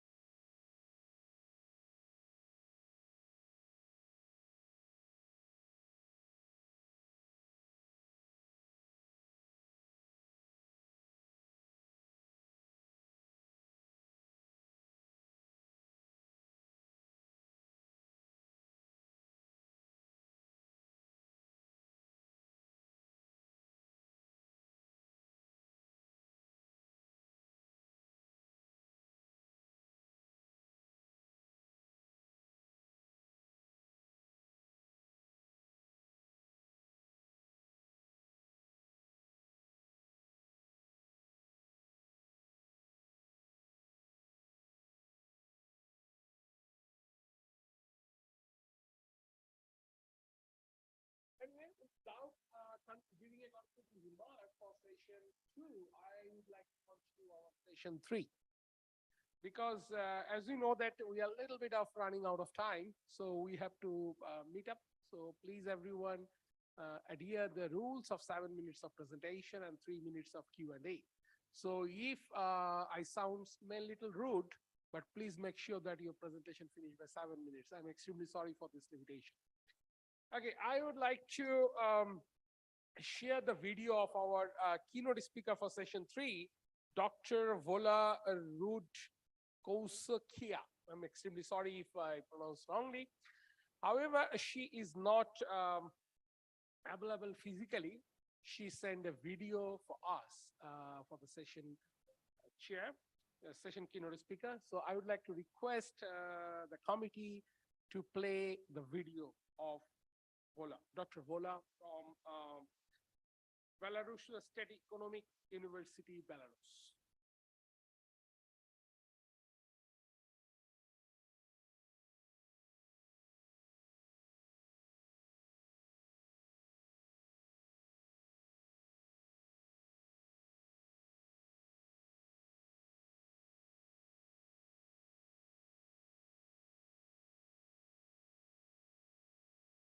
Good afternoon, dear colleagues.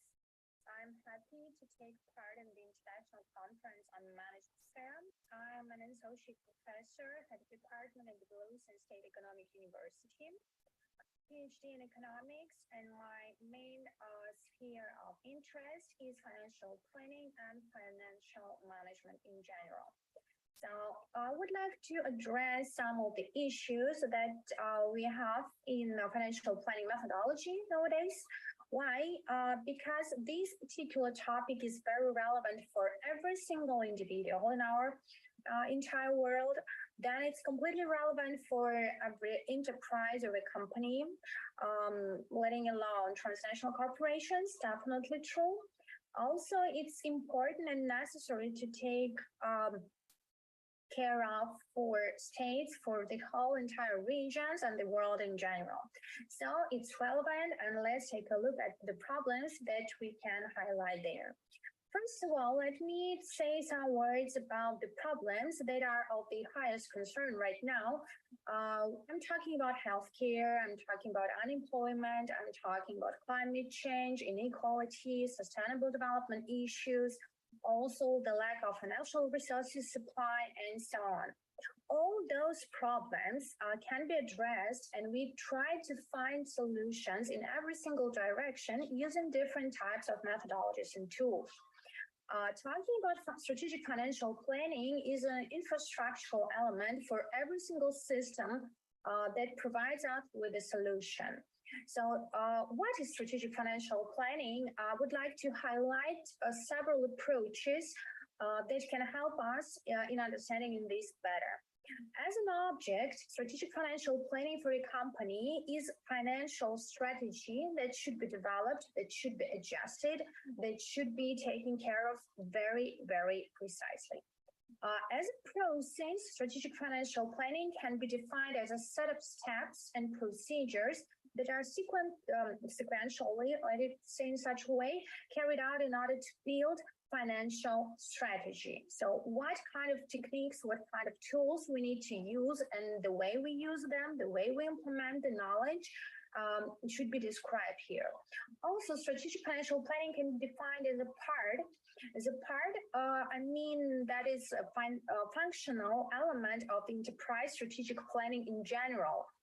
So we need to talk about production planning, we need to talk about marketing planning, we need to talk about quality product planning, HR planning, and a lot of different elements, and financial planning is one of them, but really, really relevant to take it seriously.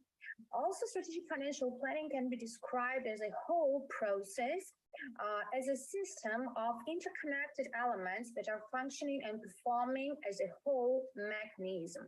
And they really need to work smoothly. They really need to be adjusted into entire system to show us the best result, to give us the best result. Also, in its space, we can say that spatial diversity of the development and implementation of a financial strategy is really possible.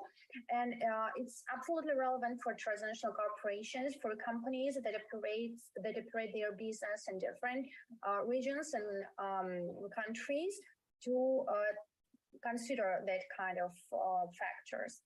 And in time, it's really interesting that we need to say on the one hand, the permanent nature of strategic financial planning. So we should do that regularly from time to time.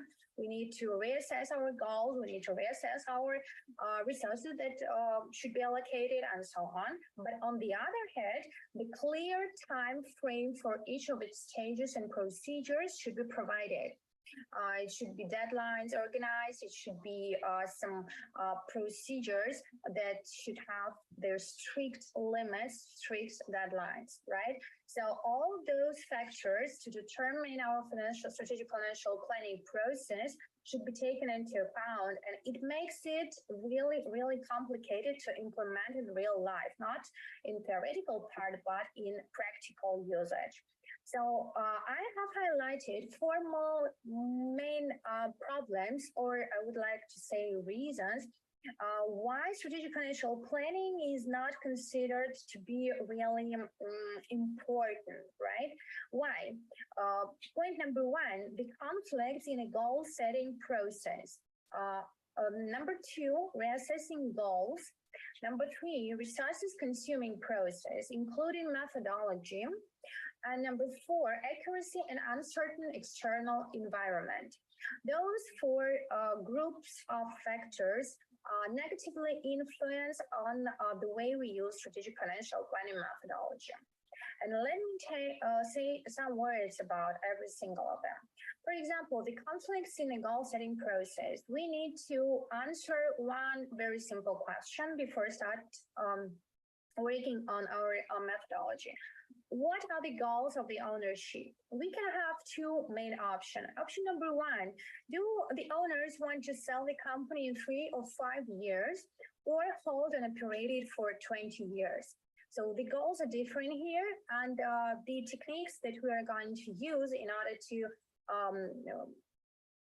highlight the main results for our future should be also different, right?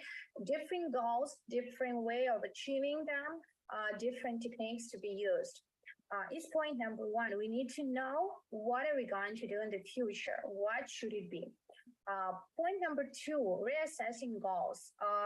There are a lot of different approaches in the scientific world that helps us to understand the way it should be done. For example, the technique of moving horizon in a planning can help us in reassessing our goals, and depends on the operational cycle.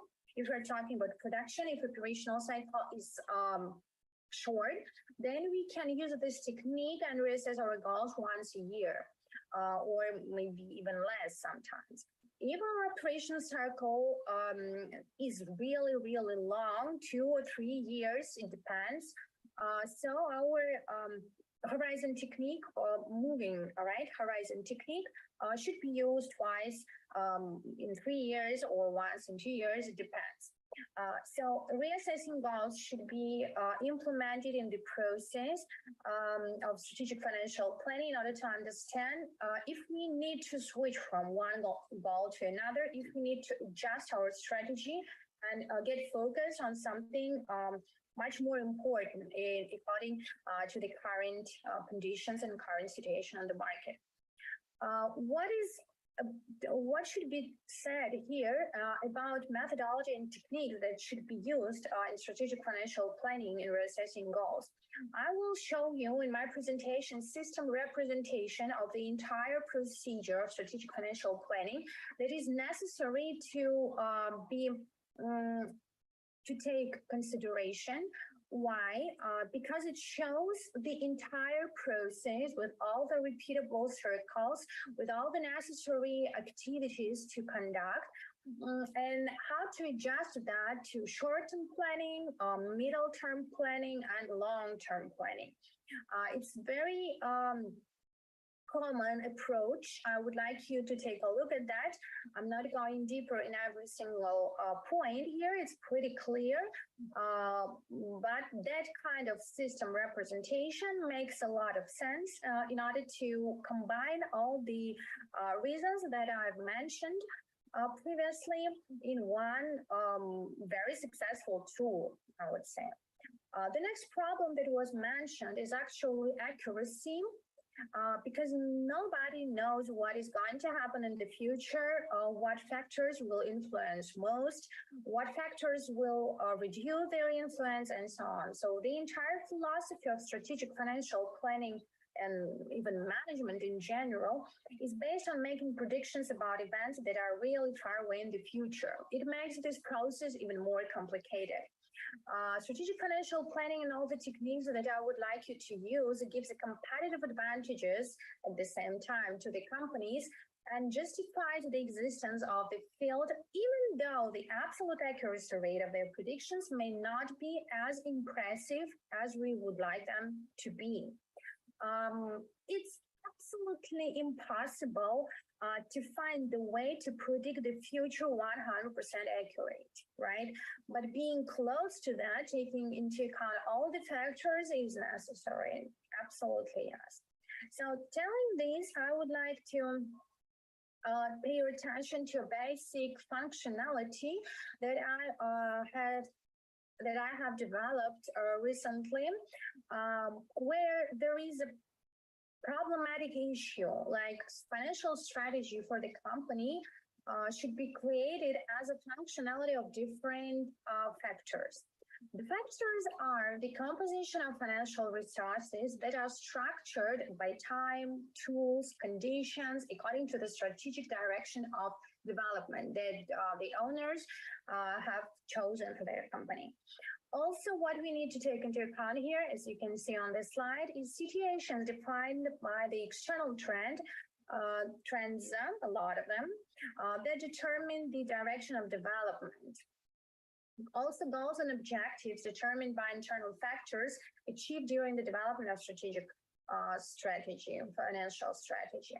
Also, subjective factor or preference function of the person making managerial decisions. We are talking about leadership here, and it's really relevant. Also, variable factors determining the choice of financial strategy depends.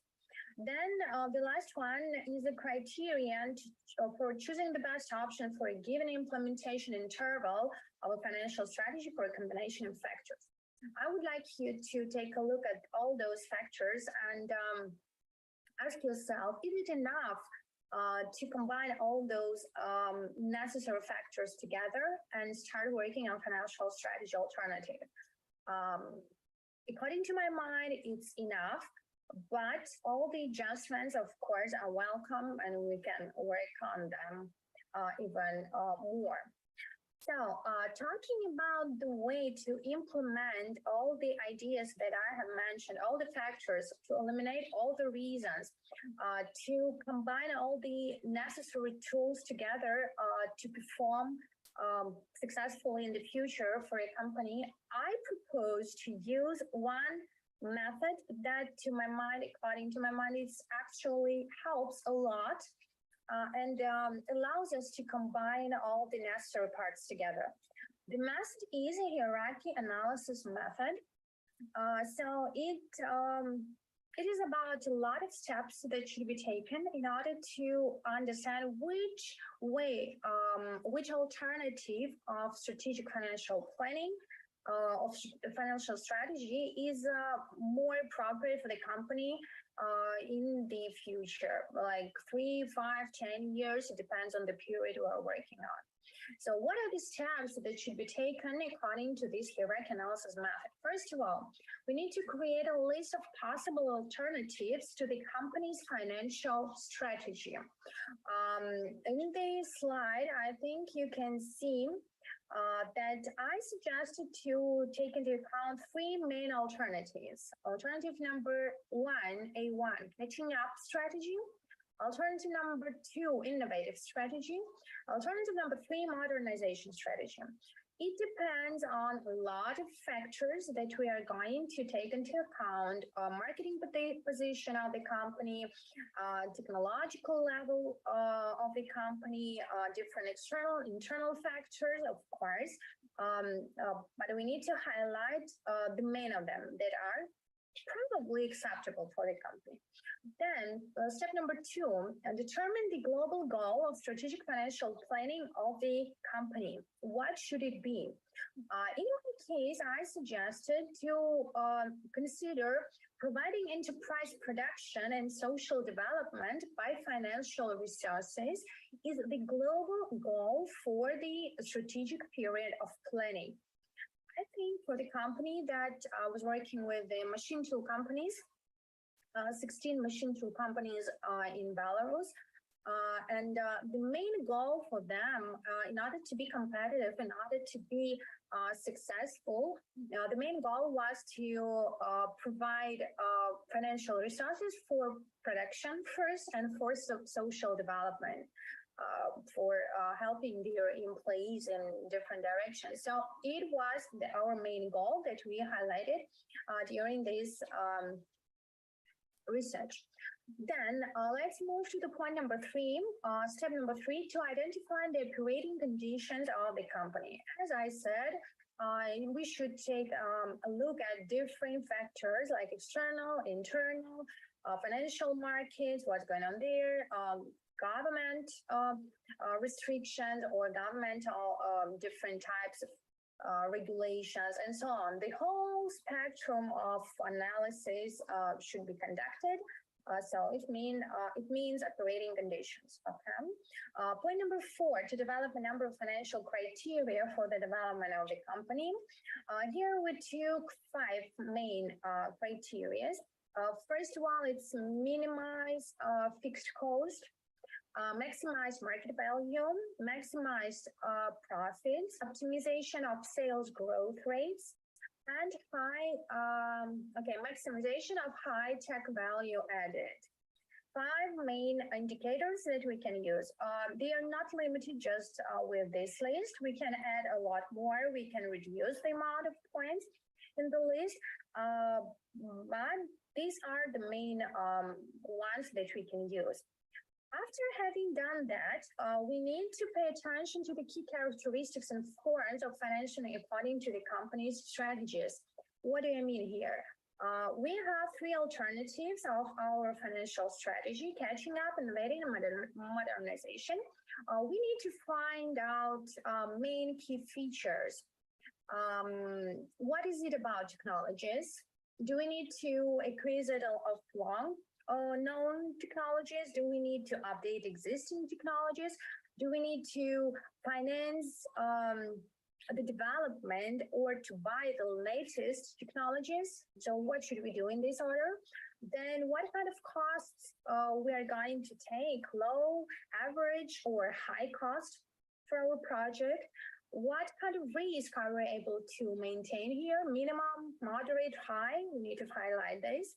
And according to that, we need to find what kind of financing we are ready to obtain. So it could be our own funds, it could be credit resources, it could be governmental support, it could be convertible bonds, it could be borrow funds, leasing, whatever. So we need to highlight all those tiny details for every single strategy that we are going to assess. Okay. Then talking about hierarchy analysis method, what else we need to do? Point number 5, we need to make a pairwise comparison of the criteria importance relative to the global goal. If so here on the slide, you can see how it works. If you're interested in this method, you can find a lot more information. I don't want to waste your time talking about technical things, how to make this comparison. It's very easy, nothing difficult here. After doing that, we need to make a pairwise comparison of the financial strategy alternative in correlation with each of the financial criteria. The same technology, but we need to compare not the criteria, but the alternative according to criteria itself. Step number 7, we need to form a vector of local priorities, and we need to calculate them, and we need to add them to the table. The methodology is completely clear. So if you're interested, could you please take a look at this? After that, we need to calculate the global priorities of the financial statement, financial strategy alternatives, and determine the most relative alternative to a financial strategy based on the criteria of maximizing global priorities. In other words, we need to find out which alternative would get the highest global priorities. Talking about my case, and that I was working for a long period of time for a machine tool industry company, we found out that there are 2 main priorities for them. The first one, as the results showed us, was to follow catching up for a while, for 2, 3, or 4 years. For what? The main reason is because they needed to have a certain amount of income to be able to start financing their modernization process. And only after that, the best alternative for them, financial strategy for them, will be modernization strategy with high risk, with high cost for projects, with latest equipment and tools and everything for their production. So yeah, having done that, we need to pay attention to the results. That it is, of course, much more informative because you are going through a lot of factors. You are assessing a lot of different conditions for the company, for the entire market, for the global situation in this industry. But it helps a lot. And talking about finalizing this process, I would like to highlight main rules, 6 main rules that I have discovered working on this technology, working on this approach to strategic financial planning that are really helpful. For example, rule number 1 is consistency. The more we work on that, the more resources we allocate for achieving our goals, the more sufficient we are. We need to be consistent in our activity. Only then, not from time to time, only then it's going to be very, very productive. Rule number 2, parallel planning. Strategic activity planning is presented as a system that should include a set of functional blocks: technological planning, organizational planning, personnel planning, financial planning, and etc. They should be conducted in parallel. Rule number 2, no situation when we can skip one part and the other parts will be successful. No, I didn't hear about that. So it should be like this. Rule number 2. Rule number 3, system project administration. If we have a project in our company and we would like to start working on that and highlight all the pros and cons, it's the best option for the company to have all the financial resources allocated, to have all the personal resources, labor resources, whatever we call it. It's much more efficient to consider every single step, every single goal for the company as a project. Okay, and then we have the beginning, we have the end, and we have contribute a lot having this information. So it's much more efficient. Rule number 4, project approach to financial planning. It's from rule number 3 coming up. And of course, when we have a project, to find the best option of financing is much more easier. Rule number 5, reliability, necessity, and sufficiency of information support. It's about analyzing phase, analyzing part. We need to have clear, reliable information, sufficient enough to make managerial decisions. Absolutely, yes. And rule number 6 is planning in use of international experience of different types of information technologies, information communication technologies, in order to be on the wave. Okay, in order to show the best results, in order to achieve our goals. So updating process should be very relevant here. And in our information era right now, it's one of the most important part. I think so. So that is it. I wanted to tell you about strategic financial planning and share some of my ideas. I truly believe that for every single business, for every emerging market, emerging region, to pay attention to those techniques that we use, to those main ways of conducting our business is really relevant. So thank you so much for your attention. If any questions, I'm here to answer. I would like to wish you a nice conference experience. A lot of great speakers, and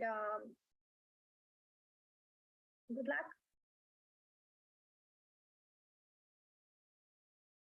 Thank you, Dr. Vola. I guess she may listen my voice. Thanks a lot for this insightful and meaningful information and informative session with Dr. Vola. I'm sadly announcing that Dr. Albert Effendi Pohan is not available today. Therefore, we have to continue our session. So I would like to request Kang Jin Hui to present your research on factor influencing of Chinese female consumers' purchase intention in live streaming e-commerce. Please strictly follow the 7 minutes and wish you all the best.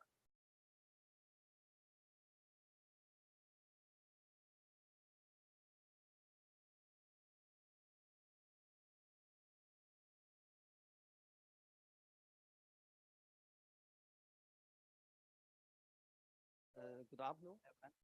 It's my pleasure to share some ideas with you. My title is Research on the Fact, the Influence of Chinese Female Consumers' Purchase Information in Living Streaming Economic. It's my biography. I'm now is University of Management of Science, Malaysia, and I work now in China, Zhengzhou University of Technology. And my research area is much. The purpose of this research is to analyze and evaluate factors affecting Chinese female consumers' purchase intention in living streaming economy. There are relatively few economic study on the purchase intention or behavior of Chinese female consumers using in living streaming economy. The inflation effect of Chinese female consumer purchase intention on the background of living economic was abstract, and relevant conclusions was drawn through Hamper's verification, with supplement the research on consumers' purchase intention on the background of live streaming. Living streaming economic as an innovativity model in Chinese economic landscape, combining social media activities, entertainment, celebrities, and shopping. In China, the reach of living streaming economic is extensive, highlighting its boundless nature and the range of the goods and service offered through these placement countries contributes expand. Many business utilize methods such as live factory tours and brand sharing case to significantly shorten and supply chain. It establishes a new channel of direct connection from production of consumers for providing consumers with more opportunities for cost saving and guiding manufacturer to meet diverse and production consumer demand. Economic living stream in China organized in 2016 and has now grown to be become a critical component of country's economic market. As of December 2022, the standard ratio of internet users in China was 15.4, and female 48.6. And as among the users of live streaming economic policies such as TikTok or Kuaishou in 2022, the promotion of female users was higher, according to 46%. This is China famous living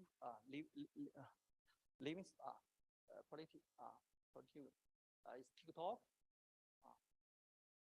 This is Kuaishou. Yes. In live streaming, three factors influence the willingness to buyer to make purchase. The economic actor, and the economic policy form, and the product.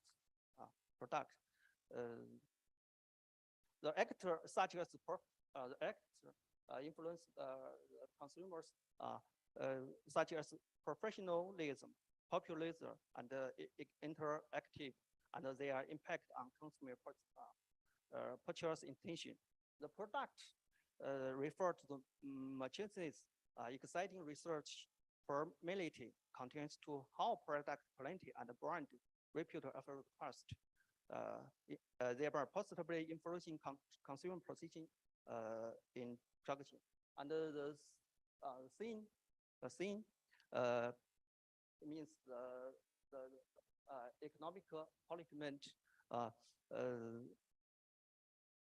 and the auto fair of living streaming prefers study permit center on the influence on the social person.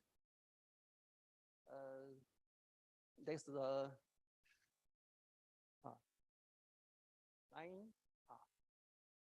I have ever say it's my constant for work. And it's some things.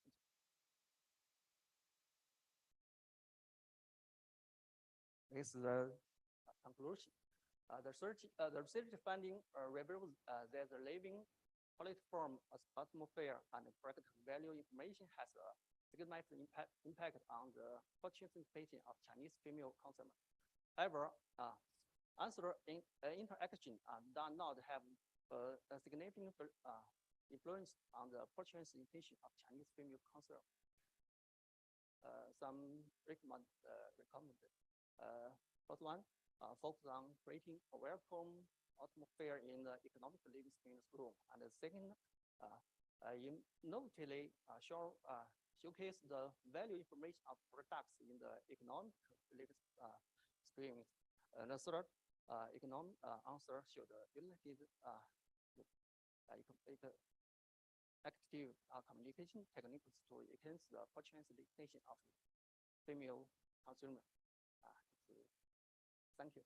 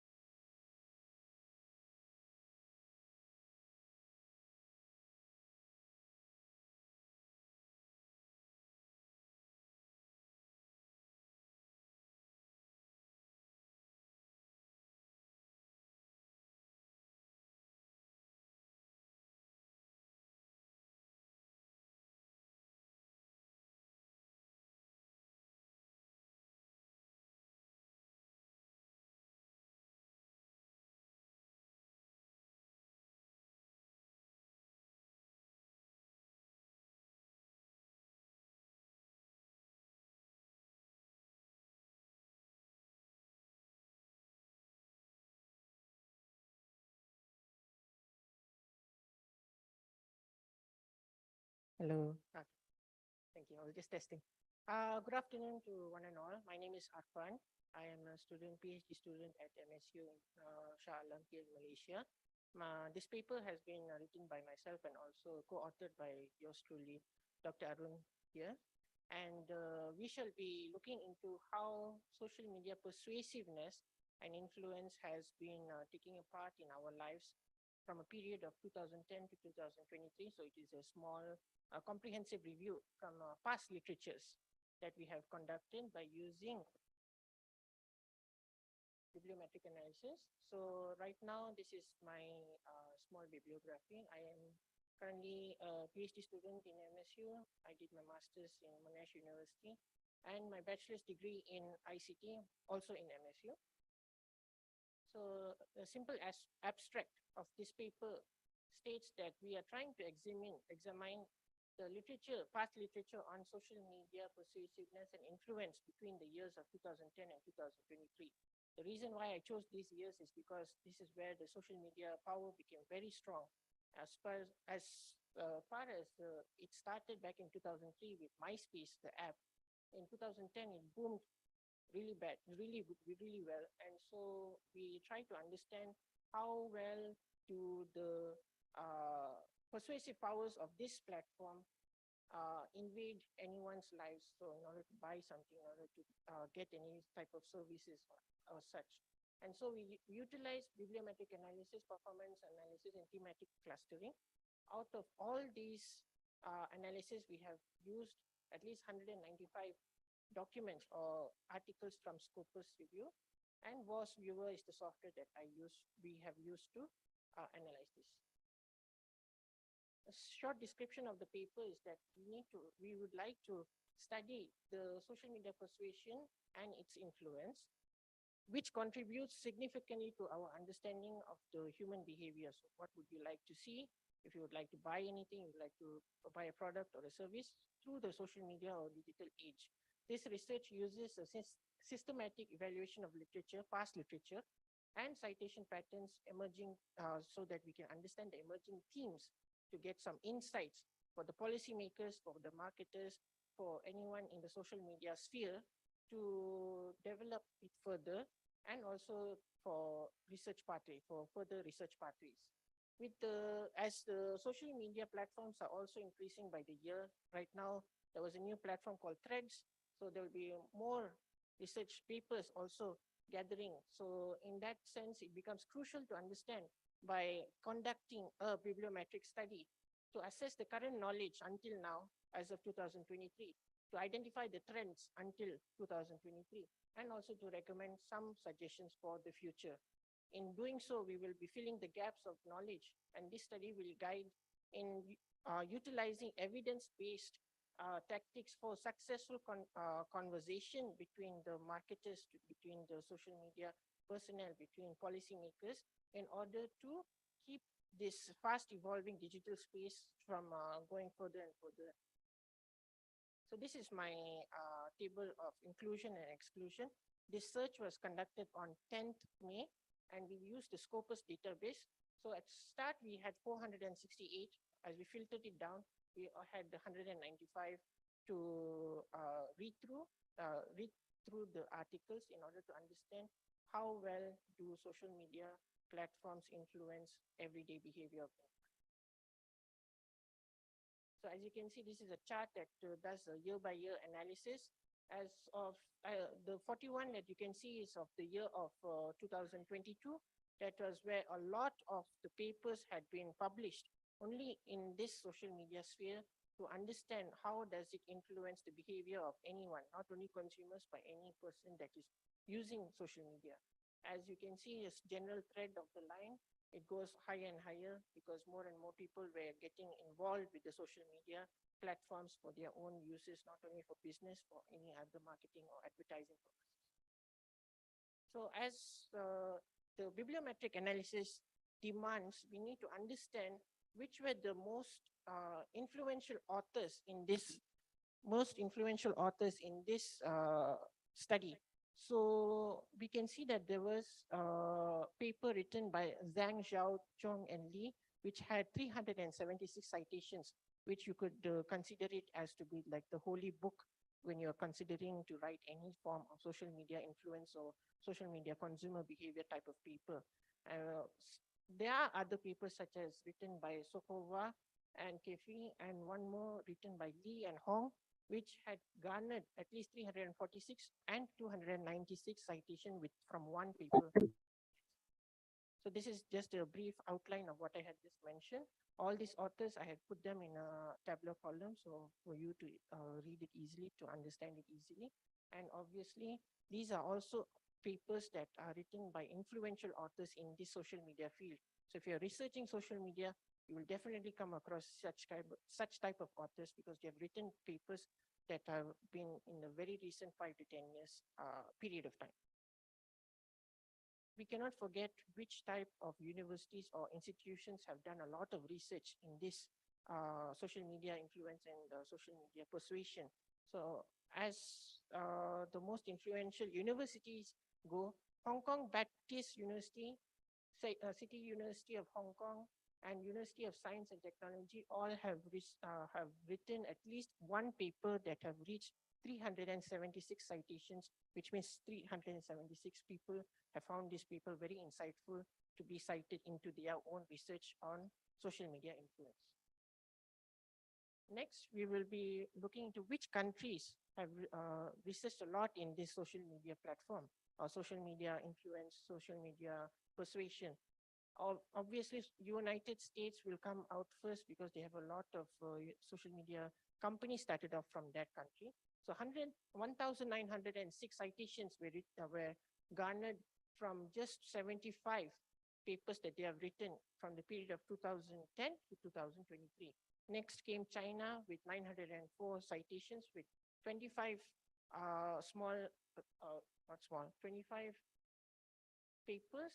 And lastly, South Korea had 847 citations from about 11 papers that they have written that was influential in this research of ours. So this is the same journal. These are the same journals that I had referenced earlier in my charts. And as you can see, this is a multidisciplinary type of research. So only 3 of them are marketing based. These are the authors and which were the most influential papers from them. As you can see right on top, Zhang, Zhao, and Chong has been cited by 376. This is just to help you understand how well they have done. And now we go through co-citation analysis. The middle red point there is to understand which authors have written papers that have been co-cited with each other.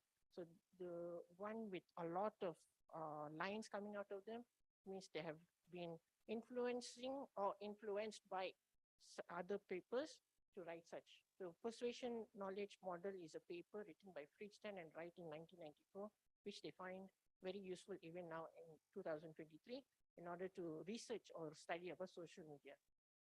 This is how the journals of social media platform work and which were the most influential journals. Right in the middle is computers and human behavior. As you can see, each of the nodes have been highlighted by different color. This is because this has been, this will highlight which of the years it has been most influenced, been most influenced in. So blue color of computer human behavior is more likely in 2009. These are the 6 clusters that was viewer software had found out, and these are the journals from which I had just mentioned. These are also the list of journals which I had considered into this study.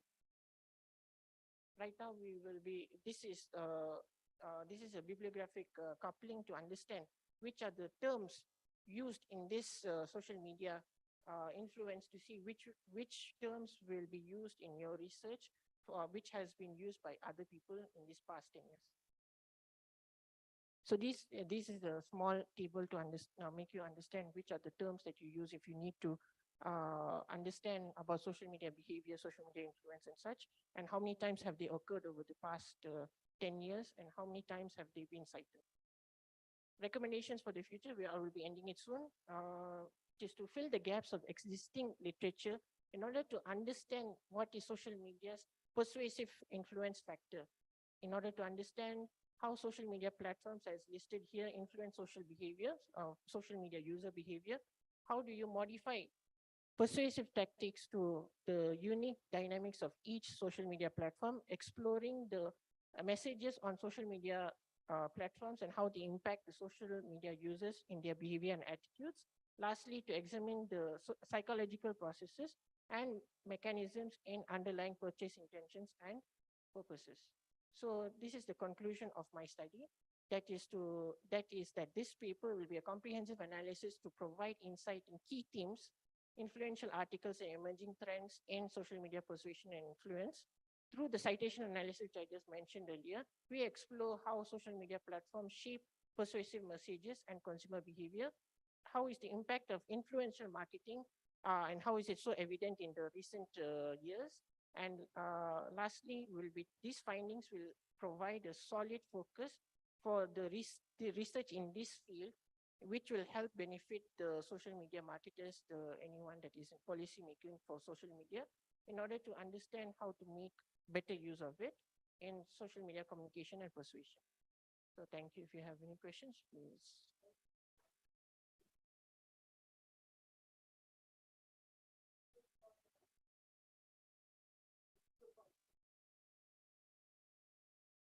Is there anything that you would like to know?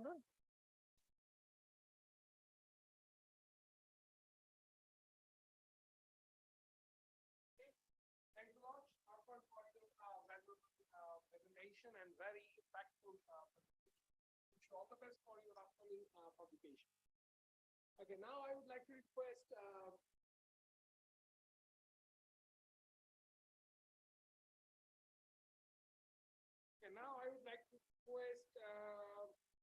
Dr. Adiza Al-Hassan Musa to present financial planning for retirement among academicians in East and West Malaysia. Probably it will be a very nice topic for us because most of us are going to retire soon. So hopefully she will give us a very insightful information how we can plan our retirement. Thank you, Dr. Adiza.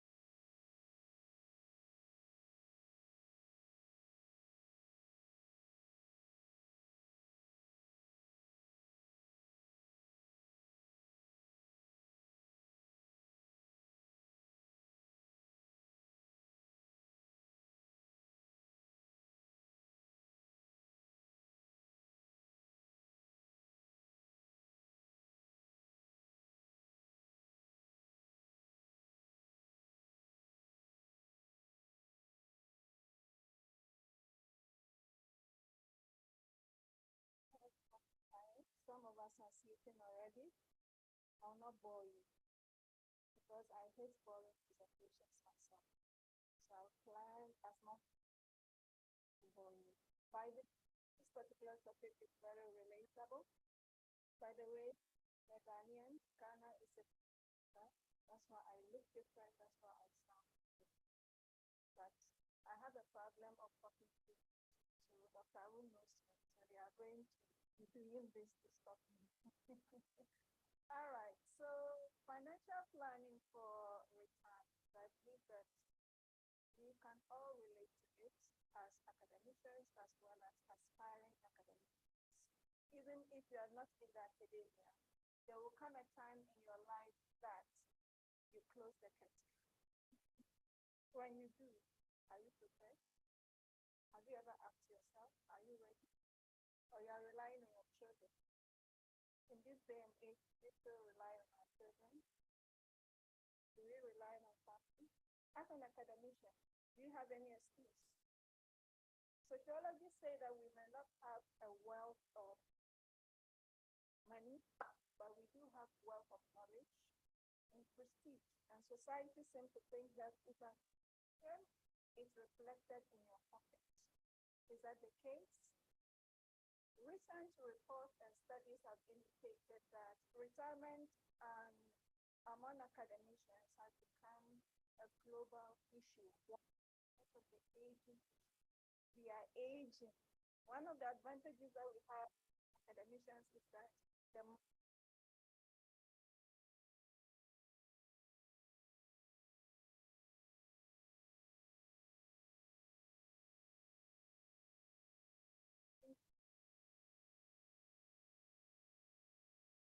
not flexible. We tend to be very close-minded. We don't want new technologies, new ways of doing things. So we want to be pushed out. 2023 report is saying that because of the retirement-related issues among academics, we are experiencing psychological issues. So I wanted to see whether those of us in Malaysia, are we ready? Are we preparing for it? Or just as Muslims say, we are, inshallah, God willing, God will take care of us. So, how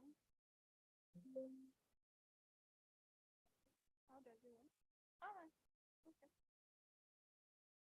Okay, this is one of my favorite quotes when it comes to retirement, and I cannot wait to see myself walk home one day and tell my spouse, honey, I'm home forever. I'm sure my husband will have a heart attack. He doesn't want me to stay home for a long time. So yes, retirement is inevitable. That's why I put these quotes there. Now, the gloomy report is that people are concerned about retirement. In Malaysia in particular, all right, reports have shown that, yes, Malaysians are concerned about retirement, especially because they tend to run out of money. EPF, which is the Employment Provident Funds in Malaysia, which contribution to which among the public servants is compulsory, shows that most Malaysians, when they retire, by 3 years, they run out of funds. They finish the money. And in the last 3 years, because of COVID, almost 60% of Malaysians withdrew money from their retirement fund. So there is depletion. What is going on? Nothing to retire to. And the aging thing also comes to play because people are living longer.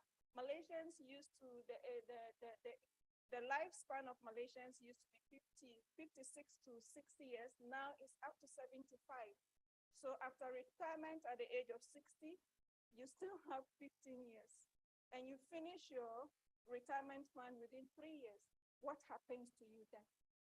So this particular research, we wanted to see whether we are ready for retirement as academicians. Because the last research you are seeing here, this is 2023 by Amani and colleagues, they are saying that academicians at the moment, we lack knowledge about retirement. When I read this paper, I felt offended because I think I'm quite smart. But these people are saying that we lack knowledge of retirement planning. We may think we do, but they are saying otherwise. Apart from that also, we tend to have or suffer from failure to prioritize because we tend to prioritize family and we tend to relegate our to the background. And financial constraints. Maybe I think I'm young. So retirement, maybe when I catch 50, I'll start serious retirement. But nobody admits to themselves that they are getting old. Yeah? So we wanted to see how this works out in the Malaysian context. So basically, firstly, we wanted to see the level of retirement planning, the level of financial knowledge, saving habit, and also attitude towards retirement in general. In the first row, what you are looking at is the different levels. Yes, academicians in Malaysia tend to have retirement planning. They have knowledge. We are not as ignorant as the statistics are saying, at least for the academics in this particular study, they are not as ignorant. They also tend to have some knowledge, all right? Savings habit, but the attitude sucks. The fourth one, the attitude sucks. We don't have a favorable attitude. Just as I said, I think I'm young. Malaysia just finished, what is it called? The 8-8 sales. I looked at my money, I was telling my colleague, I don't cook, but I think I need this cooking pan. It's so nice. Imagine seeing this in my kitchen. So we tend to be very, very loose when it comes to our spending, all right? In terms of the statistical differences among demographic variables, as you can see in terms of age, in terms of gender, men tend to have better financial planning as compared to women. Well, as a woman, I can tell you I can understand why. Because I always think my husband is there. My brothers are there. I like to remind them that you people should be there. When I need to borrow money that I never pay back. 2 minutes, all right. So, again, for retirement planning, financial knowledge, and savings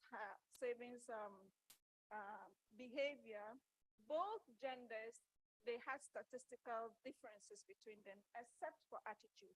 Regardless of gender, we all have the same attitude towards retirement planning. In terms of age also, as you can see, is the oldest generation, all right, that tend to be concerned about retirement planning, which is not surprising.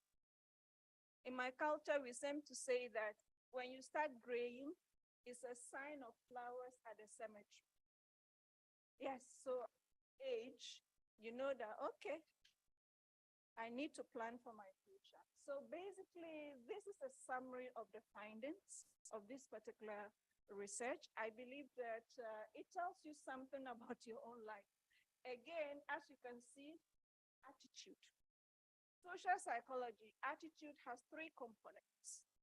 It has to do with your feelings, your thoughts, and your actions. And academicians seem to be weak in this particular regard. So ask yourself as you are listening to me, what do you think about your retirement? Do you think about it at all? How do you feel about it? Where do you see yourself in the next 5, 10, 15 years if you are alive? So what are you going to do about it?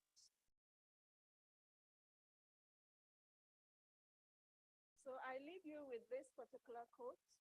You might not be able to change the direction of your life, but at least start preparing for it. Thank you very much.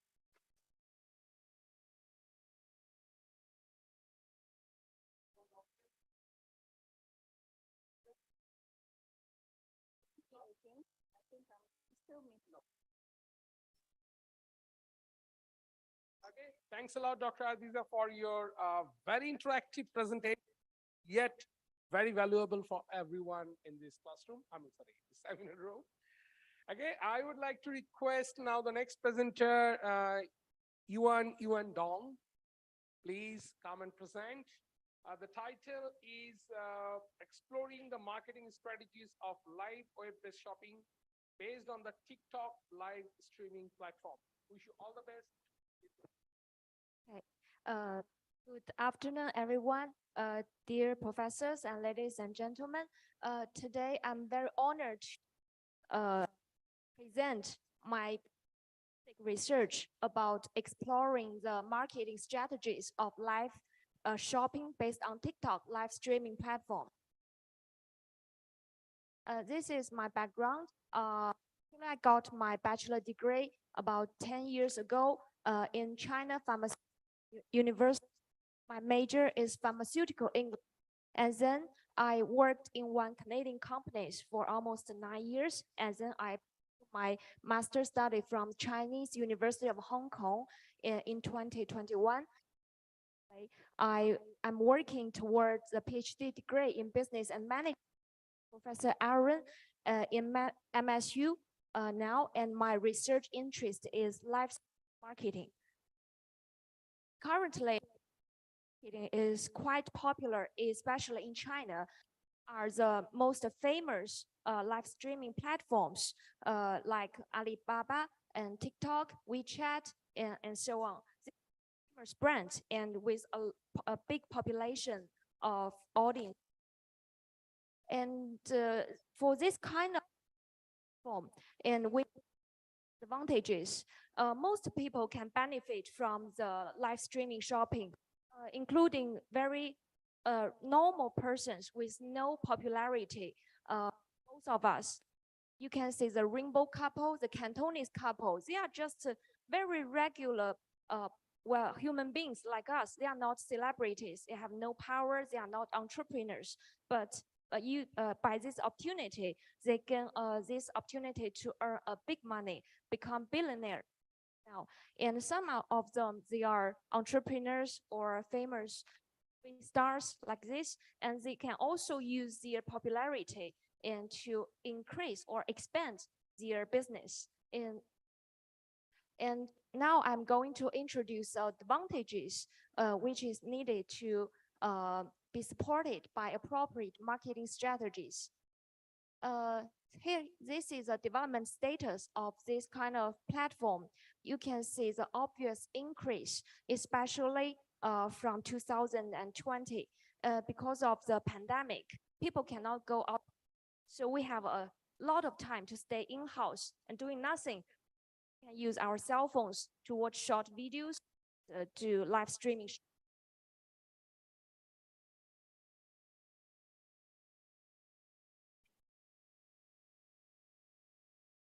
Okay, so now it comes to the characteristics of live streaming marketing.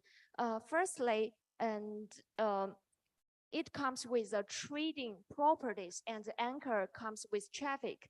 As I introduced just now, most of them, they are celebrities, or they have like the Angelababy, so famous in China. So she becomes the anchor in the live streaming. Millions of people will follow her.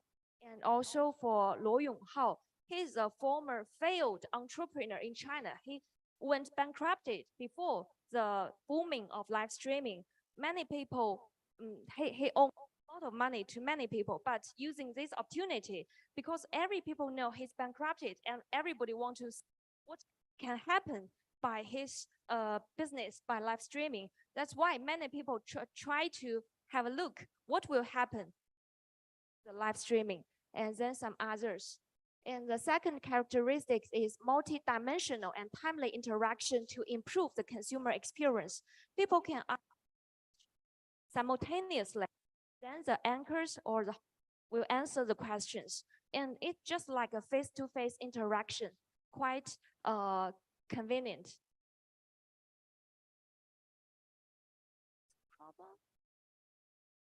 I'm sorry.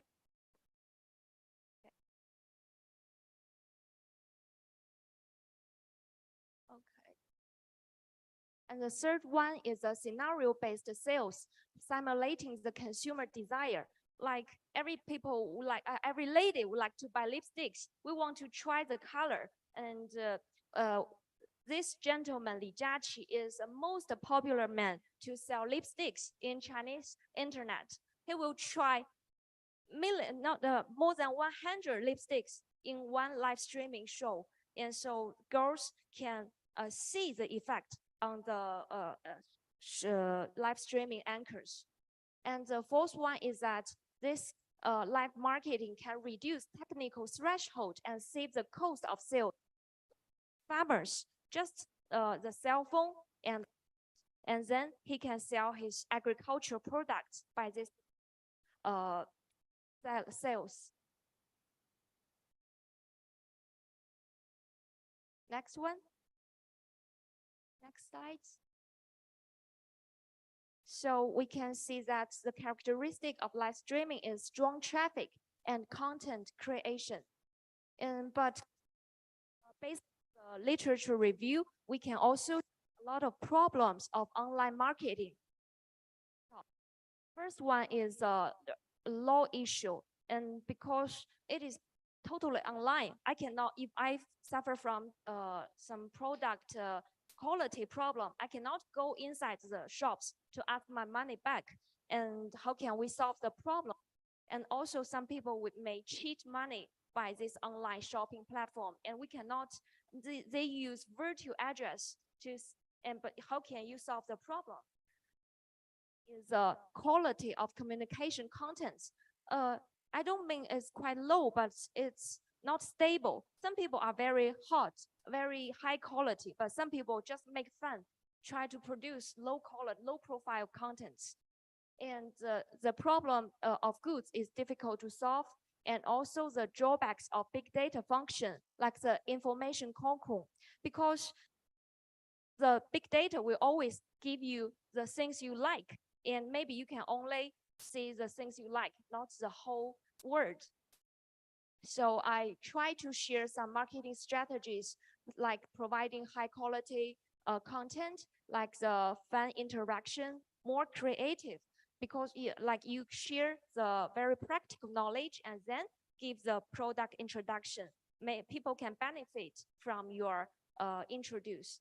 And then to select products and superior training of anchors, give very well prepared training for these hosts, can also increase the sales. And then the fourth one is to strengthen the supervision of this platform.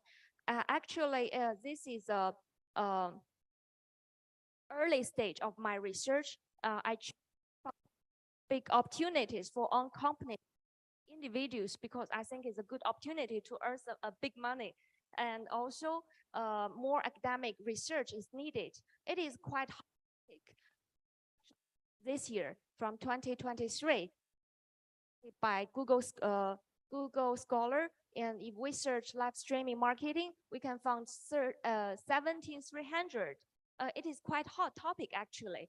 For my research, I want to I want to delve into the impulsive buying during the live streaming, because as Professor Adiza just shared with us, we need to protect our pockets. And how can we stop impulsive buying as a merchant? No, as a buyer. And how can we stimulate the consumers to buy, to make more impulsive buying? The two sides. And hope next year, with the going on of my research, I can share more results with all of you. Thank you so much.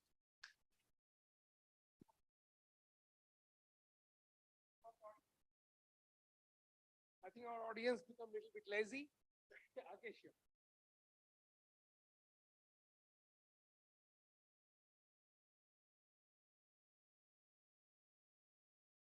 Yeah, online marketing.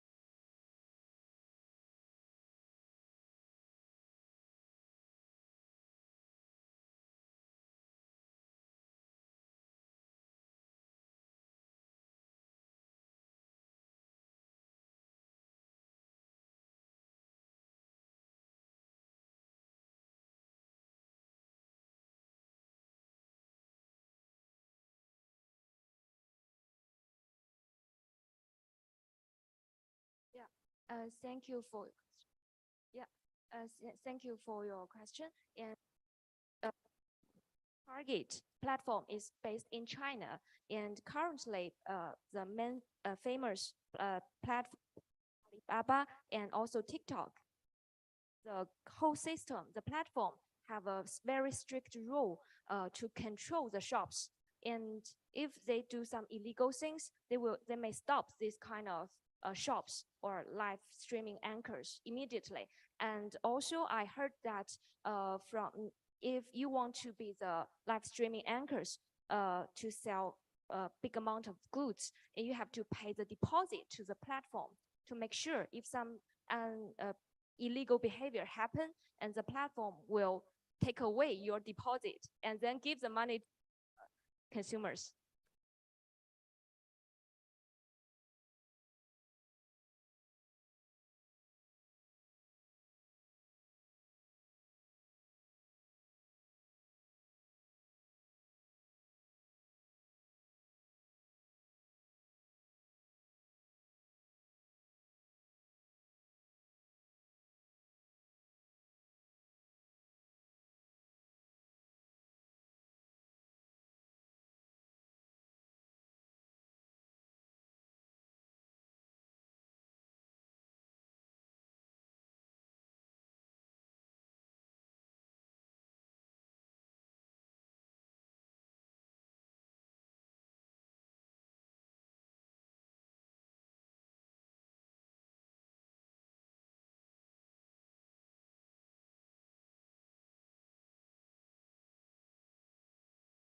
Actually, in China, we practice in a different way. We pay the money to the shopper, but actually the money is not in the shopper's hands, the salesman's hand. It's in the intermediary platform. And after you open the box and confirm the product is okay, then the money will be released to the merchants. Yes. And if you forget to confirm, and the money will go first within 15 days. Yeah. Because we have time constraint, and moreover, actually, as a part of yeah, it is true, and I'm extremely sorry to say that. Actually, see, what you said is absolutely right, sir. But actually, we have to understand that every research has a different scope. Our research is not dealing with any illegal issues. We here, as a part of this team, of research team, actually, we want to measure that how does live streaming influence the consumer behavior. So here we are not talking about the supply chain. Here we are not talking about cyber security. So we have to understand the scope of the research. So definitely, what you said is absolutely right. Moreover, every country has a different cyber law. You have to understand that. We cannot generalize here. Like, if you ask that question, I'm sure that in every platform, every country has a different rules. And in fact, this is not our research scope. Here, just we want to measure that how does live streaming affect consumer purchasing behavior. So here we are not talking about anything else. Okay, but yes, what you said is absolutely right. That's why. So I hope that audience will ask the question within the research scope. Otherwise, our conversation will be going on and going on. So please keep this thing that we have to ask the question, or definitely you can give suggestion within the scope of the research. Okay, with this point, I would like to request Dr. Adiza Al-Hassan Musa once again to present her second paper titled Impulsive Buying Behavior of University Student Post-COVID-19, the Moderating Effect of Religiosity. I hope that you will enjoy again Dr. Adiza's presentation. Thank you, Dr. Adiza.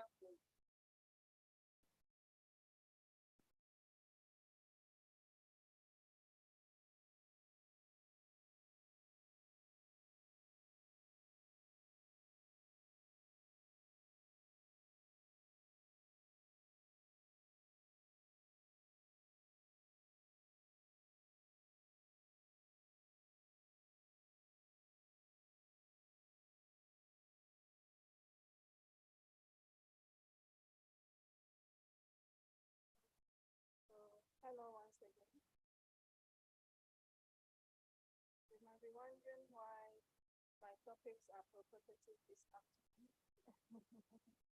That is because my specialization is around organizational behavior and psychology. So, yes, so I'm interested in that. So as I'm looking at all of you, I'm trying to profile on, but I'm not, not in a negative manner. So this particular research, once again, I believe that it could be relatable. One of the things that happened during the COVID-19 is a test of each of our endurances. We found out things about ourselves that we never thought possible. For instance, most of us thought that we never had the ability to hoard. During COVID-19, we became hoarders. We realized that we have some extra fighting skills in the supermarket, pushing people around and grabbing things. This weekend, I was cleaning one of the rooms in my house, and I realized that I have 2 shopping bags full of face masks. I have to throw away some, what is it called? Hand sanitizers that was expired. I have hoarded them because I thought I was going to run out. So COVID-19 made us see ourselves for who we are, not for what we thought we had been. So one of the things that COVID-19 pushed us to is impulsive buying, what we call panic buying. We bought more than we needed. Now, my interest here in this particular paper is to see whether there is still remnant of that. Now we are in post-COVID, right? Do we still have those traits? Do we still have those panic fears? Whenever we see something on sale, it feels like it's going to run out. If I don't hurry up and buy, let me buy this onion because it's cheap. Let me buy this tomato because it's cheap. Oh, this dress is so cheap. Let me buy it, but you need it. Now, one of the things that I want you to keep in mind is that in the annals of psychology, all right, impulsiveness is linked to intelligence. Let me break it down for you. According to psychologists, your ability to deny yourself, to hold yourself back, part of your intelligence. So if you lack the ability to deny yourself, or if you are too impulsive, you should begin questioning yourself. That's what psychologists are saying. So in psychological analysis, especially in intelligence, one of the markers, one of the criteria is impulsiveness. Can you delay gratification? If you should message me right now and I don't reply, and you're like, what is she doing? She is online. Why didn't she reply? How dare you? Then you call somebody once they didn't pick. Then you call them 10 times. Do you do that?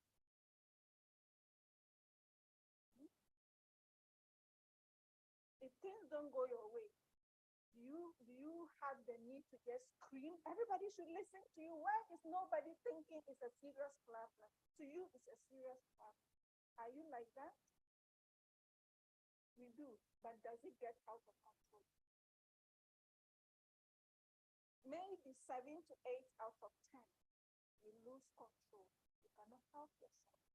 So impulsiveness in terms of buying behavior,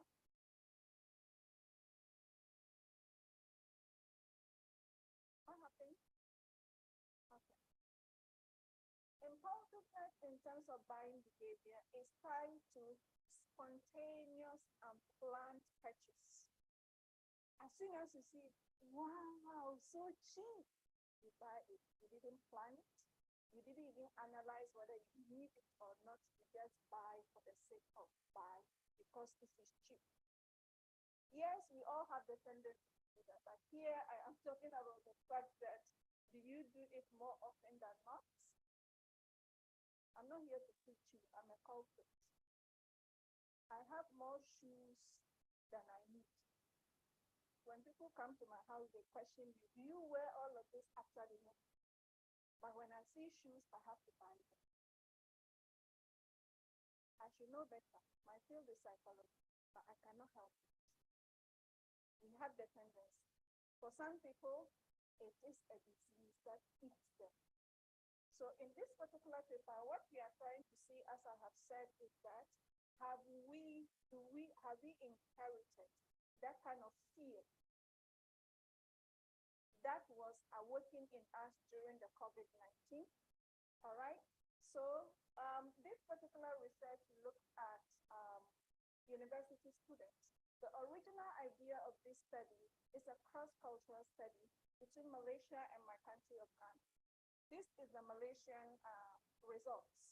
The Ghanaian results is not ready yet. I'm still waiting for the responses from a university back there. So what you are going to see is just Malaysia, so it's not conclusive. Now, we tested exposure to information. Just like I said previously, Malaysia just completed 8 sales. Exposure to the information. You have all the advertisements there. Too much information. This one used to be maybe 1,000. Now it is 100. And then you are looking at it, your heart is beating, but your wallet doesn't correspond to it. You need it. And then also anxiety, the emotions attached to such exposure. So we wanted to see whether that influences impulsive buying, unplanned and spontaneous buying. And the result shows that, yes, exposure to too much information, to opportunity, to tantalizing offers does affect impulsive buying. However, anxiety, even though it is significant, but it is negative, which means that, right, when people are anxious, they do not indulge in impulsive buying. We also tested religiosity. Here, I'm not talking about religious affiliation, even though I tested that. Here, we are talking about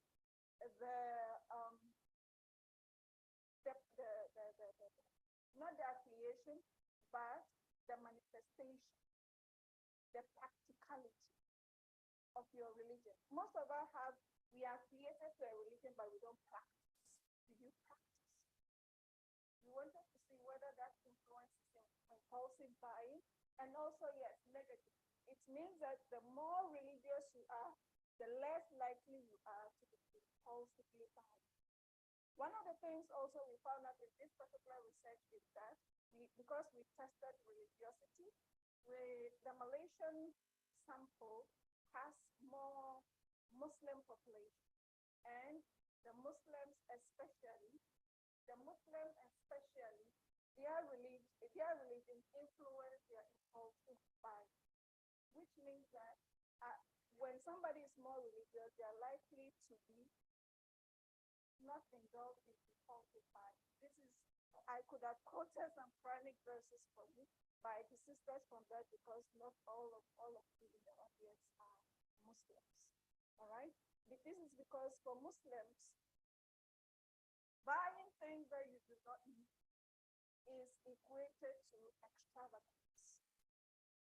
So it is against the religion. So they need to pull themselves back.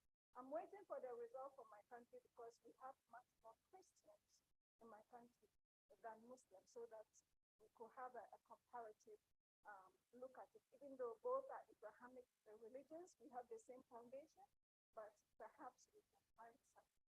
Now, religiosity is a moderator. Moderator in the sense that I wanted to see whether it can weaken or strengthen the relationship between the independent and the dependent variable. And as you can see, between exposure and impulsive buying, it is negative. Remember, the original result is positive.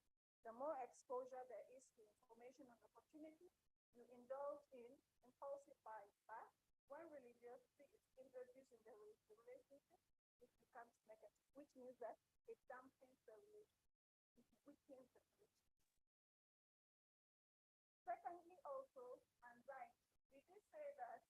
more anxious people become, the less they are likely to result in impulsive buying. And here also, religiosity also moderated the relationship. Here, it strengthened the negative relationship between anxiety and impulsive buying. Am I making sense? My time is up? Okay, all right. So basically, what I'm trying to say at the end of the day is that this research is basically for me, convincing myself to save for retirement. So I keep telling myself and those around me, I am not a shopaholic. I just like to help the Malaysian economy. Thank you very much. Thank you very much, Dr. Adiza. I have one question.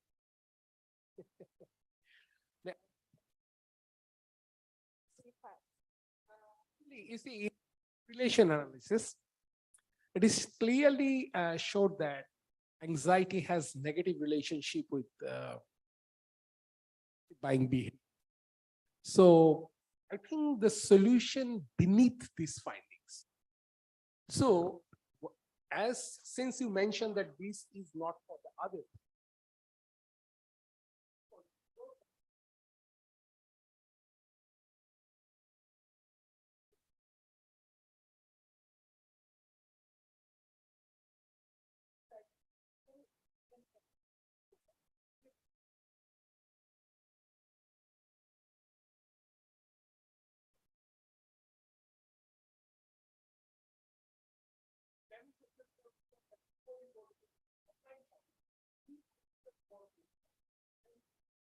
I'll test it on him tomorrow. Oh,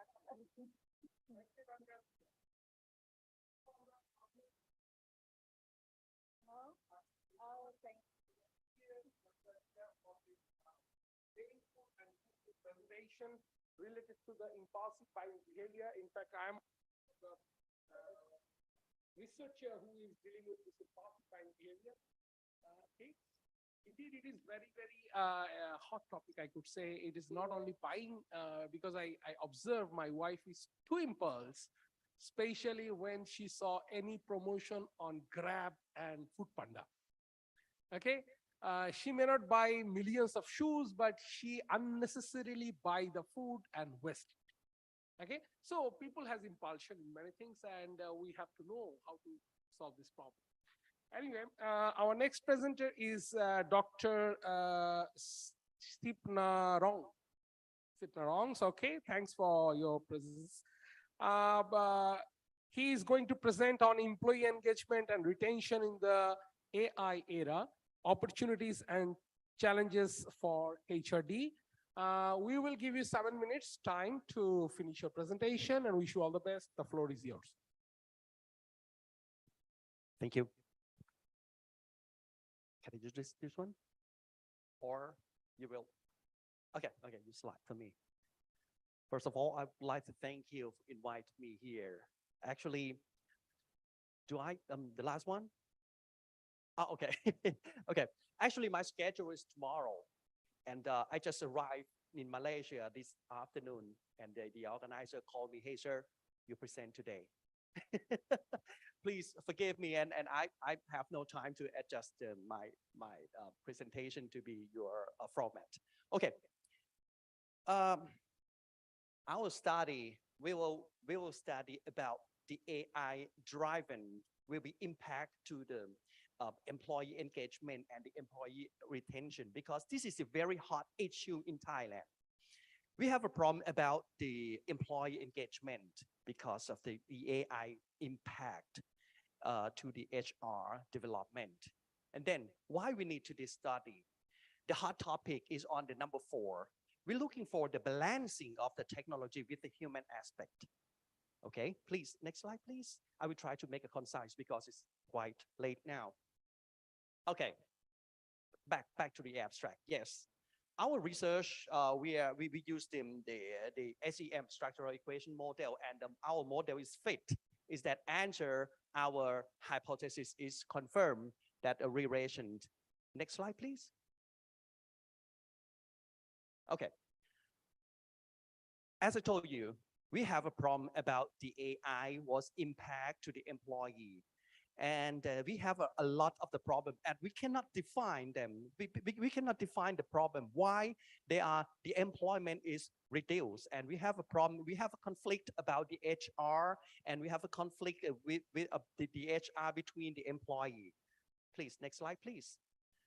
This research, the research objective is, one is we are explore the impact of the AI and the HRD practice. And we will examine the effect of the AI on employee engagement and retention. And the third one is we exhibit the guideline for employee retention in the context of the AI in HRD. Next slide, please. The research methodology, we focus on the 17,013 medium enterprise. Why we focus on the medium enterprise? Because the medium enterprise is still semi with the AI system and the analog system. We are focused only in Bangkok, and the sample size was determined from the observed variable with Schumacher and Lomax methodology. We conduct for the 120 sample size with 50 districts in Bangkok. Next slide, please. Okay, this is our conceptual framework and our model that show our model will fit. The AI, the latent variable, we conduct for the 6 observed variable, and the employee engagement, we conduct for the 3 observed variable and also 3 observed variable in the employee retention. Next slide, please. Okay, we're finding the 120 HR department, we can skip this one. We could skip this one. Next slide, please. Okay, our conclusion, this is very crucial. Our conclusion, we found the problem of the AI that impact with the employee engagement and the employee retention is ethical. AI, no ethical. They are straight. What they found, they will report on that. Bias. AI without bias. And the skill gaps. That is make a conflict with the AI and the employee and with the human. Next slide, please. We highlight on that. The AI will impact with the privacy, with the bias, with the skill gaps and the resistant access. That is what we focus on, the balance. In the conclusion, if you can make a balance with the AI, with the system, whether the computer or what is generated by, with the human, like a compromise from the AI and the human, that is the way out of this era. Next slide, please. The opportunity and challenge. Definitely, the AI can improve the efficiency, data processing, and the personalized learning. But the challenge is the privacy concern, ethical dilemmas, and the potential skill obsolescence. That is our research. Any question? I'll try to make it concise. Thank you.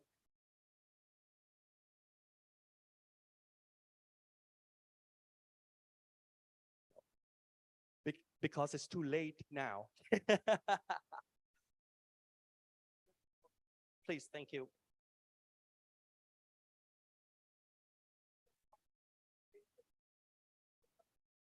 Okay. We cannot find the AI will be stressful. You know, the report of the employer, what the employer did and what the employer, they are just report directly. From our we are not only a study. We study on the in the another way.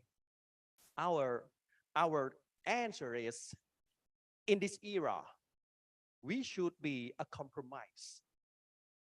Okay, they have a bias and the decision maker still be a human. When the decision maker report from the AI and they have to decision with the human and the AI. They have to compromise both sides. That is the way out. Yes, please, please. Right. Mhm.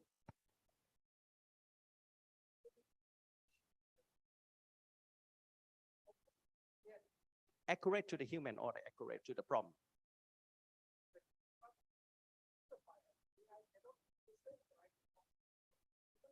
Right. Okay.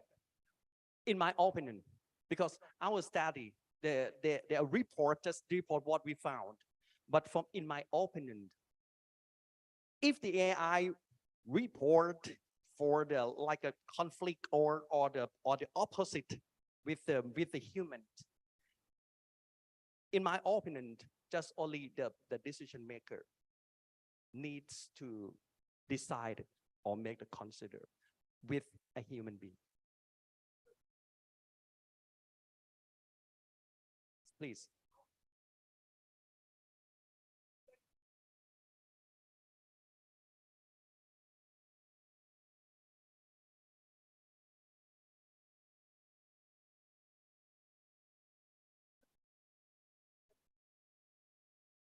I never go more than 3.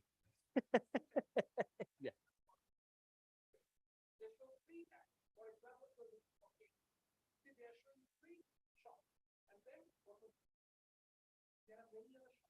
Right. That's right.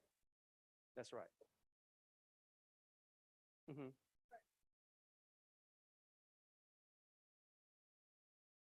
No. Yes. Yes. Very good. Very good suggestion. Thank you. Thank you. Thank you, Dr. Kipling, for the very valuable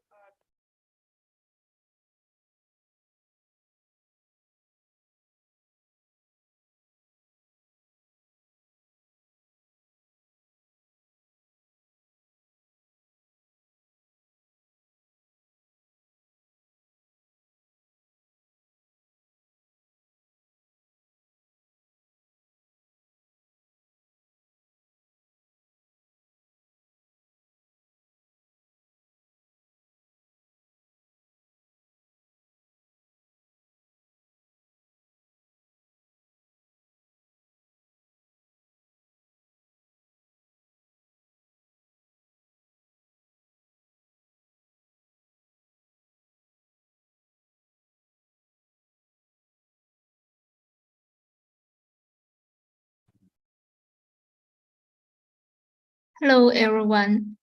Good afternoon. Hi.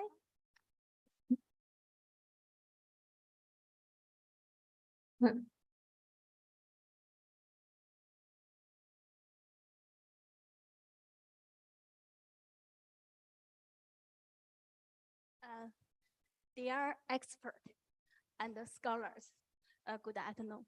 I'm Zhao Yuanzheng from China. My title, thank you. my title is Design Thinking as a Case-Based Learning for General Education course. This is my team members. My supervisor is Dr. Dan Wei Ho. Firstly, oh, I buy this, but it's not used. It turned to me. Why? Okay. Okay. It's a beautiful girl. It's me. Yes. I will introduce myself. I teaching at Tianjin Media and Arts in China. And recently I started my PhD study in UCSI University. Recent years, I'm dedicated to researching and promoting intangible culture and artistic education. And at the same time, I'm exploring artistic creation, share animal protection. Next, I will share my thesis. Oh. this is I designed the space named the Dula space. In China, there is 1,000 years old temple named Dula. Drawing from the Dula's element and my reflection about Chinese China culture, I designed this space. The next one named Trace of Lost, and the next one is Stop Now.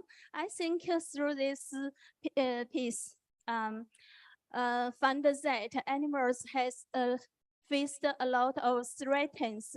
Through my piece, I wanted to alert many people and have awareness to protect animals. This is my aim.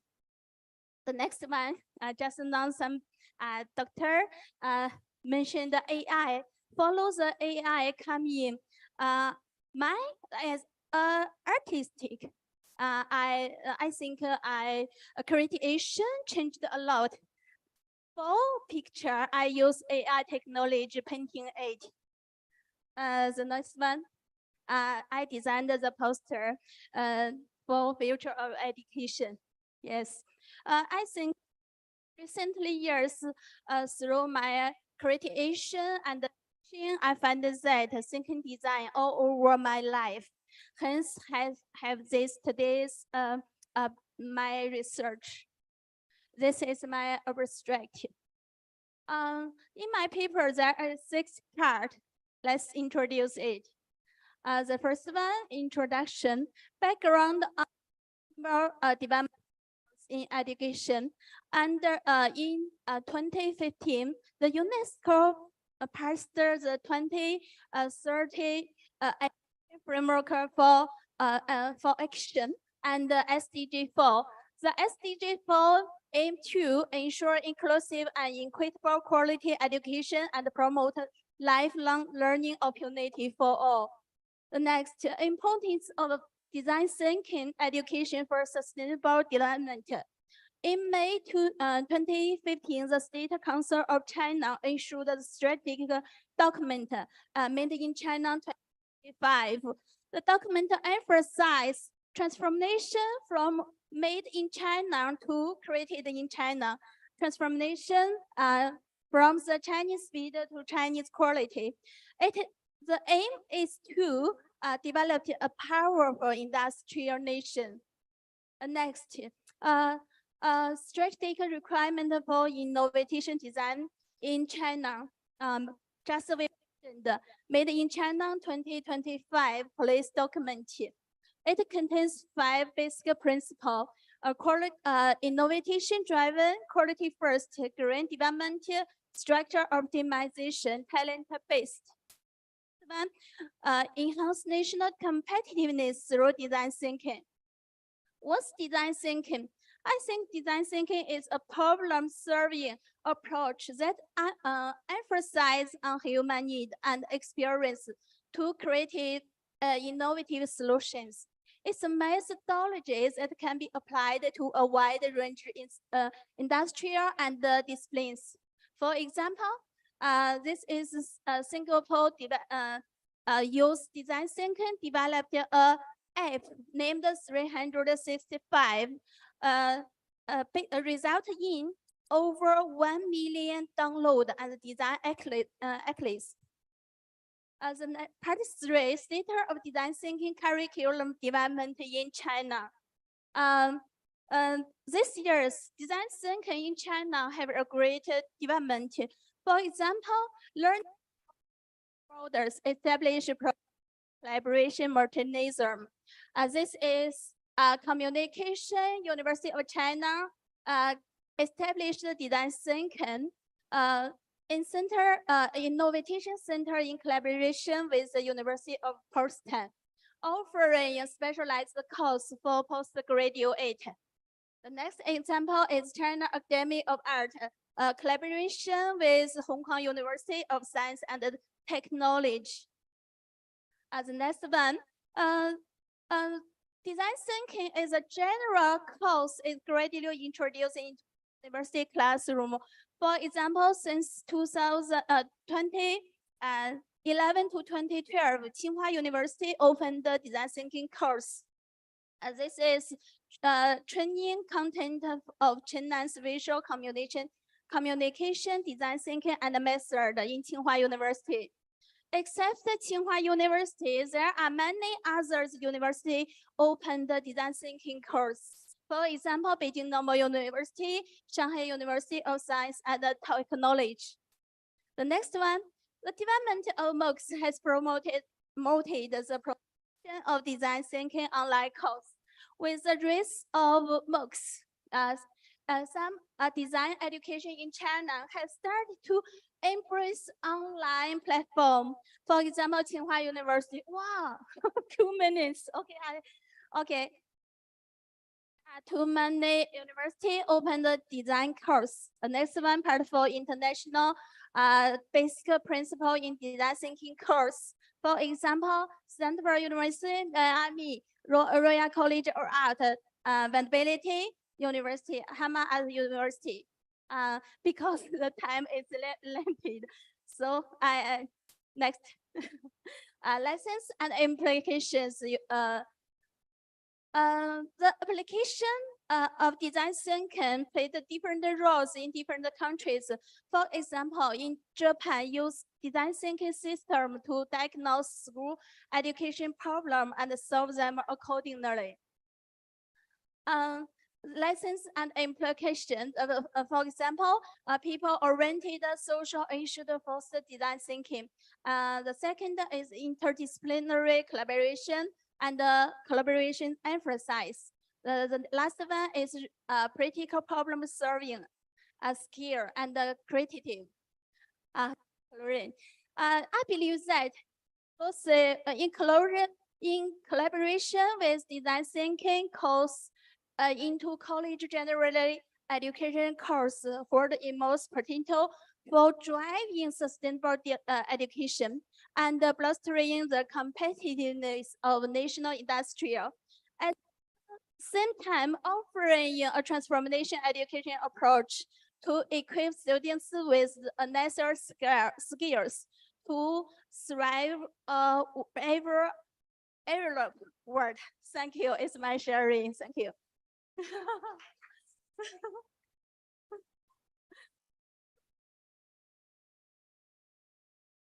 Jackie? Okay, thank you. Okay. I think this is the end of the session 2 after the lunch, and I would like to give a very, very long speech as a conclusion remark, but I really know that you will be hating me so much if I start. But what I just want to conclude with a very, very brief way that in this session, we actually see a different research topic from different domain, including starting from AI to impulsive buying behavior and educational design, so many different ideas that have emerged in this session, which will be very helpful for all our authors and researchers in this room. I think that with this knowledge, we will be definitely improve our research capabilities, skills, by which we can improve our research and publication. So as a concluding remark, I hope that this session you enjoyed, and it will be very beneficial for all of us. By concluding, I would like to pass to our associate professor, Dr. Firdaus, to start session 3. Thank you. Oh, session 4. Thank you.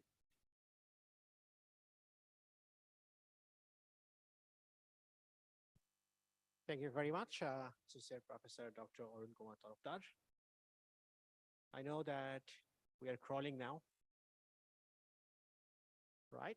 So no choice, we have to fulfill the schedule. At the last session of the day, session 4. So we will be requesting all of you just to have some patience, and let's continue with this last session. The session will start with a keynote speech, and I would like to request Professor Dr. Hussein Trabulsi from Lebanese University, Lebanon, to invite him. Is it virtual? Right. So to invite him virtually to have the keynote speech. Let's welcome him.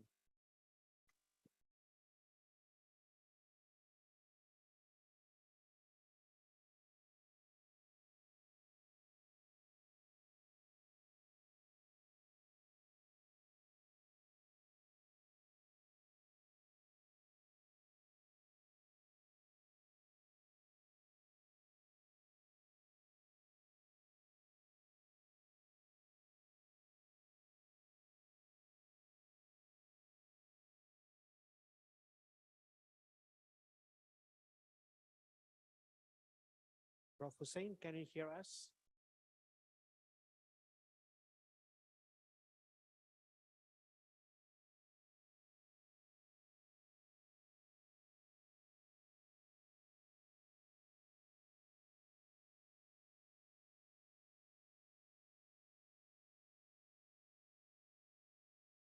Professor Dr. Hussain Jabul, we hear you.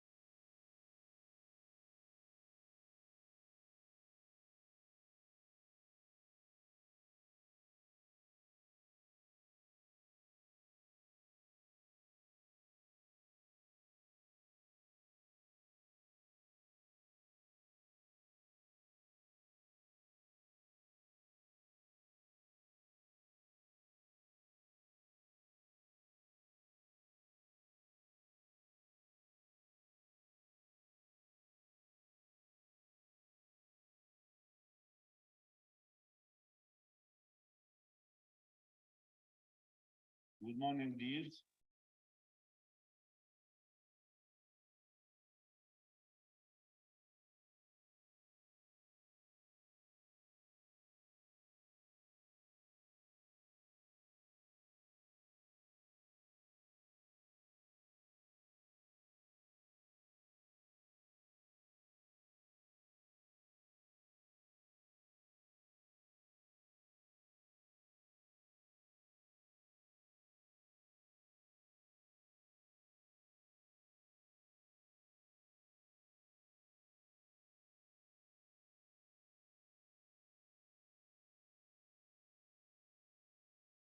Honorable and distinguished participants, ladies and gentlemen, dear all, first of all, I would like to take the honor of welcoming each one of you.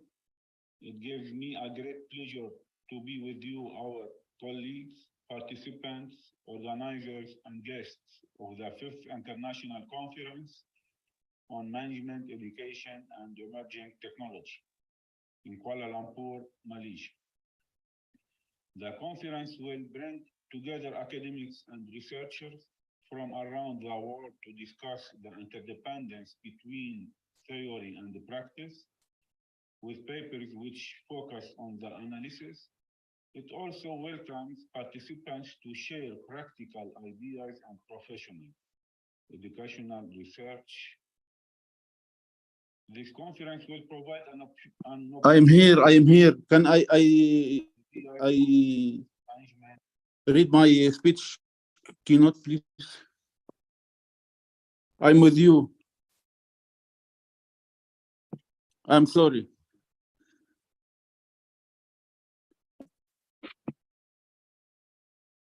Thank you very much, Prof, to be around.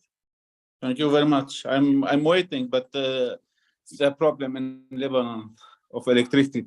Okay, no problem. That's the long distance relationship. Okay, Yeah. we're gonna get ready. If you are ready, Prof, please let us know. Yeah. Yes, I'm ready. Right. So we are eagerly waiting for your speech. Maybe you can start right now. Thank you very much. Thanks, Mr. President. Good morning, everybody. honorable and distinguished participants, ladies and gentlemen, dear all. First, I would like to take the honor to welcoming each one of you. It gives me a great pleasure to be with you, our colleagues, participants, organizers, and guests of the 5th International Conference on Management, Education, and Emerging Technology in Kuala Lumpur, Malaysia. The conference will bring together academics and researchers from around the world to discuss the interdependence between theory and practice, with papers which focus on the analysis. It also welcomes participants to share practical ideas and professional educational research. This conference will provide an opportunity to exchange ideas on the latest management, education, and technology in this era. We need to identify these challenges and work together to find new tools and skills. This conference is able to increase the knowledge of young generations and also to offer sustainable ways, management, and education and technology. You will be able to share experience and research results, discuss challenge encountered and solutions adopted, and have opportunities to establish productive and new academic industry research collaboration. The need for scientific research today has become more intense than ever before, as the world is in a frantic race to reach the largest possible amount of accurate and fruitful knowledge to guarantee human comfort and guarantee superiority over others. After the development countries realized the importance of scientific research and the great role it played in progress and development, that gave in a lot of attention and provided with all the whether material or moral. As scientific research is considered that mainstay of the economy and development, scientific research also is an essential pillar of human knowledge in all its fields. This conference is an interest of many researchers, academics, entrepreneurs, and others. Since technology and globalization have turned the world into a small village, and despite the challenge we face with our interest in the technological sector, education also, and management, we can achieve sustainable development, scientific and administrative progress, and keep pace with technological development, digital transformation, and artificial intelligence, which makes us launch into the space of this world, realizing the vision. In light of knowledge revolution now and the massive digital development in its application in the field of artificial intelligence and robotics, the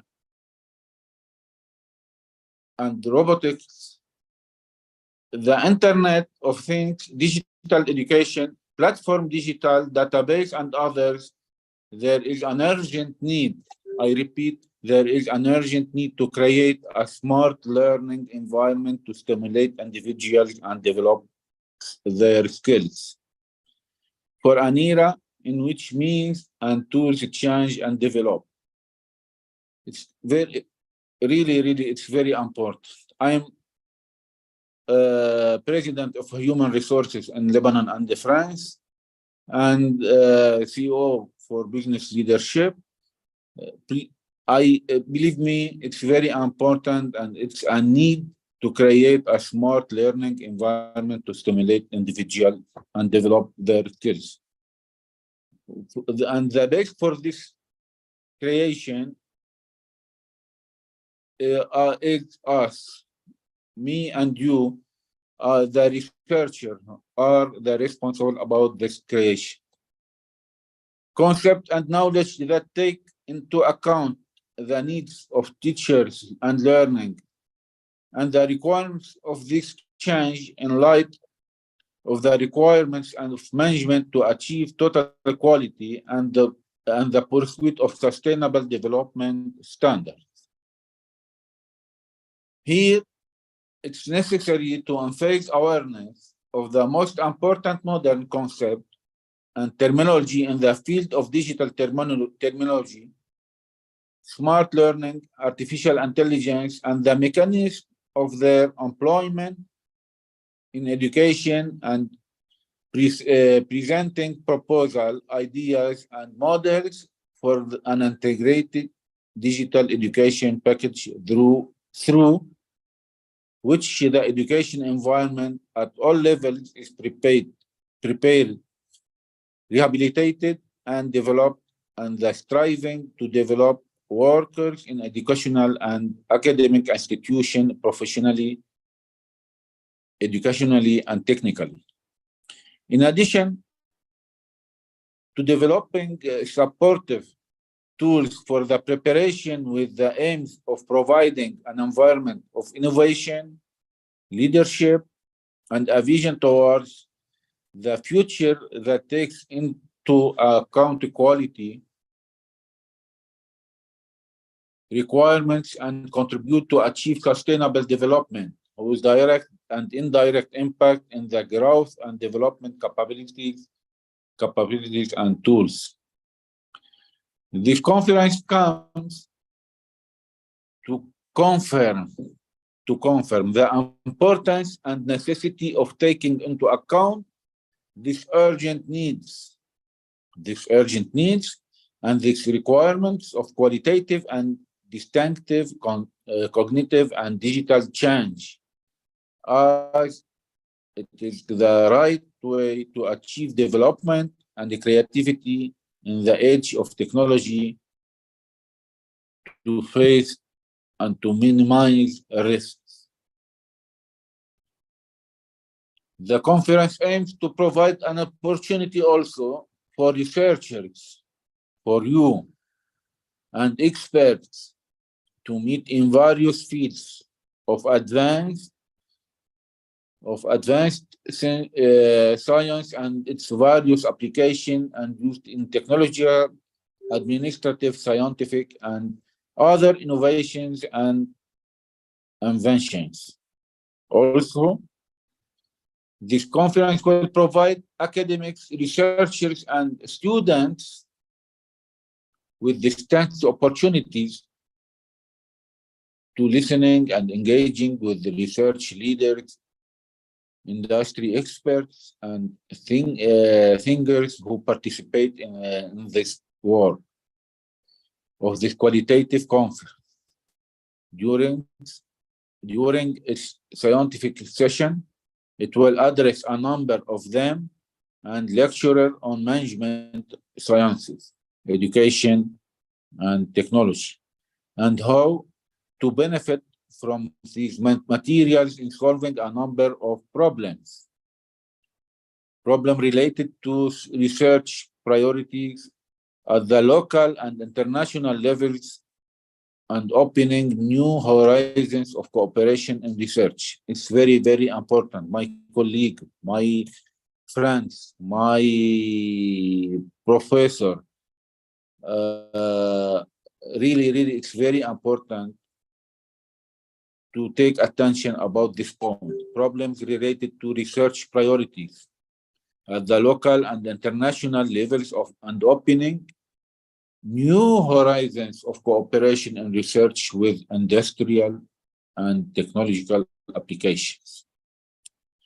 We commend the idea, message, and objectives of the conference. And the scientific conferences confirm the role of and the status of research to achieve three main goals, which are education, scientific, and which are education, scientific research, and community service. Therefore, the importance of this conference always tries to have an active role in the process of the scientific development through its multiple and international conference in the all fields. This conference is a model for participatory scientific interaction and a platform to highlight the ability of the research to keep pace with development and innovation in the field of management and information technology and education, stressing that the conference will shed light on the volume and the quality of scientific research in the field of promising technology and its scientific outputs and recommendations will help decision makers in making decisions that benefit everyone. The futurists and others specializing in the discussion between humans and technology, the issue of future talent as change have become dramatically accelerating in the present era in an unexpected way, as we see the future will witness a more technological development that depend on digital transformation and artificial intelligence. That technology is driving changes.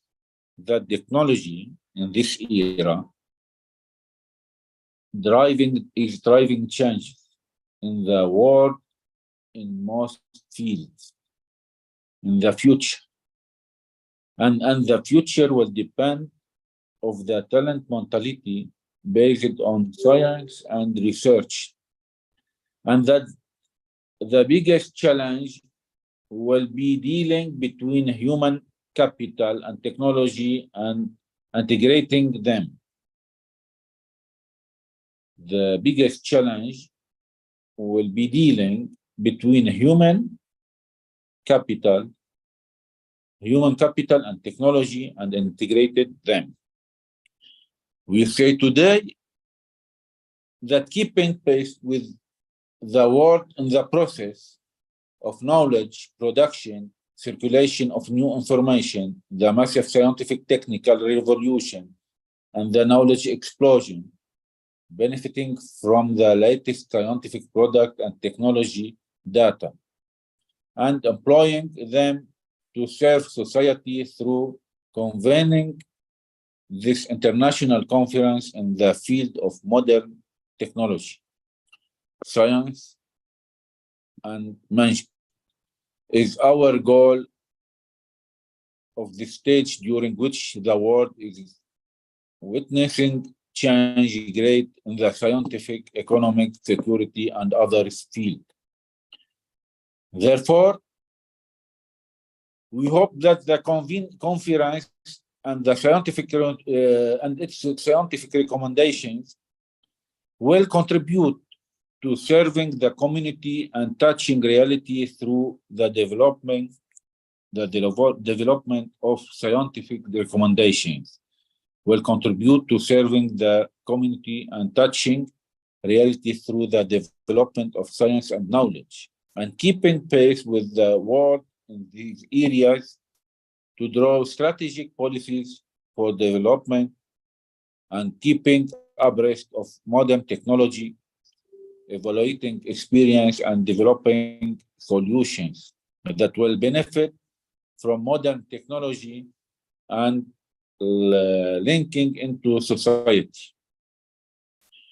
There is no doubt that the world's interest in scientific research as the real measure of the development of peoples and the way to solve political, economic, and administrative and financial problems.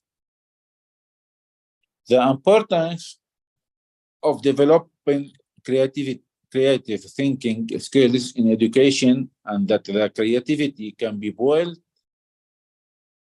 in the human mind, in the way of blended learning, in solving problems and fact-finding, building skills, and the need to employ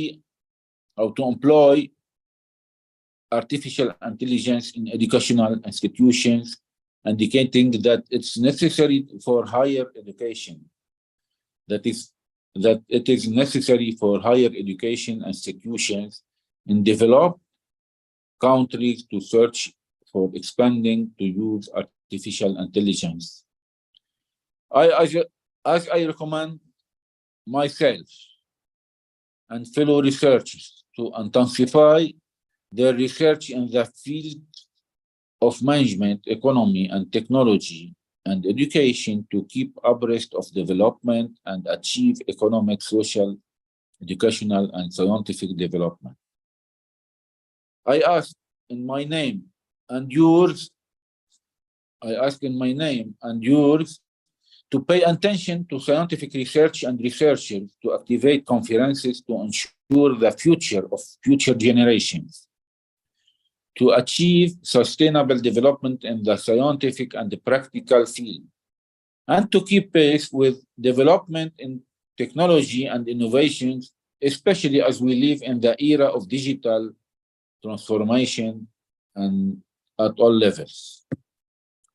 I call for a new renaissance in research that keep pace with the modern era, and that we put in the recommendations of this conference the cornerstone of the scientific research institutions that keep pace with technological development, digital transformation, and artificial intelligence in the way that serves science and human capital.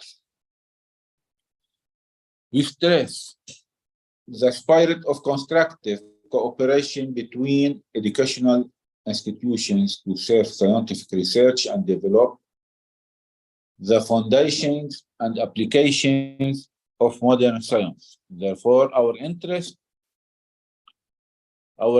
in this scientific conference, scientific conference stem from our vision and philosophy aimed to supporting and empowering all forms of creativity and excellence, leading to an economy and development based on knowledge, leadership, and creativity, stressing the creativity and giving scientific education has not caused craze throughout the ages. So it is the duty of the concerned authorities and investors to work to embrace the creators and research developed there. From this conference, I extend my thanks to the conference organizers, conference committee, scientific and administrative committees, researchers, and everyone who contributed to the success of the conference, indicating that this conference comes to promote and support scientific research, which has become a necessity of life that leads nations to progress and excellence in various fields, especially since this conference aims to encourage researchers to the level of universities and international partnership to present the results of their research in the field of technology, management, and education.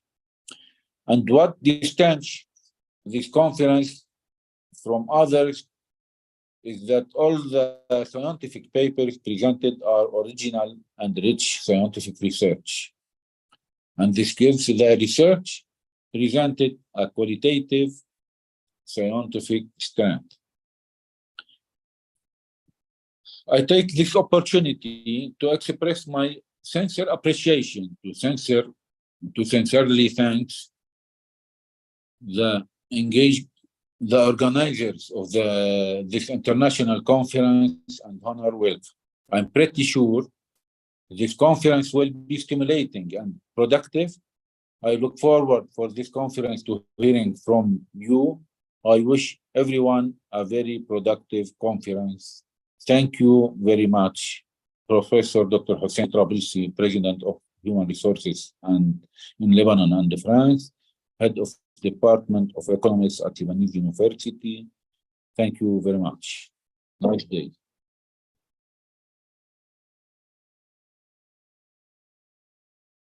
Thank you very much, dear Professor. Thank you. Professor, your presentation was very clear, and I don't think any question would raise. Very clear presentation, and we are very happy with your thoughtful speech. We really appreciate Thank you. Thank you so much. Thank you very much. Right.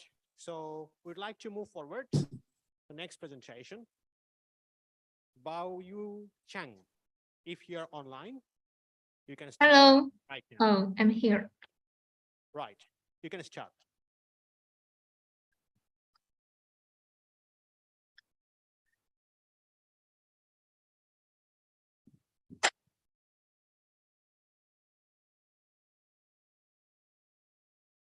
Hello, good afternoon. My research title is The Impact of Green Human Resource Management on Employee Satisfaction in Chinese Hotels. And I'm a student. I'm a student in management and university.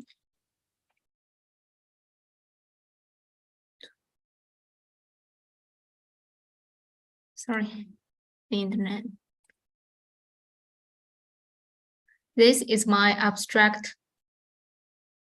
The effect of green human resource on the human employee satisfaction is an important area of research. Green human resource refers to implementing environmentally friendly, sustainable, and social responsibility in the organization. The practice includes employee training and development, compensation and rewards, and so on. Performance appraisal also encourage employees to participate in firm activities to set up a good firm. This study shows that green human resource management can significantly improve the job satisfaction of hotel employees. Hotel employee satisfaction in China is a very hot topic that has received many attentions. According to the previous research, the satisfaction of hotel staff in China is affected by various factors. First of all, the wages are very important factors. And then it's about the how training and selecting. Besides, hotel also can provide some green performance appraisal to help employees to upgrade their skills. Finally, this paper provides a featured agenda that spurs scholars to examine the topic in practical work. Next is the conceptual model. This model includes how the 4 dimensions of the GHRM impacts the employee satisfaction. The employee satisfaction includes also 4 dimensions withdrawn from the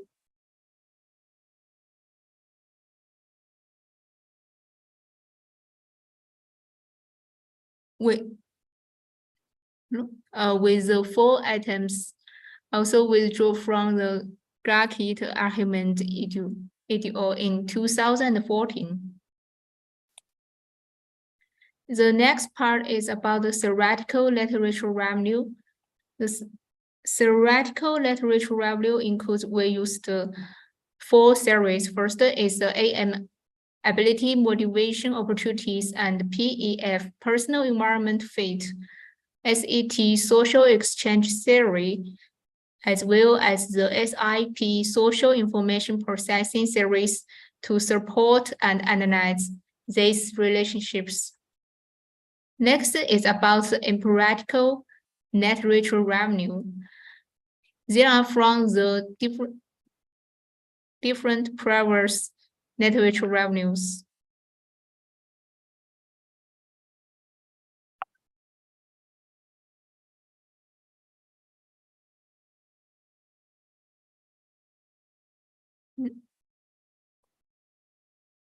Different literature revenues.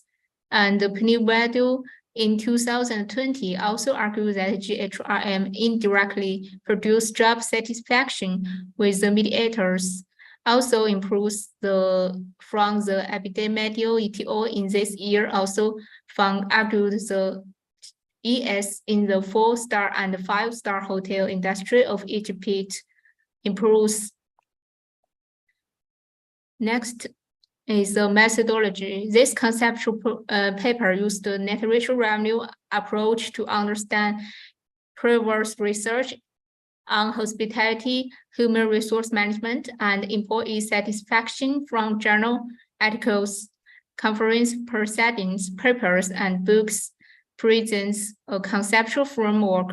The keywords searched in search engines such as Wiki, Baidu Scholar, Scopus, WOS, and Google Scholar, or there are some keywords such as GHRM, employee satisfaction, job satisfaction, hotel industry, China, personal environment fit theory, and social exchange theory, MO theory, social information processing as the keywords to search. There are 4 conclusions. First, this paper presents the GHRM with 4 dimensions, affects the employee satisfaction with 4 dimensions in Chinese hotels. Secondly, it claims the situation to test the effect on the hotel employee satisfaction forms the foundation for the relationships between GHRM and ES.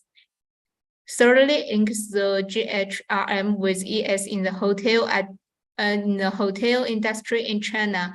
It offers suggestions for theoretical frameworks to analyze the issues of hotels in China and present an agenda for future research in this area.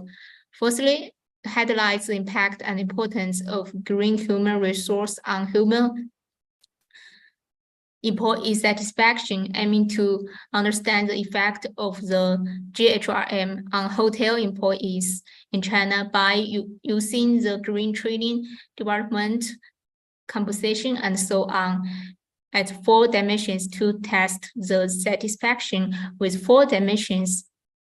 This is my reference list. Thank you so much. All the best. Thank you. Thank you so much. Thank you so much for very good presentation. This is very clear presentation, and one side we are running out of time. In case any question raised, we will come back to you, but I don't think so we have any questions. Thank you so much one more time. Thank you. All right, so we are gonna move on to the next presentation. Our next presentation will be presented by Sumaya Al Abdul Hadi. Are you online? Yes, I am online. Right, thank you so much. So you are given about 7 minutes, and if you wish, you can start right now. Okay.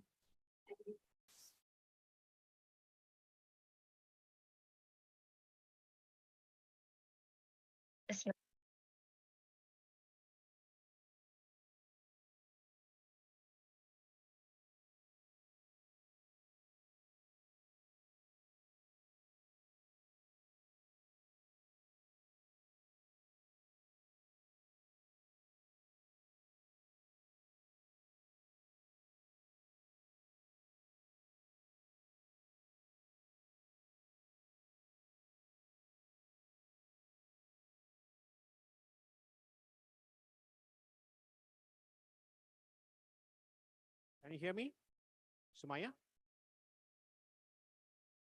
Sumaya? Yes, Okay, Sumaya, if you don't mind, you can share your screen. So easier for you to control the slide. yeah, I share. Yes, please. Okay. Okay, wait.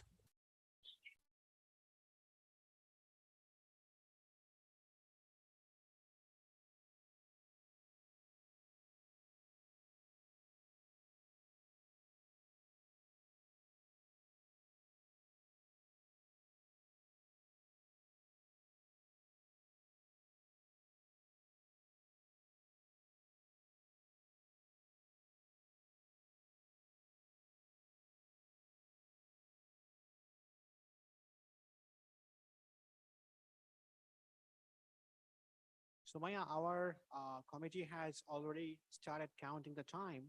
Yes, there is a problem. Yes, yes, so please start. Or if you have any issues with this, we can play the video. Yes, you can play the video. Thank you so much.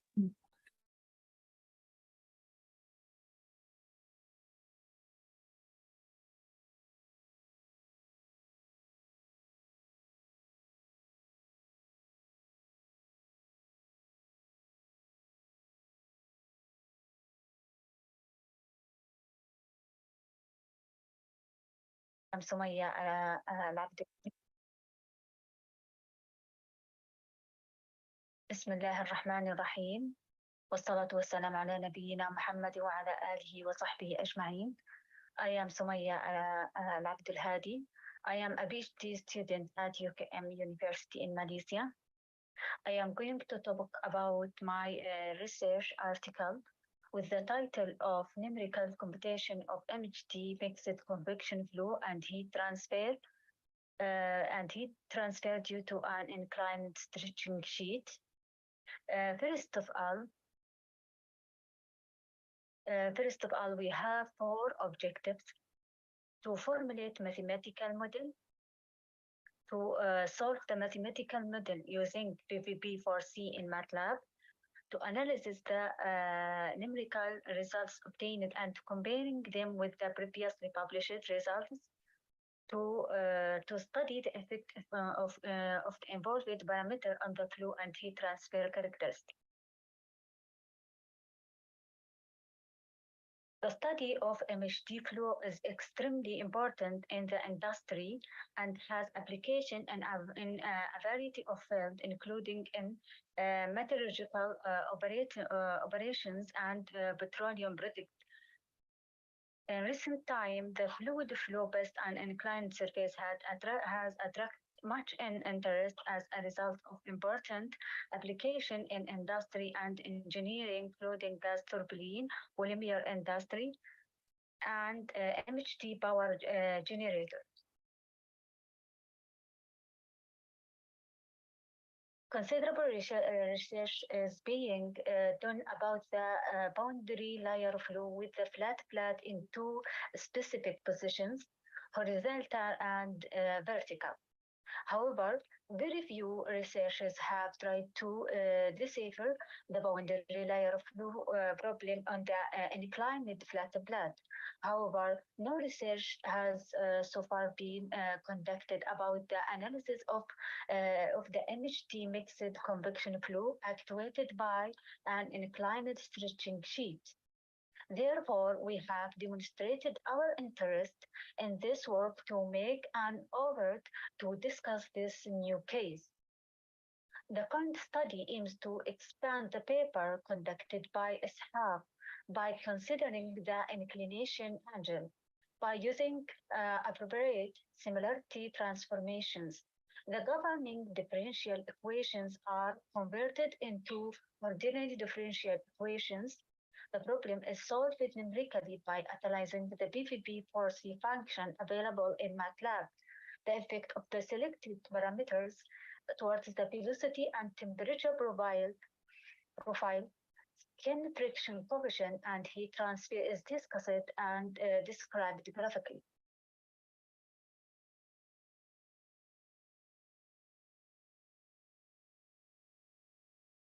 The impacts of the inclination angle parameter on the heat transfer minus theta dash of 0 along with the velocity profile f dash of eta, temperature profile theta dash of eta, and skin friction coefficient f double dash of 0 are proven and addressed graphically in figure 1 and 2. Figure 1 and 2 depict the inclination angle parameter omega impact on f double dash of 0 and minus theta dash of 0 against lambda. As illustrated in these papers, the velocity,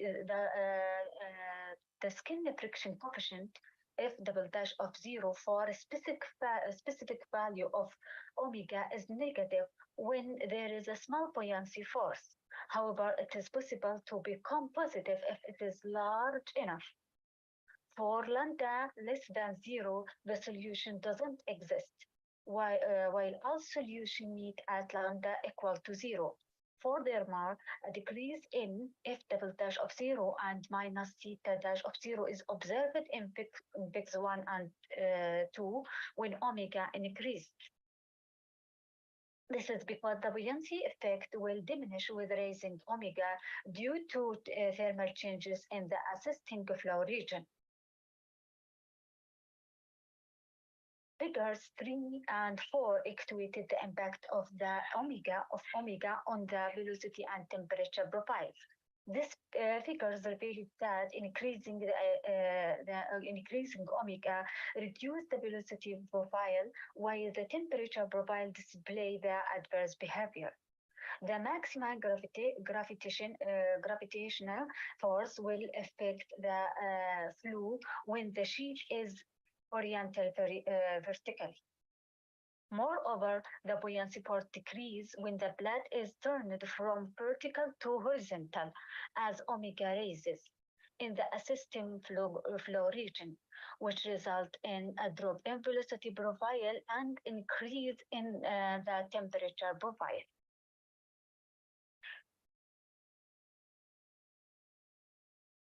Moreover, Table 1 displays the comparison of the numerical results of the skin friction coefficient and heat transfer rate with those reported by Kropka and Popa and Ishaq. The comparison data in this table shows an excellent agreement and ensures that the VVV force scan is highly effective. Finally, the MHT mixed convection flow of a viscous fluid generated by an inclination stretching sheet has been formulated and numerically explored in the current study. The results show that the skin friction and heat transfer rate decrease as the value of omega increase. Moreover, the velocity profile decrease while the temperature profile increase by increasing the value of omega.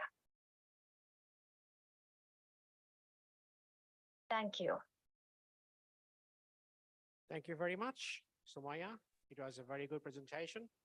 Any Yes. questions from the audience? Thank you. All right, since no question, one more time, thank you so much. Thank you. Now I would like to invite another virtual presentation, Dr. Benson Alex Upola. So if you're online now, you're going to start right away. Hello. Yes, Good doctor. afternoon. Yes, doctor. I have a problem with my connection here since this morning I have intermittent connection.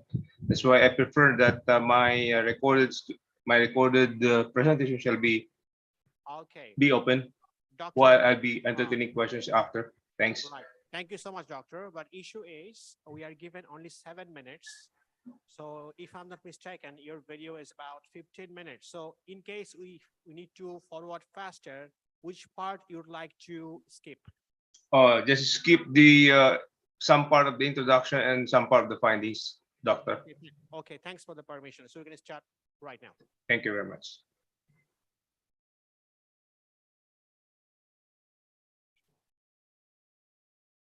State University here in Batak City, Philippines.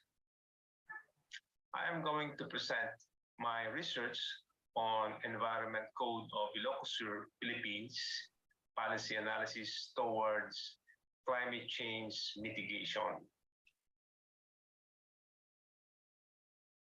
And before starting my presentation, here are some of the details of my biography.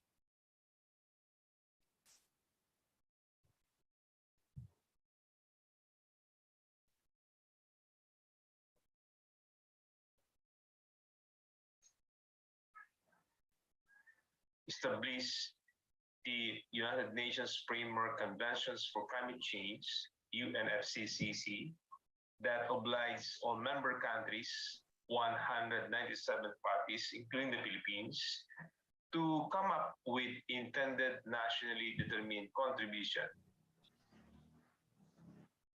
The INDC agreement concerns the goal of reducing temperature increase to well below 2 degrees, pursuing efforts to limit the temperature increase to 1.5 degrees above pre-industrial levels.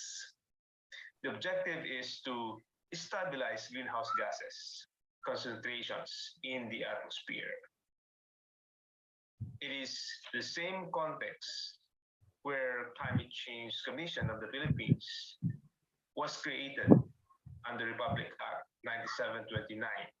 The Philippines is aiming to reduce greenhouse gases by 30% by 2040, transport 430. The code was done in 2016, and with such time, there is a need to update and amend the code in line with the current call and strategies to preserve and sustain the rapidly deteriorating forests, coastal and inland water resources of the province of Ilocos Sur. 8.5 kilotons per year of greenhouse gases was released into the atmosphere.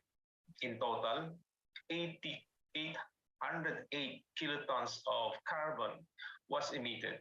An average of 52.5 kilotons of carbon occurred in areas where the dominant drivers of loss resulted in deforestation and forest degradation towards the achievement of the INDC climate goals. The research questions are the following. First, what are the levels of awareness, participation, responsiveness, and implementation concerning the code as to lowland and coastal, upland area, and as a whole? Second, what are the significant relationships between the profiles and the dependent variables in the areas of lowland and coastal, upland, and as a whole? First, to tackle the problem at its source, and second, to initiate carbon sequestration. These humanistic approaches are to rekindle the human spirit by going back to caring for nature that must be enunciated in government policies. Percentages, levels of awareness, participation, responsiveness, and implementation that were further interpreted using SWOT, strengths, weaknesses, opportunities, and threats format of analysis. Now we go to code 16078 and the awareness with their parallel mean values of participation. Fair were rated in participation 1 and 2 with the respective mean values of 3.45 and 3.48, specifically in the lowland and coastal area. Participation 1 speaks of regular participation in the Arbor Day celebration, whereas participation inferred that respondents do not completely dedicate themselves to the fulfillment of the code. It thus means that their participation is dependent on the time and place where to conduct the activity. high that the highest mean level is 4.12 and the lowest mean level is 3.93 as an environment strategies. Thus, items of the variable responsiveness summarize the wishes and aspirations of the respondent with the descriptive rating of high, specifically in item 1, in close collaboration with concerned national government agencies, particularly the DENR. Truly, the high descriptive output of the mean affirms that the variable implementation is concretely applied. It must be further figured out on the extent of the respective applications. Only the dependent variable participation is significantly related to the independent variable residence for reasons assumed that the respondents are participative at a very low relationship, very low, at a significant level of 0.01. Significant relationship with all the dependent variables. It does be interpreted that based on the geographical location of the respondents, which is upland area, it does configure the intensity of the commitment one has level. The negative relationships of the independent variable employment to the dependent variables can be inferred that as the employment of an individual becomes more lucrative, it has a negative impact to the dependent variable.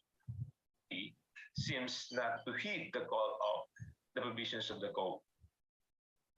In the overall high level, external impact does not necessarily follow. Area, particularly participation 1 and participation when the percent decreases this threat, then the more the province will experience a decrease in the net carbon flux, which is at present only negative 322 kilograms of carbon per year. The challenge there then is to there is indeed a need to improve and develop the Environment Code 1607A of the province of Ilocos, Philippines, precisely aligned to the attainment of the INDC and realization of SDG 13 climate action, captivating the current strategies to mitigate the causes of climate change, the significance of circular economy and REDD+ as areas of concern for inclusions into the code. These strategies are the prevailing practices introduced by providing sufficient budget for environment services should be given priority.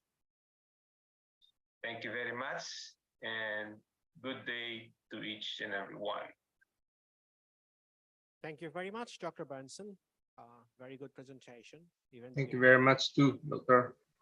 We had to run a little faster, but I think it's very clear now. Okay, any questions from the audience? Any questions? I don't see any hands, so we can proceed to the next presentation. This is not really a presentation. This is a sort of speech.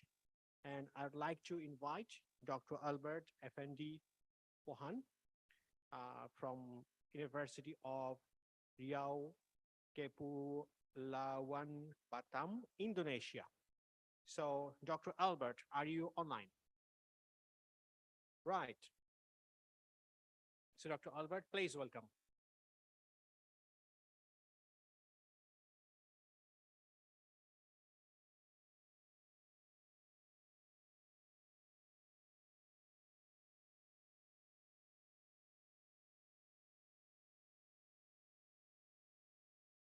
Check. Assalamualaikum warahmatullahi wabarakatuh. Good evening. It is a great time for me to standing up here to deliver my great topic. It is my research about my dissertation. So, let you know about my title. My presentation goes with the title, Teachers Professional Development Program in Indonesia's Remote Area. I think that everyone here know the Indonesia. I'm from Indonesia, from University of Riau Kepulauan Baram City. It is very near with Singapore and Malaysia. Ladies and gentlemen, let me know out of my presentation. First is background, literature study, strategy and basis, validation, and my profile, of course. Next. Ladies and gentlemen, talking about the Indonesian education, of course, everyone knows that we still need a process to hide up the quality of Indonesian education. So, talking about the background, the education in Indonesia regulated based on the law number 13/2030 about the system of education. The first is a teacher has a duty that every teacher in Indonesia have to do as a teacher based on the law. Firstly, preparing the lesson plan, teaching practice, and evaluating the learning process. And then talking about the teacher's professionalism. So I have a question. Are the teachers from Indonesia has met with the standard of competence teachers globally? Of course, let me see. The problem of teacher competence in Indonesia. Next slide. This is the school profile in Indonesia. Indonesia from the primary until to the secondary.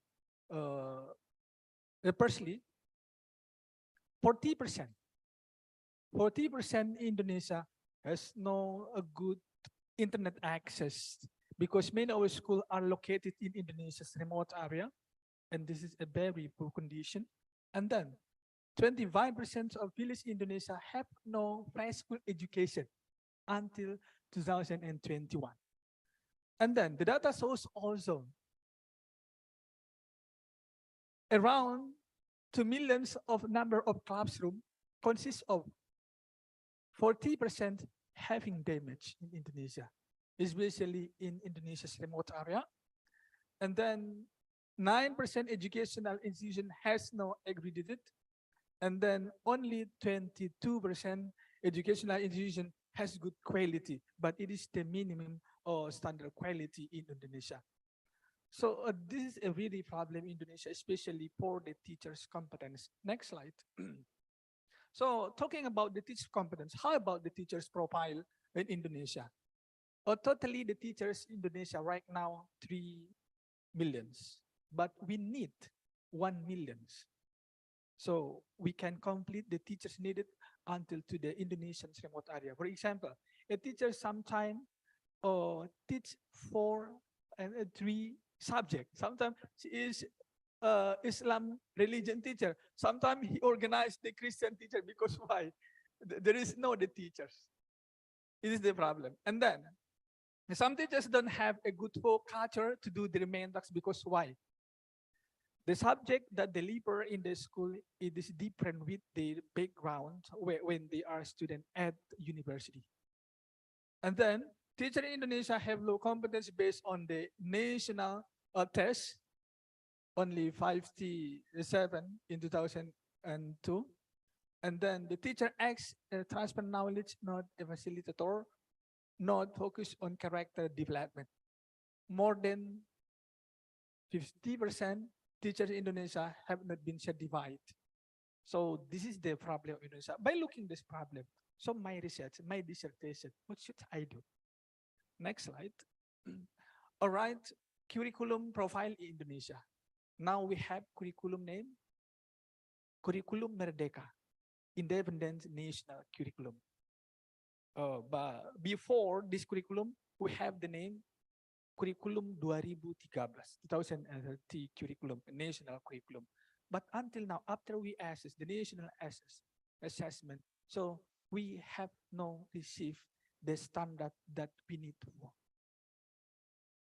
Next, why? Because the teachers' professionalism problem, especially in Indonesian remote area. Can you imagine the situations in some of the remote area in Indonesia? The access, the transportations, the school facility, the student every day cannot receive the good facility, the good sharing in the school. And then teachers do not receive training in Indonesia. Because why? It is very difficult to reach because Indonesia consists of island. So the government sometimes very difficult to find out the strategy how to train the teacher. So the strategy that I have developed, the first is implementations of blended based training and hybrid by using tutoring and mentoring coaching. So there are 3 steps. Yes, first step, second step, and the third step, and the validation. After we try, we apply this. So the validation is, next slide. The validation is the method has given significantly effect to the teachers' professionalism, especially in North Sumatra. The conclusion. So the conclusion, after we try, we applied the model that we have developed. So the blended based training which conducted by researchers could increase the teacher professionalism in Indonesia's remote area, especially North Sumatra. And the recommendations, the providing equitable blended based teacher in the other remote area and the developed and outermost area in Indonesia to improve the teacher's professionalism for the next and now. So this is my research. Thank you very much for the time. I'm Albert from Indonesia. Assalamualaikum warahmatullahi wabarakatuh and good afternoon. Thank you very much, Dr. Albert. Any questions? Any questions? Okay, before concluding the session, while a doctor was presenting, I remember one song, very famous song in Indonesia, Laskar Pelangi, right? Okay, so that song, because he was showing some children and everything, only this part, my terrible voice, everybody ran away. So I want everybody to be here until we give the certificate.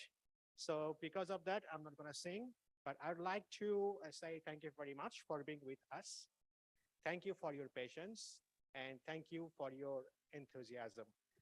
Now, the last part, we have come to an end of the day. So last part, I would like to request Mr. Darshan to come over here and take charge of this part. Thank you so much. Very much. Thank you, Dr. Firdaus. So I hope this day is, I do get a timeline. Okay, I will abide to it. I hope everyone have a good learning session, sharing session, and also caring session. Okay, and those presentations was very good. Few of them were gave a very insight and depth knowledge in their research fields, and I am very grateful to all of you to participate in this conference and make this a very wonderful and beautiful one.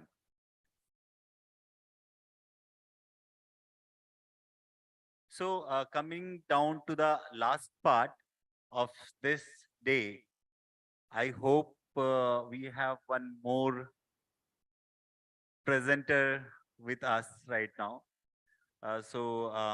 Might be I have to wait for more 5 minutes to conclude this session, but I will ask Dr.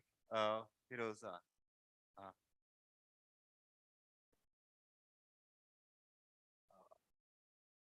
Dr. Filroza, correct? Ma'am, if you have any presentation with you, can you give us? Okay, I will check it. You please come and you can have a brief moment of your presentation. So please welcome Dr. Filroza.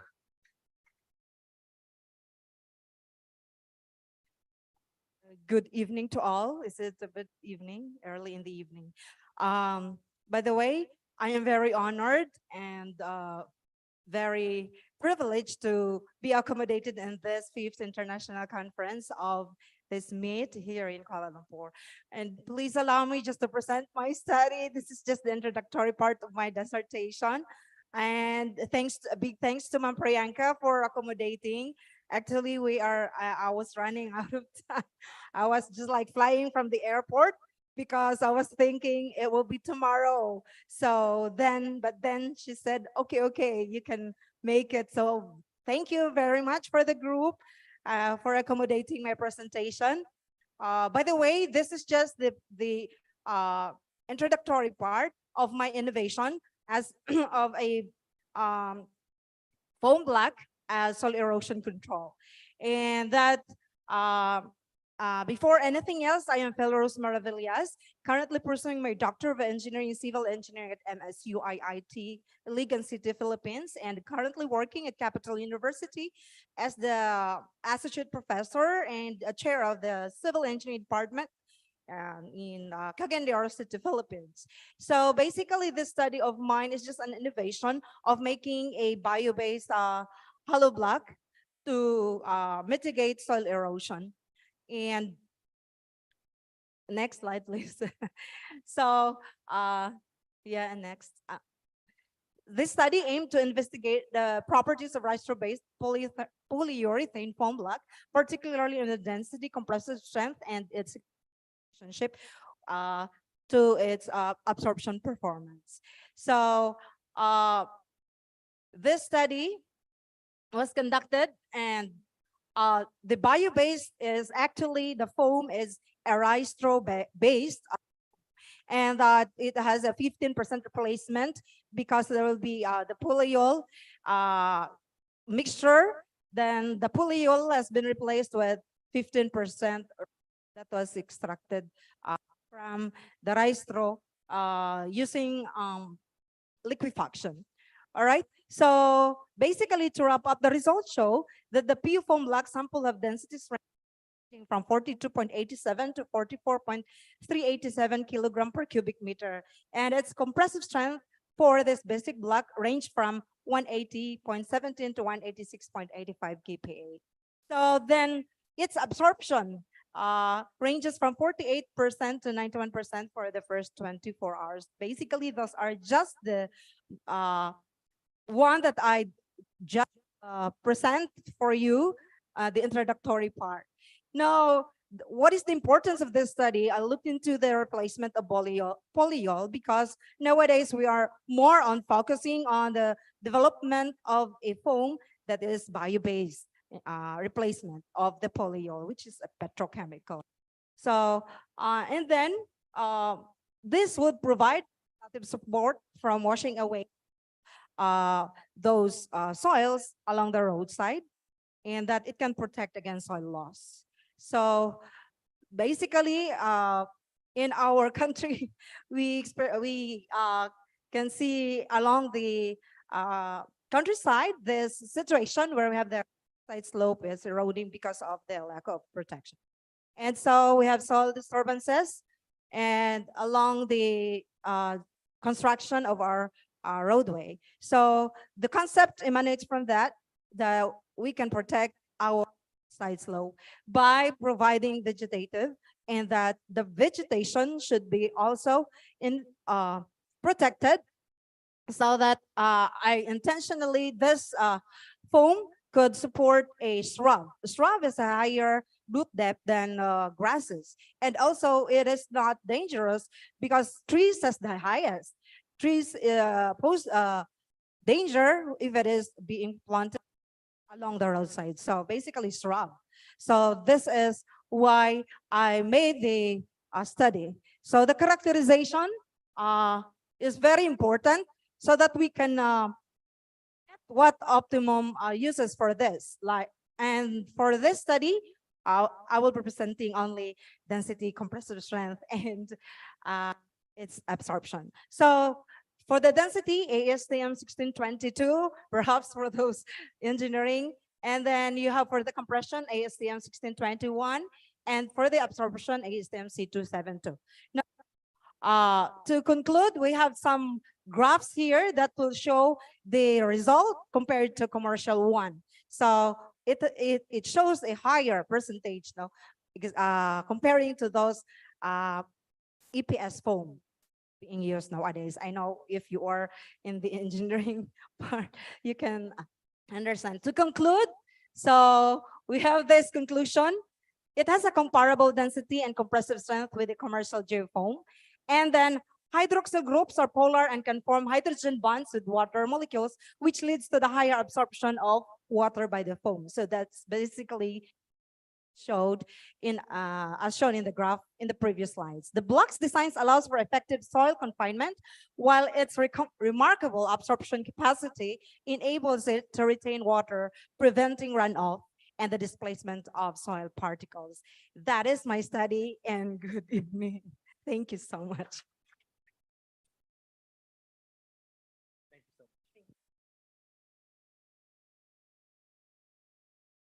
So I think this concludes the day, finally. I'm hoping there is no surprises ahead. So it was a very nice to know each of you personally. We had a good chat. And I think I didn't, just to say I didn't mention that case should be a lifelong connection. But I wish this connection should last forever. So concluding the day, I will like to thank you each and everyone to coming here. And we have a small bit of thing left for the day, that is calling off our best papers and best presenters. So that certificate physically I'm not going to provide you today. We'll just call the names today and we'll mail you the certificates. You can print it out. Okay, so I will ask Dr. Arun to announce the names. Thank you, Mr. Darshan, for giving me this opportunity to announce the best paper and the best presenter. After critically evaluate all the presentation, it was truly tough for me to decide that which one is the best presenter and which paper should be the best. Okay, however, I have to give a concluding remark. And I try my best to eliminate as much as bias from my head, because honestly speaking, it's a very long day. So sometimes I may overlook some of the important things. Anyway, I critically think and discuss with Associate Professor Dr. Firdaus about the quality and the presentation and the content of the paper. And lastly, we finalized the 2 best paper and 2 best presenter. So first, I would like to announce the 2 best paper. First one goes to the best paper is Dr. Ryan J.C. Dayo. Dr. Ryan, congratulations for the best paper. Unfortunately, your certificate will be provided through online, because you have to understand that the best paper should be at the last. But I think, okay, the second best paper that are truly important for all the academicians who sit inside this room. We hope that we don't forget about our retirement age and plan. So definitely, I hope that you can guess who is the best paper here. I would like to announce the second best paper is Dr. Adiza Al-Hassan. Please come. Okay, so that is the best paper.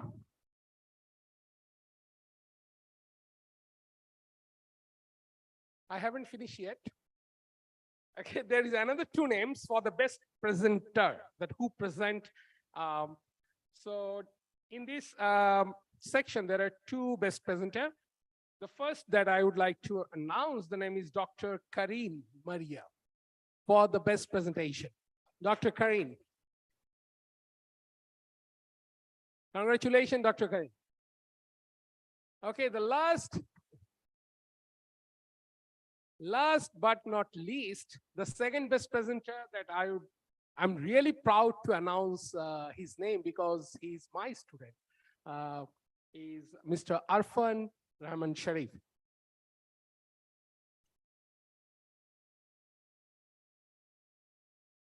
That's all from my side. I think, Mr. Darshan, you can proceed for the next section. So this is the part where I thank you all, to the committee members, to our moderators, to our guests, and our session speakers, keynote speakers, and we will also felicitate with them with a certificate. This, I have the physical one. So I will ask Dr. Prakash to come because this is not from India, and I will ask Sir Fidos to provide the certificate. Yeah, yeah. So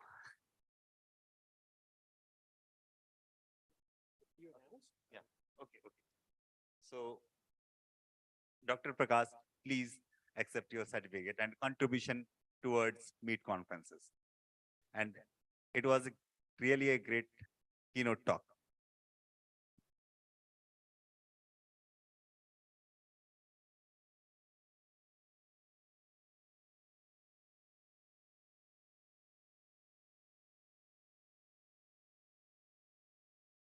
And I am really confused with this certificate, for which part I should thank him and provide him the certificate.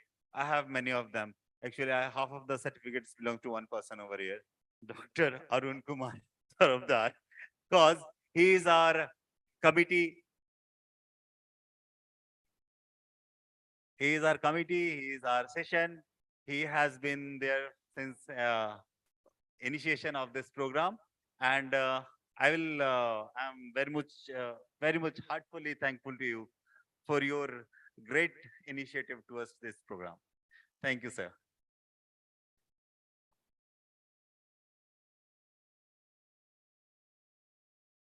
I should announce this certificate, but he is not over here. Dr. Pastor Regulos L. Kules Jr. He has also been there since the initiation, and Dr. Pastor is very aggressive towards his research and towards his networking. And I will thank him to be a part of this conference, and I know he will be there for us in future also. Thank you, Dr. Pastor.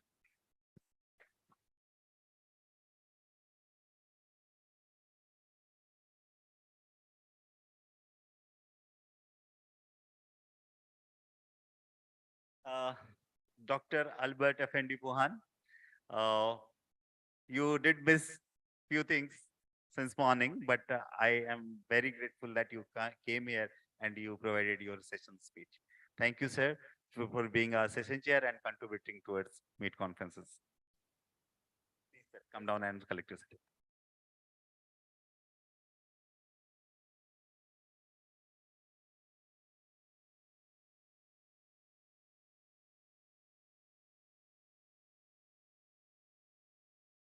Congratulations, doctor.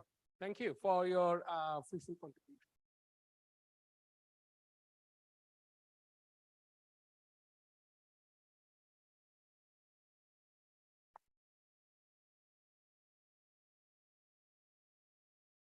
Okay, the next certificate to our co-host, Management and Science University, and on behalf of Management and Science University, I would like to request Associate Professor Dr. Hazlina to come and receive the certificate.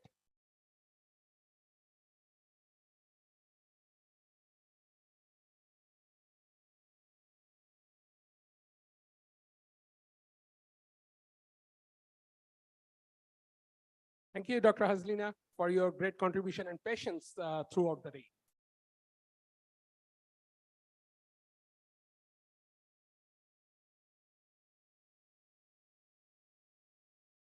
Okay, once more, I would like to disturb Associate Professor Hazlina for your paper. Would you mind to come and receive? Dr.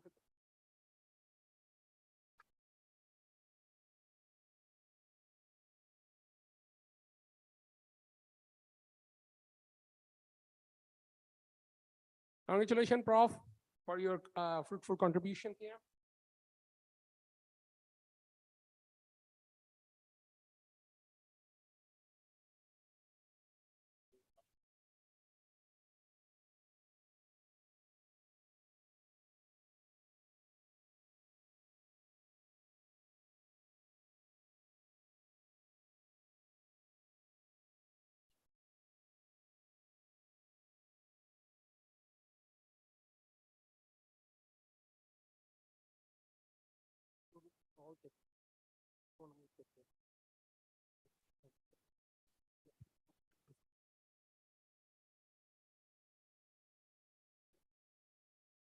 Okay, I would like to call humbly our moderator come chair session, and who has given a substantial amount of his time to improvise and improve our process of this conference.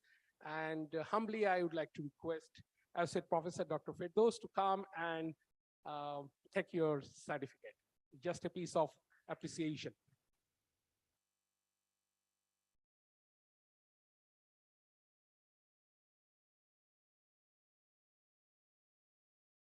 Thank you. I said, Professor Dr. Firdaus, for your contribution toward this conference. Okay, now I would like to request all the presenters to be ready so that we can pass the certificate. So once I announce the name, please move forward as fast as possible. Okay, Miss Ni Jihangjia. Yes, Dr. Firdaus. Better you.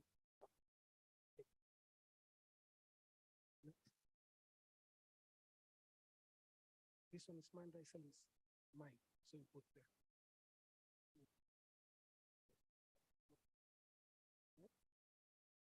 Okay. Thank you. Okay. Next, I would like to request Paul Gilbert. You pass. I will call you.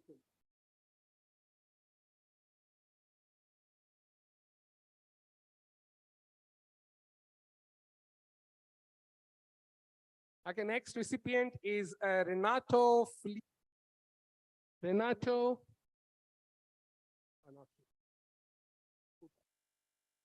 Okay, next recipient, Renan Marcelo. Renan? No? Okay.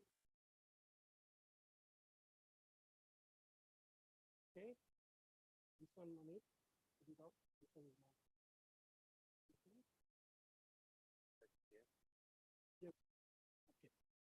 Okay, next recipient is Dr. Dinocio. Dr. Dinocio.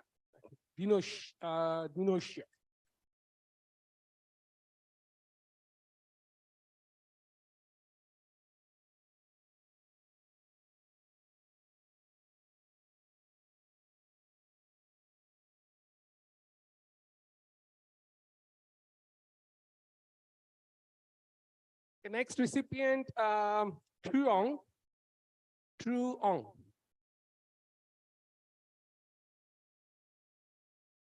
Vo Truong.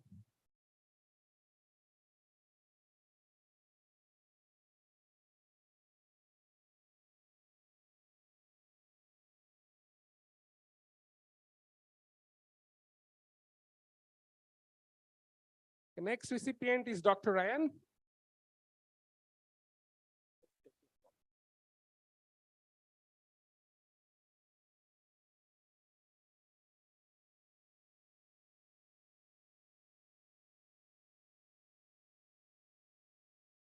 The next recipient, Dr. Bilin.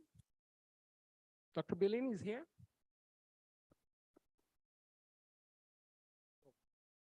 Okay, next recipient is Yaji Liu.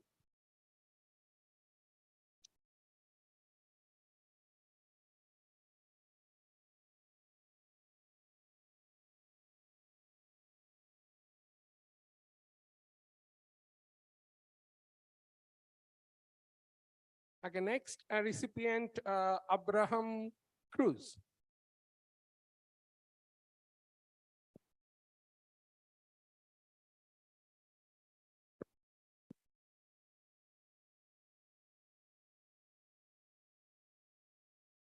Next recipient, Dr. Sipna. Dr. Sipnarong.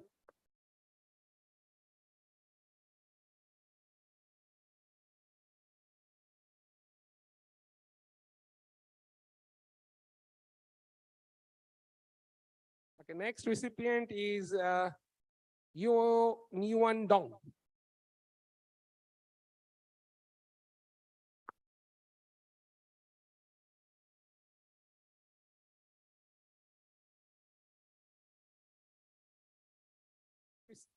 Next recipient Mr. Arfan Rahman Sharif.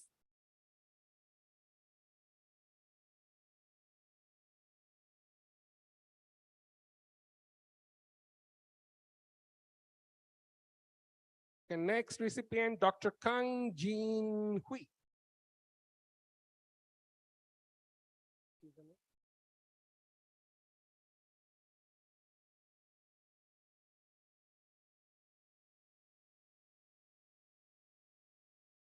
Okay, next recipient is Fel Rossi.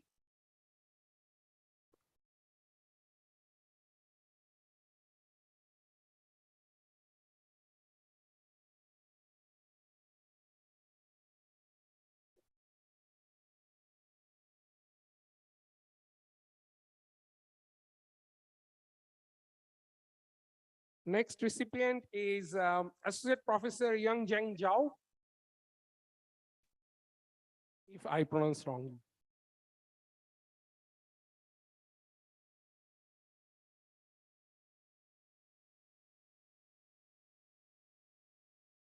Okay, next recipient, Dr. Adiza Al Hassan Musa.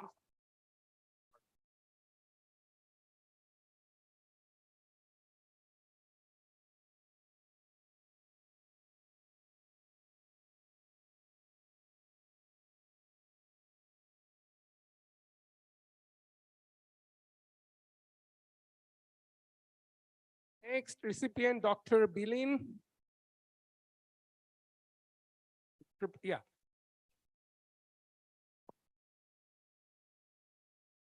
Ma'am is also our guest for tonight. So actually I kept it at last so that she can speak once again. So it was very brief in the morning. So ma'am, please have a 2 line. So how we did and what we can add. So it's a big congratulations to the organizers, and surely you have a new partner from the Philippines. Make a wine. So much, and again, congratulations. Thank you, ma'am.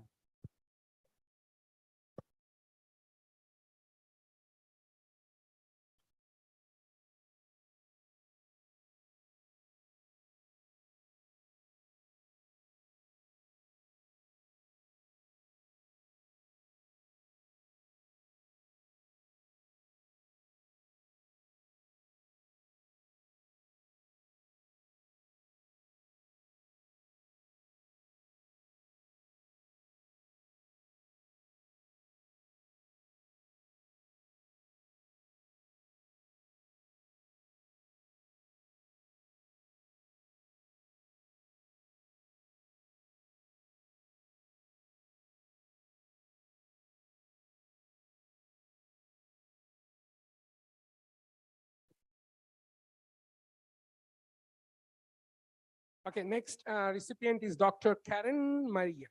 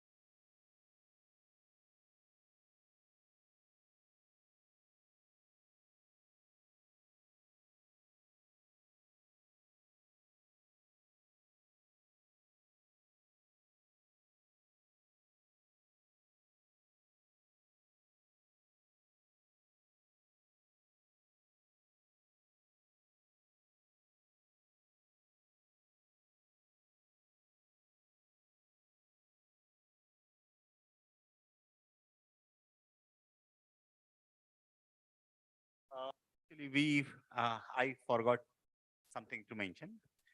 So I will ask Dr. Prakash to come again. We have a small souvenir for you. So as you visited Malaysia, you should take something from Malaysia.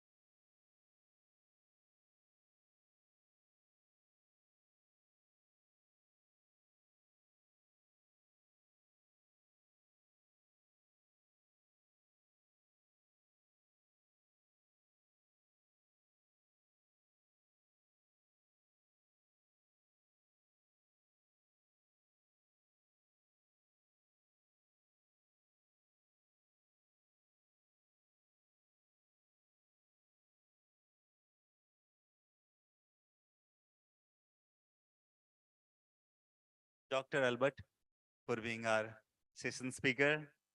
You missed many things, but I don't think you should miss this. Please come and have a souvenir from Core Research Foundation.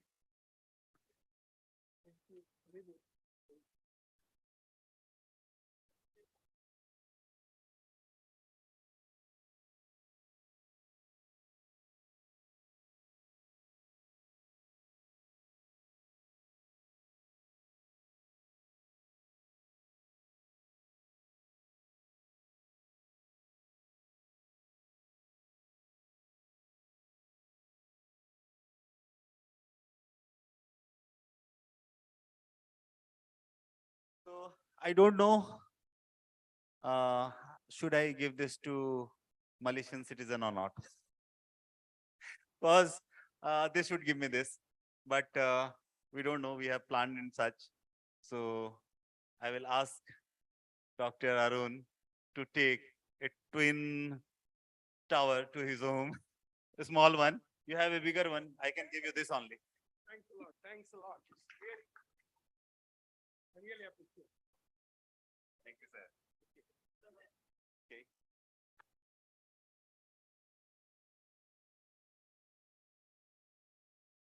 Thank you.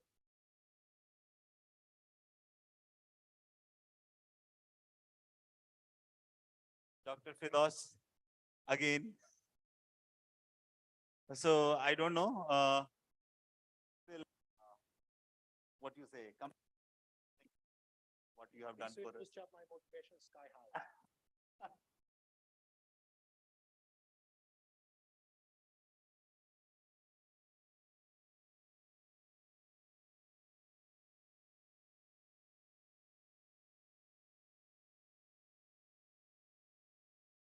Okay. That is his choice. Now, if he wants to share.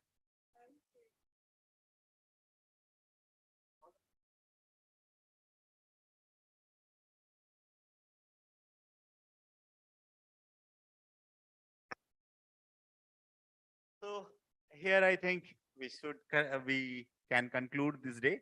Tomorrow we are meeting virtually, so you can direct you can have direct Zoom link and attend the meeting at the same time. So have a good evening. Enjoy Kuala Lumpur.